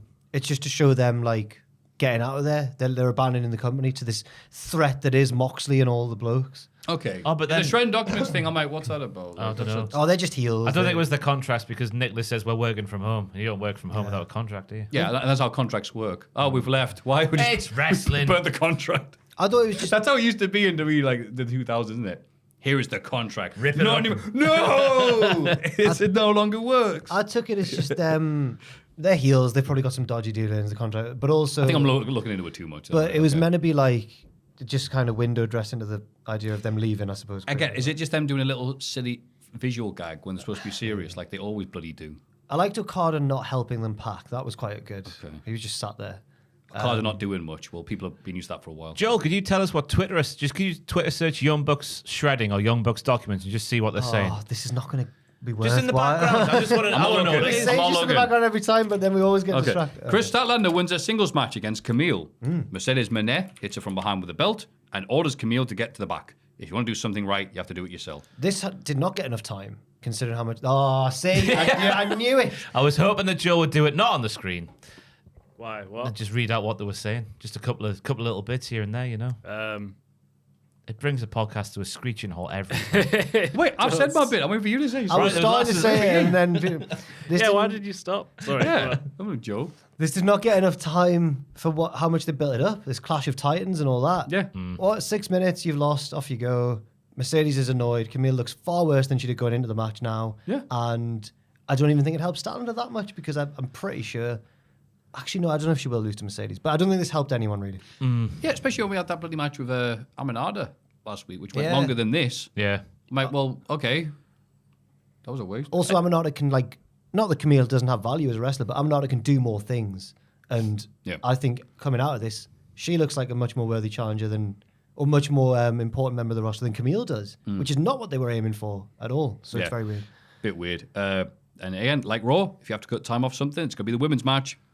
So yeah. Twitter hasn't got an answer. Yeah, no one really knows. Just a weird little No bit. one's got a All clue. right, cool. I'm overanalyzing it. I apologize. People are just speculating that they're going to You know run what? away. NXT, that would have been a proper thing. Like, oh, it's been Not built a up big to. flashing sign. These are the contracts of them. Yeah. Eddie Thorpe's new gimmick is the Shredder. Big Turtles fan. I thought the only way this will benefit anyone is when, in months' time, when everyone's forgotten about the match, people can say Chris Statlander ended Camille's 5-0 record. Right. Just as a some of the stat. okay, yeah. Because I agree with Jack, it was built up as like, who is the biggest and most powerfulest and most scariest lady wrestler in all of AEW? And that was just over very quickly. Yeah. Camille got a couple of good moves in there, so she showed a bit more than she has done so far, potentially. But again, I just thought it was cut down in time, but at least maybe the full gear match is set Yeah. between Yeah. Statlander and... Actually, no, I don't think Statlander will win because she's been TBS champion a lot before.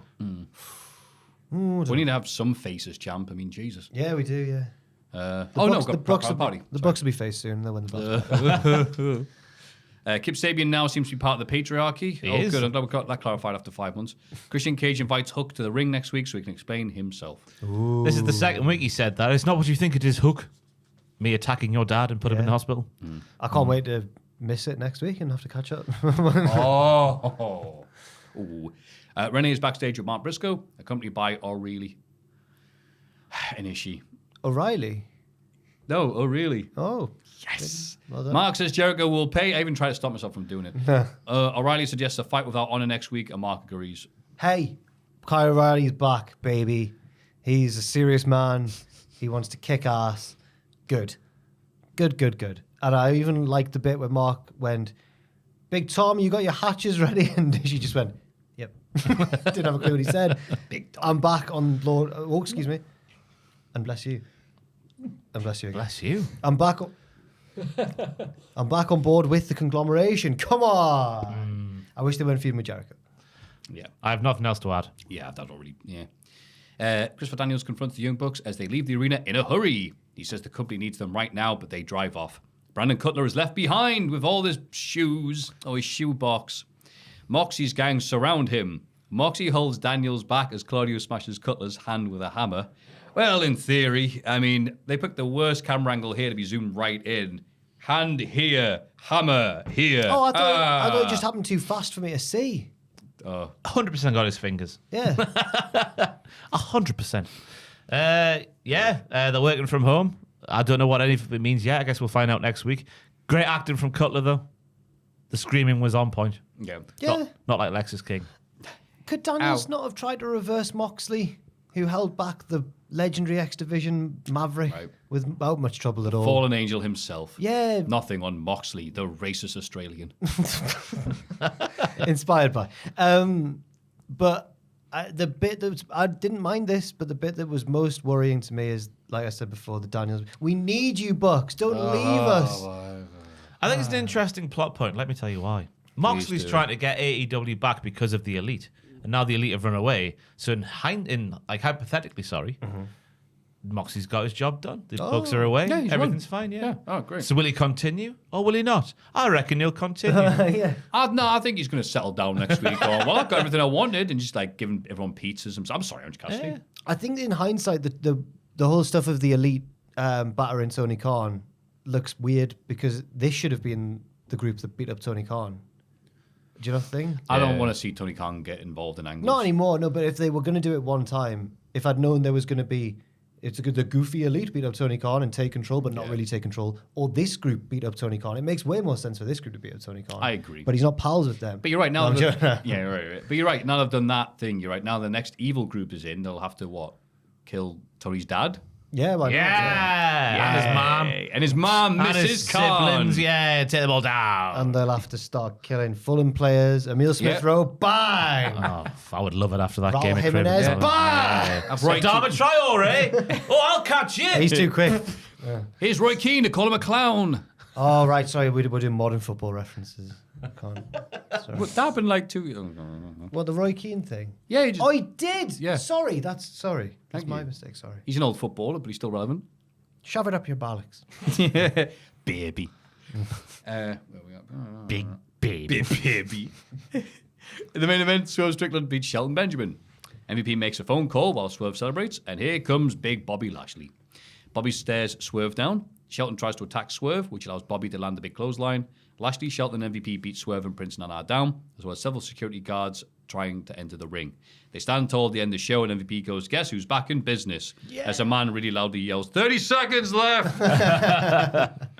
I thought everything was bang on here. I thought Shelton's performance again was bang on. I thought Swerve fighting for underneath for large parts, and then the ding dong towards the end, that was on point as well. Big Bob's leather suit was on point.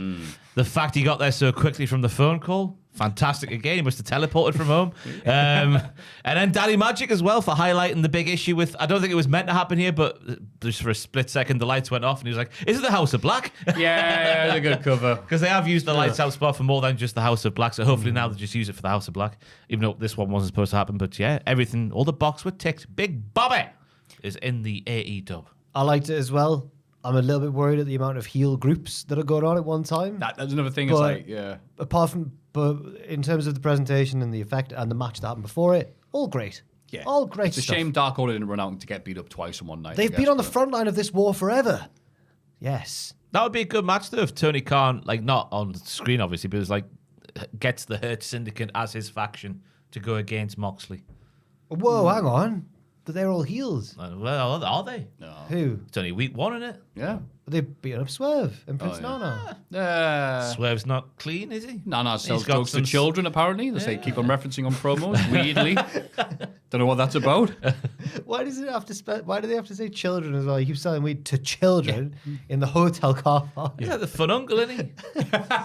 Fun Uncle Nana and his bags of weed. And he never has a comeback either. He just goes, Hey, you're looking good, Swerve. Shut up. But that was the week of wrestling, which was really weird and dull in some bits, but saved every episode had a really good tag match. Yeah. That's true. Bye. Let's have a rummage in our mailbags. Mailbag. Greetings, diddlers. Greetings. After a few libations, is that what it is? Drinkies. Li- Yeah. libation, a drink. Yeah, a little drinky I've poo. never heard that in my life either. Oh, a little Yeah. libation. I'll Google the definition in case it's something dirty, but I think it's just Yeah, go ahead. You're a libator, ye. I embarked on what is a semi-regular WCPW nostalgia trip. So it's a ritual pouring of a liquid as an offering to a deity or spirit, but I think it's become slang for. Yeah. After a few praisings of gods, I watched WCPW, which culminated in me remembering that I was in the audience for the now infamous Will Ospreay Superkick on one Jack the Jobber. Whoa! I was bought tickets for that show, the post-True Destiny edition of Loaded, for my 13th birthday. Oh, Jesus. I am now 21. Oh, what? That's not mathematically possible. It is like It's the definition of math. It was like 2 years ago. Which I'm aware probably still sounds remarkably young, but at that show I hadn't yet hit puberty. Whereas now I'm depressingly unemployed having finished uni. Yeah. Doesn't time fly when we're all having fun? Yeah. Yes. Anyway, very loosely connected to the anecdote, my question is, what is your favourite cell in wrestling history? Much love to you all, and a genuine thanks to the profound impact you've had throughout my life as a wrestling fan. Oh, former Leicester City centre-back Marcin Wesolowski, beg your pardon, a.k.a. Ali from Reading. Thank you, Ali. P.S. For the lovely Joel, Public Service Broadcasting, one of my favourite bands of all time. I'm seeing them tomorrow, as of this email being sent, and I'm giddy with anticipation. Oh, yes. You Enjoy, youngins mate. with your young bands. Oh, but thank you very much for those lovely Thank thoughts you. there, Ali. We're happy that, kids were there watching WCPW who are still into wrestling. You didn't need to say loosely affiliated with the anecdote because that was the best sell in wrestling history. No, but yeah, no, mind blowing that actual children are now adults. Right. Oh God, And they stuck in with it. yeah, man. Isn't that nice? I'll say, all right. just old, aren't we? We were so young then, and we didn't. See, I've always been old, so I'm like, nah, I didn't even realise how young I was. You know, that's the thing, isn't it? Youth is wasted on the young and all that. And life lasted so much longer back then. I think COVID had something to do with it. Obviously, the older you get, how much of a fraction of your life a week is becomes smaller. Yeah. So the weeks go by a lot quicker the older you get. When say you're, that. I mean, that when is you're- a weird thing. when you turn 2, you've doubled your lifespan. Hmm. But now, what's a year now? Nothing. A drop in the ocean of life. Now, to remind you all about the finality of death. Favorite cell. I mean, it's an obvious one, but it's good enough for Austin to retweet that one time. Steve Austin giving the stunner to Scott Hall at WrestleMania X8. Bouncy. Who knew Scott Hall had that in him? Or did he always have that athleticism? Yeah. Oh, yeah. Fair enough. Okay, sorry. Oh, sorry. yeah. Okay. Oh, yeah, man. That's a good one. Yeah. What about yourself, Ross, as you're typing? Oh, I was just trying to find it, but this laptop is so slow. How slow very is it? slow. It could not be any slower if it tried. Mine is from SmackDown 6 long years ago in the middle of the Yep movement. And this is my favorite cell. Oh, don't play this song.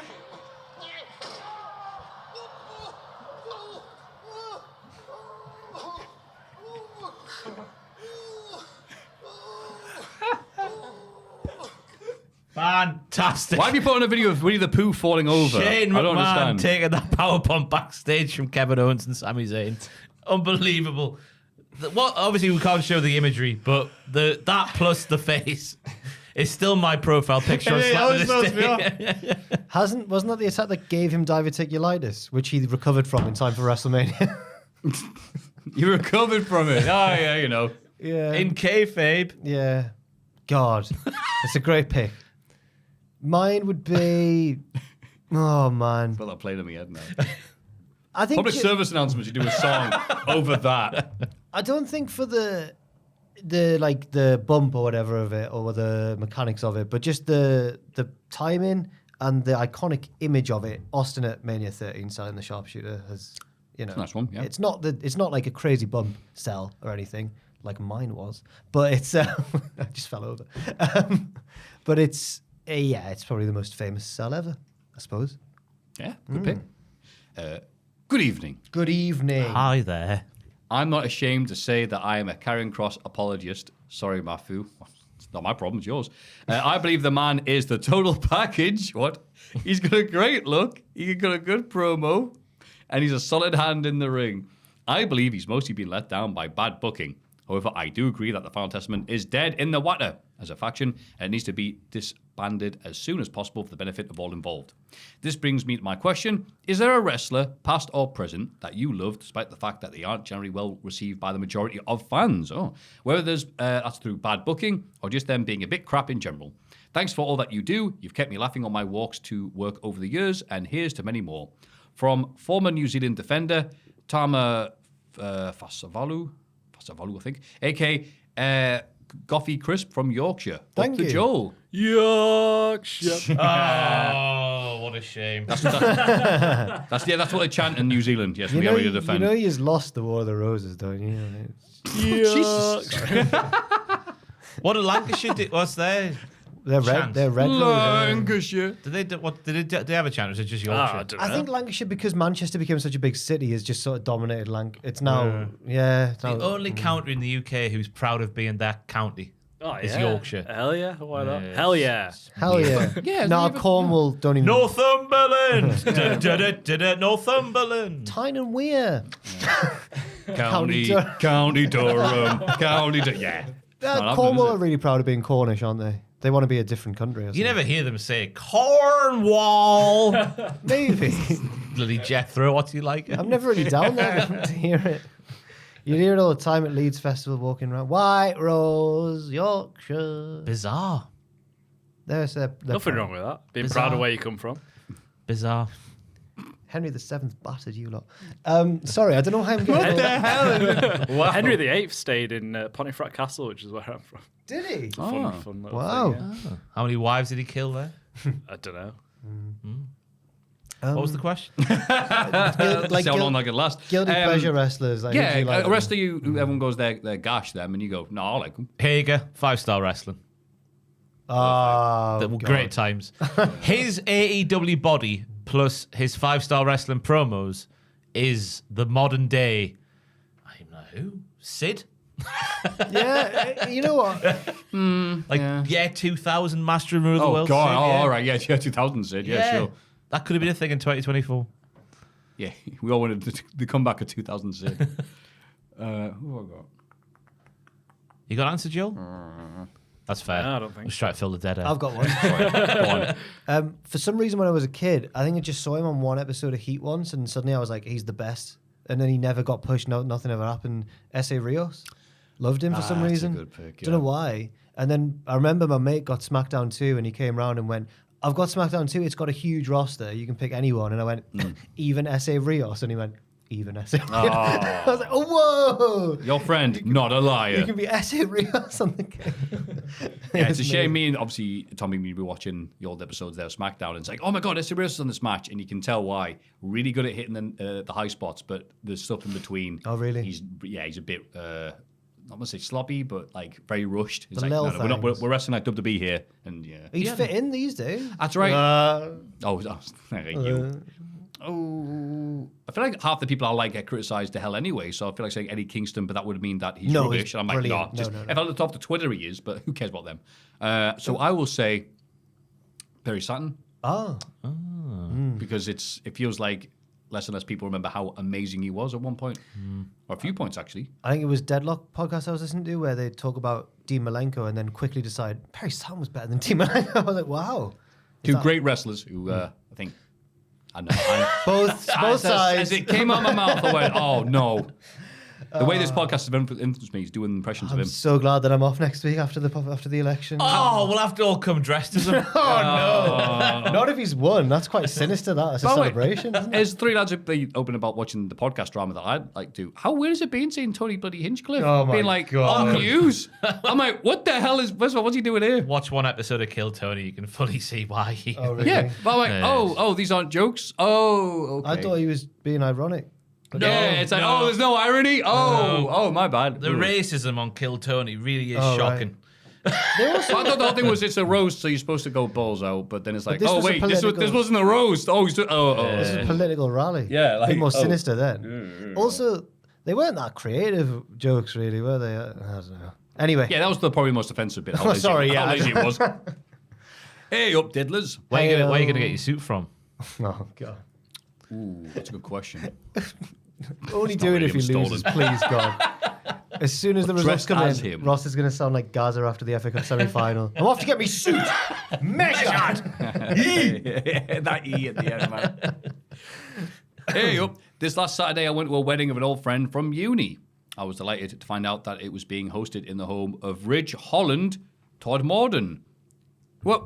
Did you pick all these questions this week, Joel? They're all bloody Yorkshire. All right, yeah. Or the most forgettable town in the country, given how easily you all forget it every time it comes up. Does it come up? I've No, never. that- Yeah, like, We've looked at the names before. Todd more Morden. than- I'd say 3 or 4 times. Yeah. We've This is the Googled first time I've ever heard that name. Todd Morden, he's the guy who helped set up ECW Pauling.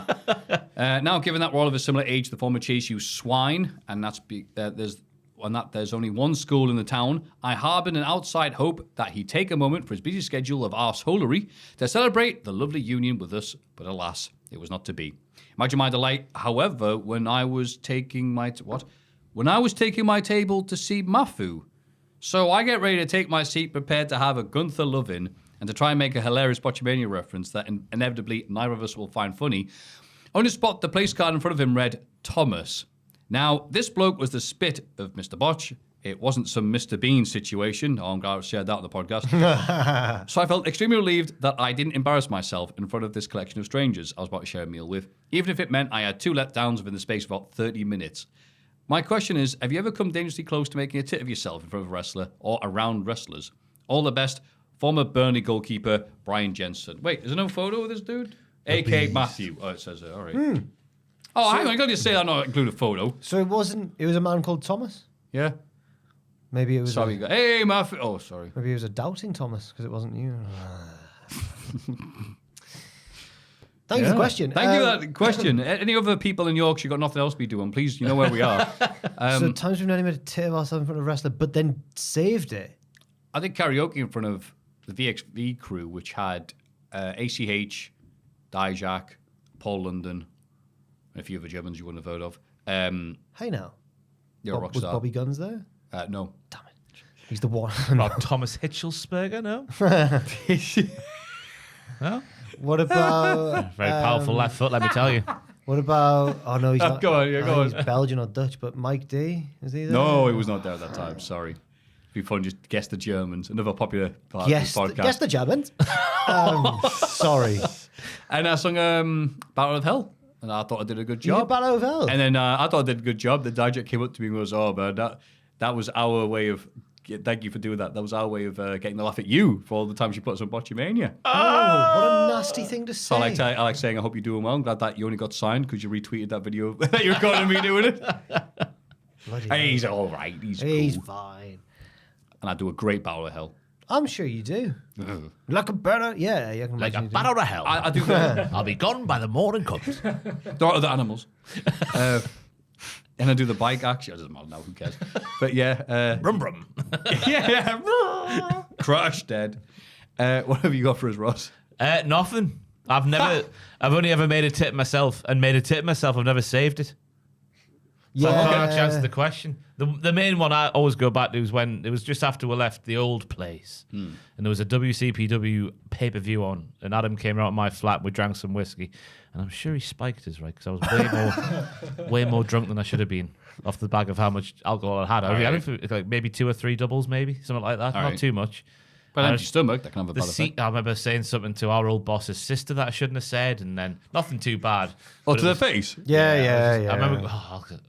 No. No, I remember this And story. then I just remember being outside with someone, looking into this big window, and Big Joe Hendry sat there. I remember that vividly, and there was other wrestlers around the table at this pub, and I remember just battering this window over and over again. Them all turning around and just going. What And did then you do? I can't remember. Joe Hendry! I honestly can't remember, but just that vision of them all turning around, just looking at us, me, just unemployed, drunk man battering the window. After seeing you like a few times, you've had a few too many's. Sorry, I mean when Adam spiked you, of course. Yeah. How you've acted, I can completely understand. Like, What do you mean how I've acted? how many acted. I'm quite a fun drunk, I think. I many- think Ross is quite a fun drunk. was it? But yeah, that doesn't sound like a fun drunk situation. You're the only one hitting the window. Well, that's what I mean. I think I got spiked. I remember a time when, again, I think it was towards... No, I think this was before we'd left What Culture, but just before. I think we'd all mentally checked out. Because we all ended up in Pop World on like a weeknight. And I was getting ready to leave, and then Ross appeared in the dance floor with one of them massive fish bowls with loads of straws in it and went, whoa! And then stayed out, didn't I? Oh, yeah. I'm sure the consensus was we should probably all go soon. And then Ross came back with, he is a fun drunk. Was that the night when Adam had the sign on the dance floor? Wet floor sign, and Adam just keeps on like just trying to Putting mess it with down. people with it. Yeah, you should be careful. should watch out there. Don't dance there. You seen the denizens of Pop World? He could have got lamped. Oh, great time. We were younger men then. Yes. Yes. Aye. What year did we leave? 2017? Yeah. Yeah. I'd have been 25, And I would have been 25, but a little bit later. but a little bit later on. 24, 25. Mine, the one that sticks out the most is because I knew that the big dogs were there for that show. It was the one where we had Bret Hart and we had Kurt Angle. Oh, It yeah. was before I like met any of them. And then I was looking for a toilet backstage, and it was in the Newcastle venue we often ran, not the Academy, but the Uni building. Yeah. Domain. The Reds or Domain. Domain, yeah. Bigger than Reds. We didn't need Yeah. Reds. And then there was a green screen where it had a toilet in it as well, so you could sneakily go in. A green room. With Thank like you for that. Very, very confusing There was a image screen there. in front of the toilet. Whoa! When you go, just pretend. And because the locker room was quite a walk away, I'd just nip in there and use the green room toilet occasionally because there was yeah. never anything in there. We used it for storage. But because the big Americans / Canadians had come over, that was their private room, and I didn't know that. So I just barged in looking for the toilet. Bret Hart's just sat there. I was like, oh, God. And just had to sort of go, Jack, nice to meet you, and just shook his hand. Turned round to leave. Kurt Angle sat against the other wall. I was like, oh, so shook his hand as well, and then left. And you and made went- him get off his chair. Went to the other toilet. I was like, no, I was didn't. hoping you just went. I went straight in that toilet and dropped no. the biggest deuce of my life. Oh, yeah. It's just The chair story. Like- I don't even remember. I don't remember that happening. It just shows how easy it is to get heat in wrestling. you're right. It's the wonder that some of these people are sociopaths. I And would, thinking, I would never have consciously taken Kurt Angle's chair. I wouldn't have done. It's a good job that everyone and Cody Rhodes didn't decide to tweet about it or anything. What a great champ.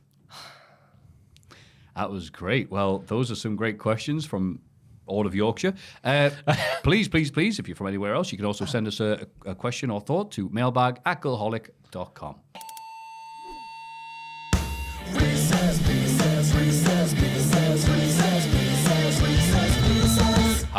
Wrist piss. I think that you were going to have in the green screen. Good Or day. Kurt Angle's face. All right. Whichever was closest. I was just a big Triple H fan as a child, and I never forgave him for stealing Stephanie or trying to. Yeah. I paid money for SummerSlam 2000. Screw you. Good day, diddlers. Hello. Good die. I've been listening to the podcast maybe a year now. It keeps me up to date with the current goings on, as I haven't watched wrestling religiously since about 04, 06. The last Mania I remember staying up at a mate's house to watch was maybe WrestleMania 22. Wow. Anyway, I digress. As you may or may not be aware, we are entering Panto season. And there are many... Oh, no, we aren't. Hey. Come on. And there are many similarities between the worlds of Panto and wrestling. This year, my local variety group is performing Cinderella. As previous years, I am typecast as the... Cinderella. Try to make it sound dramatic. Yeah, okay. Cinderella. As previous years, I am typecast as the Panto Dame, one of the ugly stepsisters. Below, I have a list of the principal characters and brief summary.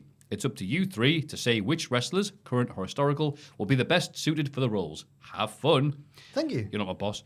Former Heart of Midlothian midfielder, Sir Rudy Scatchell, a.k.a. Andrew Calder, Eyemouth. I can confirm the existence of Peebles in the Scottish borders, as I live an hour away and have played bowls there. Oh, well, thank you. Ah, thank you, Andrew. Can't remember what it was Bowls about. and Peebles. And I reckon being the ugly stepsister must be quite a fun role to play, actually, in Cinderella. Yeah, I think that's not bad. Yeah, I'd do Well, it. you're not buttons. That little Boys and girls. dick. Or Hagen the horse. In some Cinderellas, doesn't Buttons end up with Cinderella? What? Ah, it's been years Because since I've he's been to a always like, panto. don't tell her, boys and girls, but I've got a crush on Cinderella. And then the prince sometimes turns out to be a dick, and then Buttons ends up with Cinderella. It's a modern twist. Oh. Anyway. Cinderella, kind-hearted and innocent principal girl. Pre-man Becky Lynch, before she was the man. That was her character. She was just a plucky babyface, wasn't she? Okay. I'd say Bailey when she was... That's better. I think she's more believable. That's better. Renee Paquette. Oh, Huh? Noble. yeah, she is. Upstanding. Bit of sass about her. Beautiful. Bit of sass, though, about her. Gorgeous. Okay. Buttons. A bit silly, but more savvy than your simple Simon type. Has a soft spot for Cinderella. In brackets, male. What does Grado do when he does Panto? Because Wherever he likes. I'd pick him as Buttons all day. Bit silly, but more savvy. That's Grado. Truth. Okay. Orange Cassidy, current day. What? The lowest Hey, energy. I like you. No, it's current day. This week. Oh. Hiya, kids. I'm the leader now. Oh, right. Yeah. Imagine Moxley as Buttons. Hello, boys and girls. Baron Hardup. Cinderella's... That's what it is. Cinderella's father... Don't remember this. Good-natured, hen-pecked, and slightly comical. In brackets, right. male. Triple H. Do you remember that video when Steph's dragging him around Access and he's just not having a good time? That's Triple H. What was them again? I heard it. Cinderella's father, he's good-natured, hen-pecked, and slightly comical. Who's the best, funniest dad? William Regal. Oh, that's Great good. shout. I was going to go with Seamus. Okay. No, we're not watching Cinderella. Baroness. Cinderella's new mother-in-law. Bit of a battle axe. Female. Stephanie McMahon. I mean, all right. What? That's the one. Oh, I trying to thought get- you were saying like I'd said something really I'm trying to bad. think. Battle axe. Who's like an old... Who's a battle axe in wrestling that you will get punched in the face for saying that? Stupid old woman. Oh, You're sick Moolah of then. you. Say Moolah. if you- Not saying that. Okay. Aja Kong.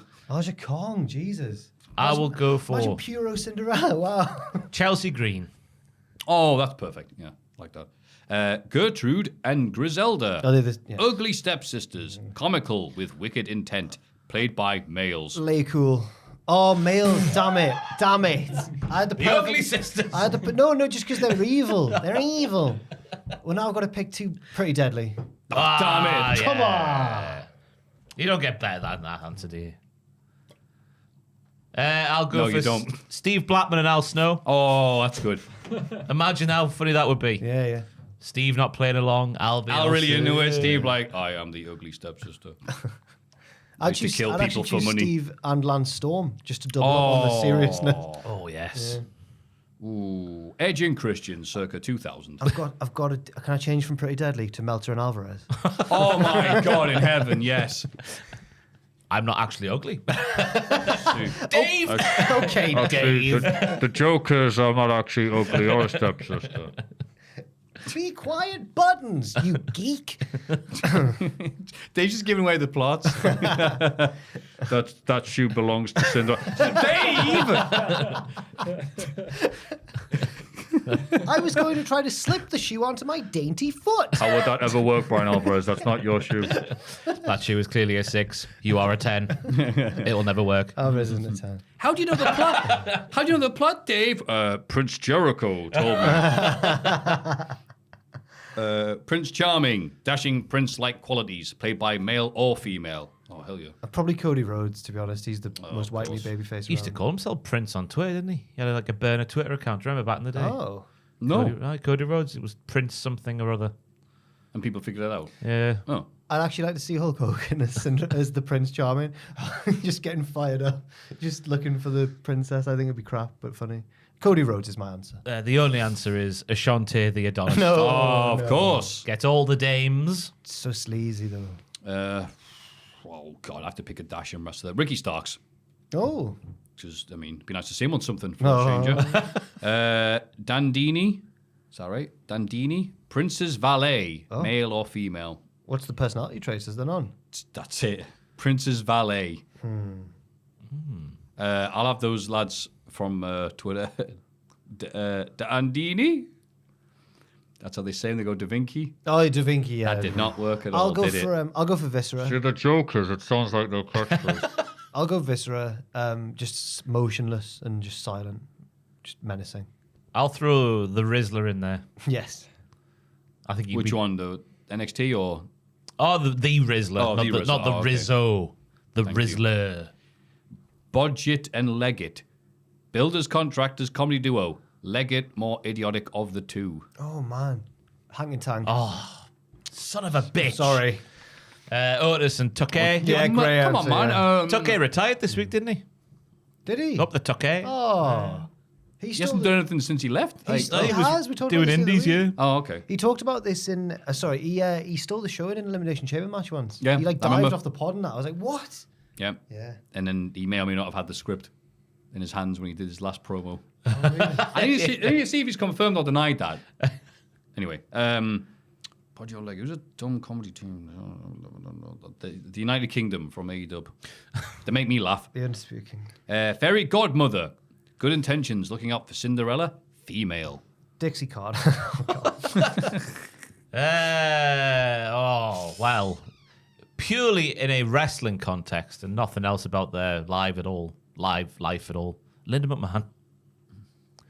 Always a bastion of hope. Yeah. She can't act though. I said there, pure I get it. Oh, just wrestling. I just don't think she can act. I mean, yes, more wood in the set. It's panto. True. It's not Scorsese. I wish the Fairy It Godmother won't be was... with bloody Linda in the role, eh? What do I do, Buttons? I wish the Fairy Godmother was here. Oh, yeah. The pop the music, and she has a mic and it's like, oh. actual Yeah, suit yeah. she always wore. No, she's there. She's lowered on a chair, and then she stands up out the chair. I'm going to say Beth Phoenix. Oh. She's massive. Chambers, Lord Chamberlain, Royal Office role, male. Okay. Adam Pearce, I guess. Make this up, aren't they? King Corbin. Ooh. I heard the word royal. Nick Aldis. He's camp. And finally, oh, you're ready. Sorry, it's right up there for you. Hagen the horse. The panto horse. Hagen the horse. I won't go for the obvious one. I'll go for Von Wagner. I'd say. Oh, that's good. And he's probably tall enough to be both sides of the That's horse. right. And if he goes on all fours, he looks like a horse anyway. So, Powerful. yeah. In a good way. Anybody you can think of. Probably Jake Hager. Oh. Probably him. The arse end would have to be Jericho. Oh, I hadn't thought about that. Yeah, okay. That's so good. Well, if I've chosen Von Wagner, then I guess Robert Stone will be the Another arse. suitable, a horse's arse. Horse's arse. Who's the biggest horse's ass in wrestling, Maffew? That's like Jim Ross talking about like Jim Cornette and it's on 97 Raw. Horses arse in wrestling. Who am I sick of? How long have we got? Oh, Ethan Page. Oh, yeah, you hate him. Ethan Page. Yeah. Here comes Hager. You. Oh, the That's literally thought what I was saying. You know what? Hager. That's what I thought they were saying. Ego. Whoa. Yeah. Would Ridge be the front of the horse? Or Josh Alexander? That'd be a 'Cause weird he's looking the- horse. Josh Alexander's the one that everyone wants more than Ethan Page. And he's the workhorse. Thank you for that save. Hey, we've done really That well. was all right, wasn't it? Brilliant. We've done very Min. well. I can't wait for Aladdin next week. But until then, thank you very much, Andrew Calder. From Thank you, my mouth. Andrew. If you have any of the dodgy Reese's Pieces, please send them to mailbag@cultaholic.com. It's Cultaholics.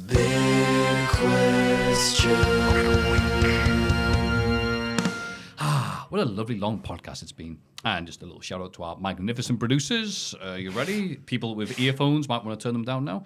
Reno2200. He's from the future. What we talking earlier about shooting Fulham players? Reno could kill them all. That's right. Oh, whoever's playing for Fulham in 2020. Reno. 2020. whoa. 22-0. Oh, whatever, Matthew, you idiot. Noah Anderson. Anderson. Levi. Anderson. Levi LaRue. Going in for the kill. Oh, my God. Doing it for a thrill. It's not like Yoda. Sorry. So thrilled doing it, I am. The puberty hit in there, finally. Jimmy Gillen. The voice break. Oh, we need another Gillen. We need a one. Gillen is my business and Gillen is good. Megadeth.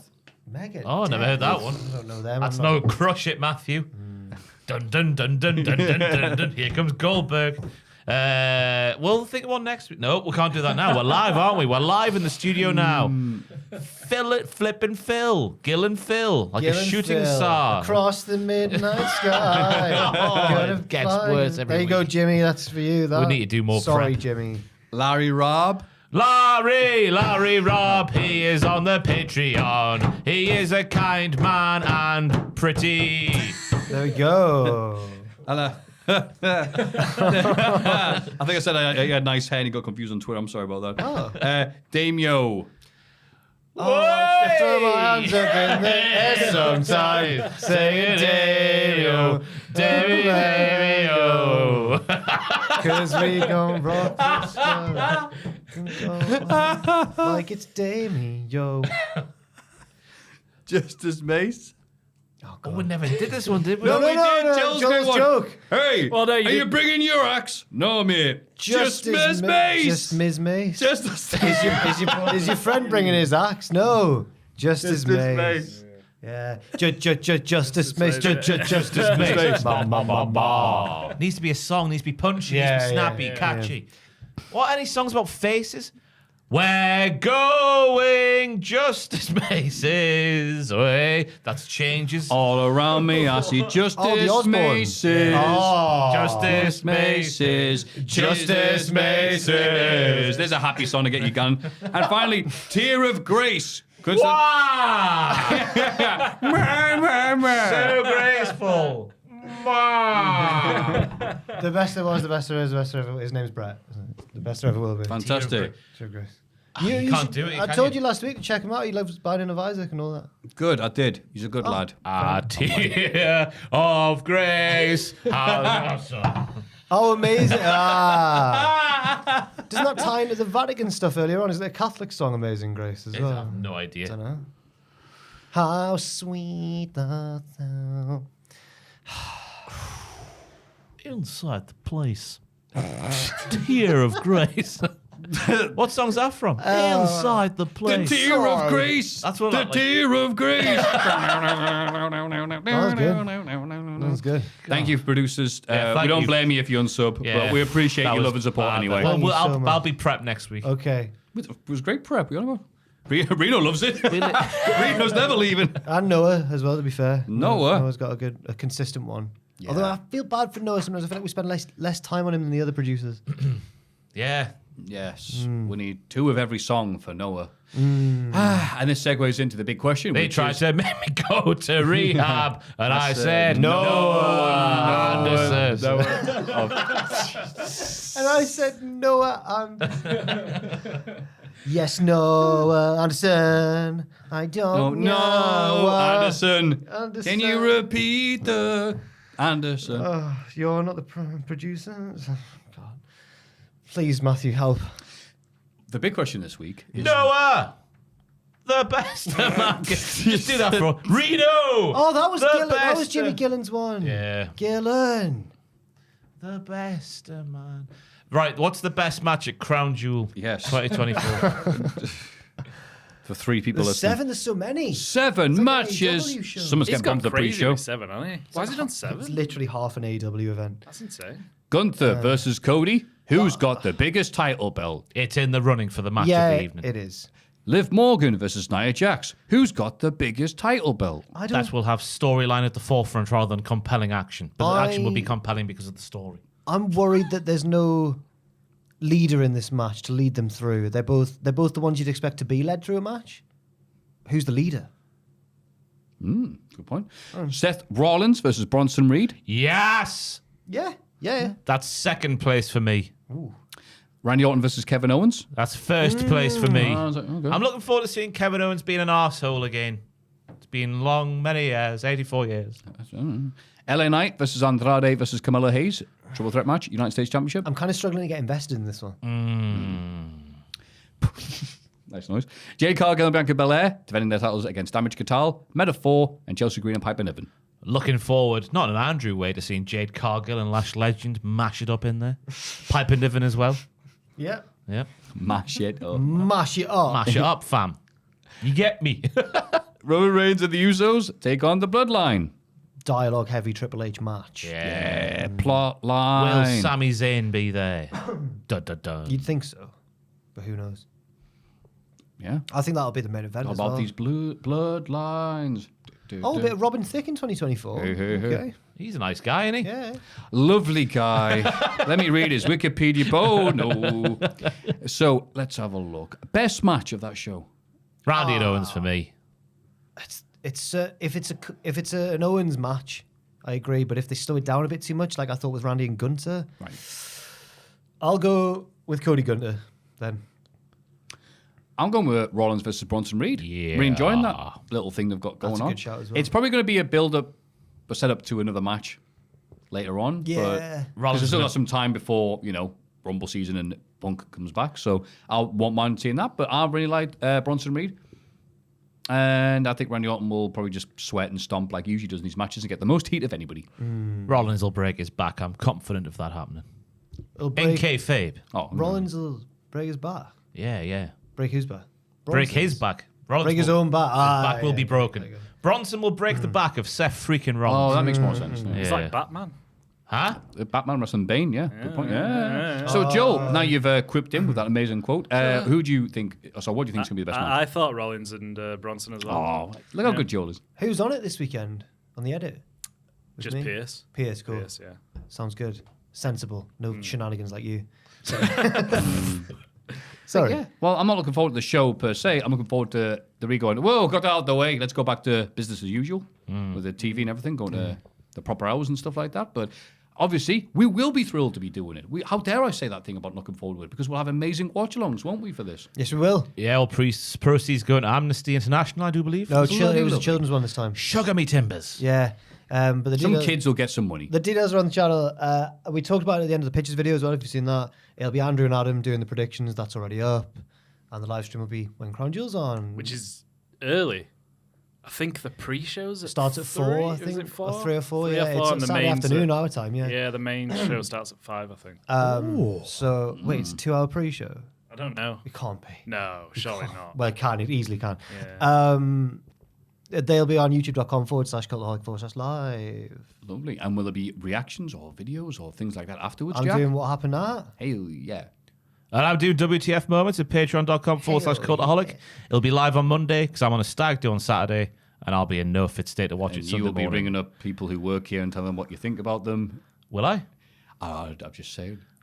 What's that reference? Previous things we talk about on this episode. Oh, right. Sorry, yeah. Yeah. That wasn't even a phone call, Maffew. I said it right in her face.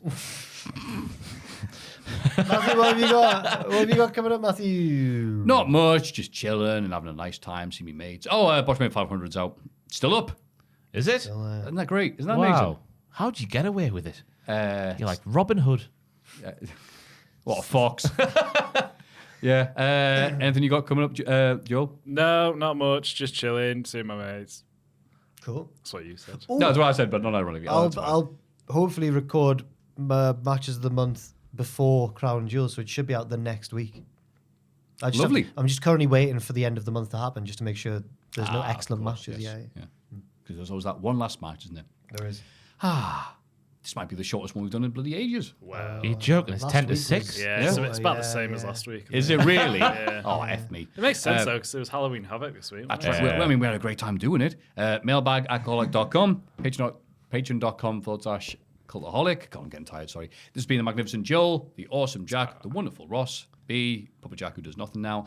But now we're going to look at the lovely screen, the Cultatron 5000, and what we're going to say, Ross. Oh God. Samsung. On 3, 1, 2, 3. Samsung.